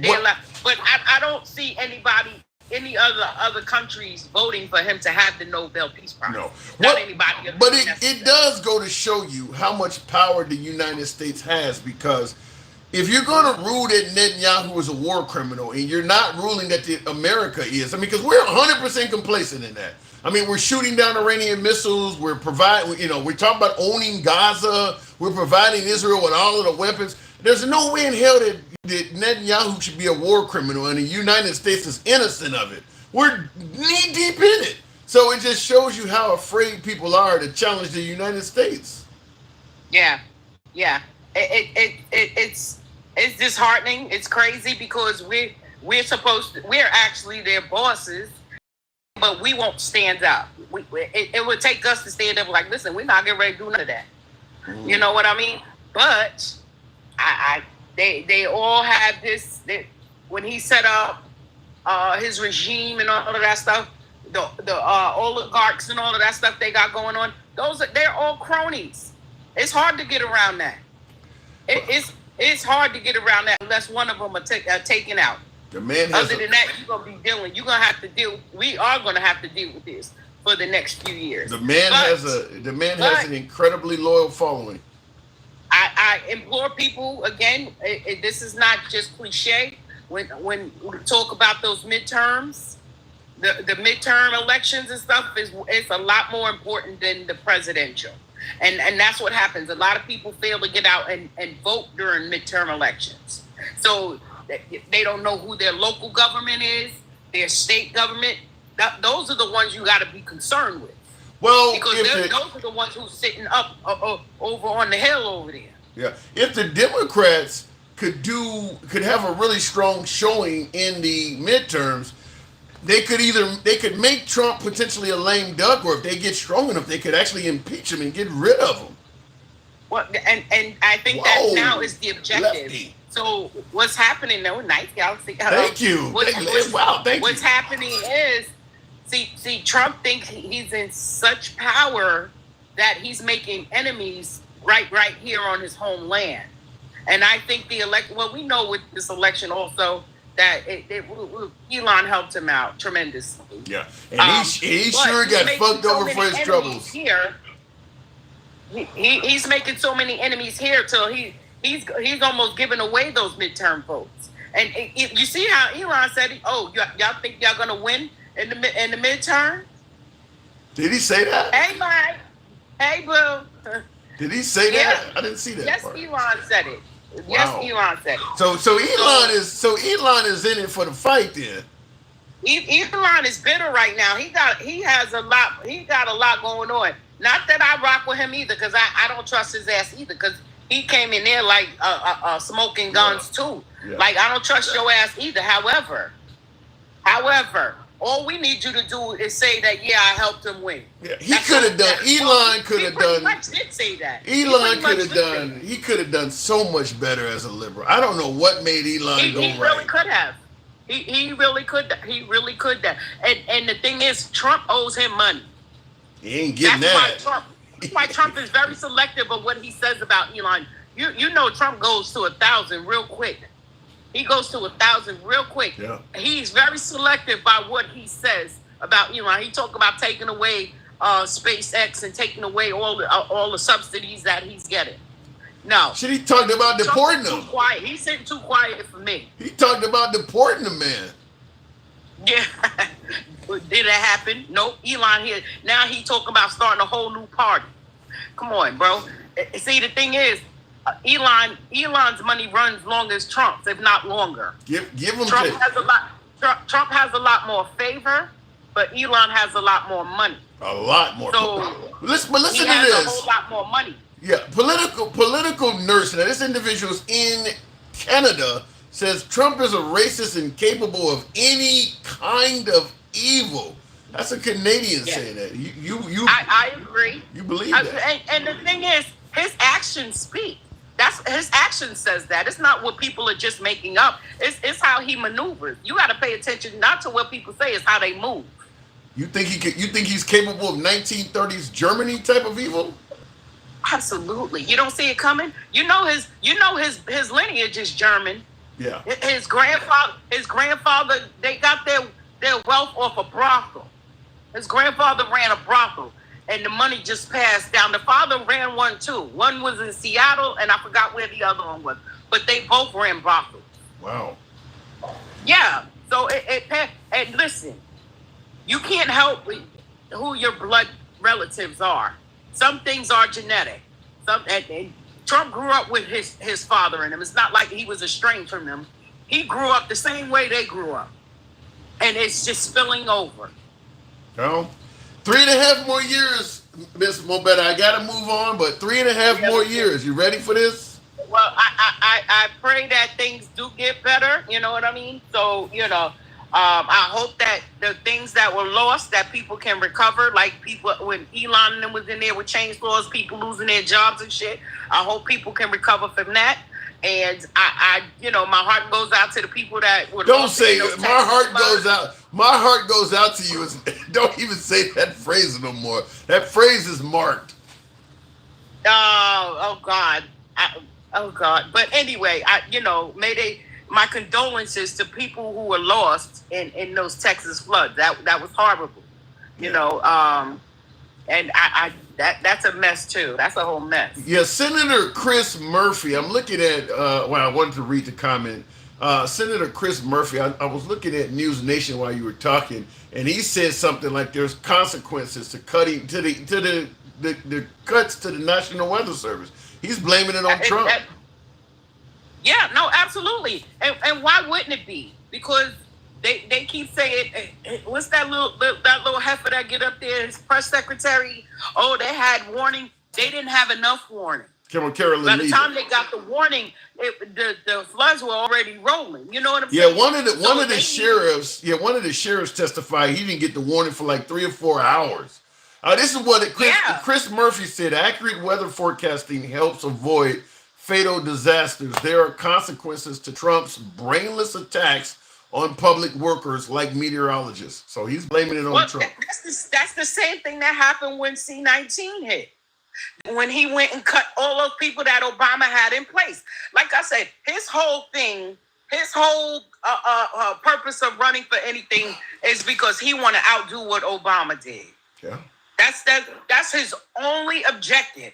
And MAGA won't see it. So I'm not even expecting him to agree to what I'm saying.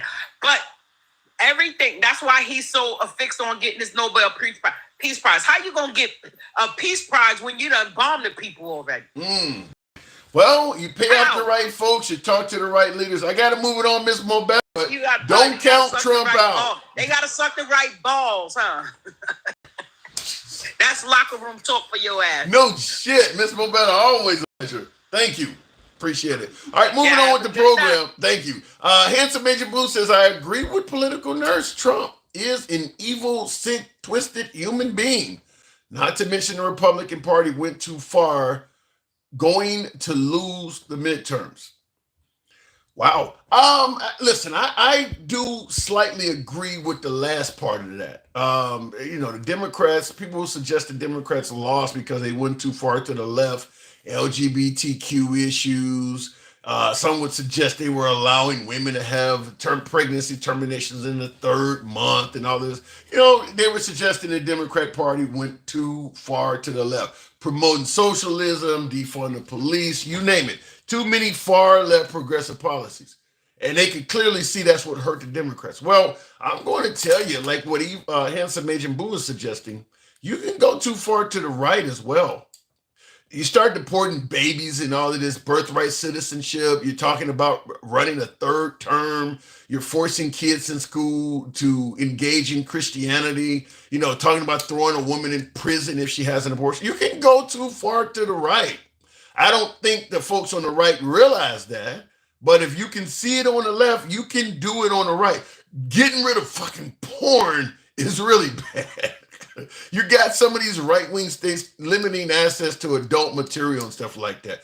you can go too far to the right. You actually can do that. So, and when you got a 6-3, or as my last caller said, 6-7-2 super majority on the Supreme Court, you're going to get a very far right country. I mean, if you imagine if you had a 6-3 liberal majority on the Supreme Court, think about how far left the country would go. Well, it does work in reverse. Just because you like the right-wing policies don't mean that they're not going too far in the eyes of others. So I do believe that that could probably be the biggest detriment to the Republicans going forward. Two things could hurt the Republicans. I'm not saying they're going to lose, but I'm certainly saying it's possible. It's not like people believe the Democrats are automatically going to lose because they don't have any leadership. There's two things that could hurt the Republican Party going forward. One is what I just mentioned, going too far to the right. You're winning. So you just take, give an inch, take them out. You're going way far to the right. That's one thing. Number two is obvious. The next leader of the Republican Party is not going to be as eccentric and admired as much as Trump. Whoever replaces Trump is probably not going to have the same level of support as Trump. So you're going to probably succeed Trump with a weaker leader. I mean, Trump is probably the strongest leader of the Republican Party in our lifetimes. People will forgive and overlook anything he does. I mean, you didn't get that out of Bush or even Reagan. So, not saying that Republicans are going to win or lose. I'm just simply saying they do have battles to win themselves. While you're sitting around suggesting, well, the liberals have no leader. Neither do the Republican Party. Trump is not going to let any Republican steal his shine. So you're going to stay in the shadows until Trump nominates you. That's it. And right now, he's not trying to do that. He's not trying to give anybody the power. He may start talking that way after the midterms, 2027, but that's not happening right now. And whoever that person is, they're going to have to literally follow Trump's agenda to a T. They're not going to really be allowed to disagree with Trump on anything. Otherwise, he'll be threatening to remove his endorsement and attack them. So he'll be trying to force them to be a clone of him. So whoever that person is, we don't know yet. But I'm just simply saying the race is in the air. It's not that the Republicans are guaranteed to win, as many on the right are saying. You don't have a strong candidate, just like the left doesn't currently have one. Real quick in the comments. So what about the hurricane in Florida? Whose fault was that? Has there been a hurricane in Florida already this year? I haven't heard about any. Has it? And by the way, nobody's responsible for a hurricane. What people can be responsible for is not warning you ahead of time. Like when a hurricane is coming to the east coast of this country, there are multiple models used to predict the path the hurricane is likely to take. They got European models. You'll see the picture of the United States, and there are going to be a host of different wiggly lines indicating the hurricane may go this direction. So they're trying to guess where it may go, because that helps give warnings and people can do things ahead of time. You start firing a bunch of those services, a lot of those lines that predict where it may go may disappear. All of a sudden, this entity that used to make predictions, everybody got fired from that one. So that prediction is not. So all of a sudden, there's only two lines. I'm just telling you how it can work. I mean, you can't fire a bunch of people without consequence. There's no way to do that. And Elon fired a lot of people with Trump's blessing. So we can't just blame it on Elon. But with Trump's blessing, Elon fired a bunch of people. And so, no, nobody's responsible for a hurricane. But the lack of warning and preparedness, people can definitely be responsible for that. If there's nobody to prepare you or nobody to warn you properly, shit can happen. So we'll see what takes place. Not to mention putting alligator Alcatraz right in the path of Hurricane Alley. So what happens if there is a hurricane in the state of Florida and there is an issue to evacuate the whole state of Florida, where people have to drive up north to get out of Florida? What happens with alligator Alcatraz? I guess you would land a plane and fly them out? I don't know. At the cost of, because they still have cases, so they're not deportatable just yet. So what happens? You fly them somewhere, temporarily land them there and fly them back? Somebody says gator bait. Kind of fucking evil. Charles Vaughn says Gator bait. So there's a hurricane happening. So you just open up the cages and push them all into the swamp, huh? And let them get eaten. God. You act like there ain't other prisons in Florida that have been there for years. Well, we kind of care about the people in those other prisons. By the way, the people in the other prisons are not in tents in cages. They're in prisons that might be able to sustain a hurricane. Alligator Alcatraz cannot sustain a hurricane. It's not even a structure. It's just tents and fucking fences. So you can bring up other Florida prisons, but it's a different conversation. They're not going to survive in a tent and a bunch of and floods, right? As King Finn says. I mean, so all the swamp is going to rush up on the island. So you may be behind a fence and the alligators are literally on the island. I mean, just a mess. I'm assuming MAGA would celebrate that. President Donald J. Trump is a fantastic president and doing exactly what we, the people, voted for. USA. We wanted that bloat and overspending out of our government. Well, you got rid of Biden, I'm assuming you're referring to. I disagree with the notion that Trump is doing exactly what you voted for. As I say all the time, MAGA is going to float with Trump no matter where he goes. So you voted for Trump. Once he's in there, if he says he's going to do A, you're happy with A. If he changes his mind tomorrow, says he's going to do B, you're going to change your mind as well.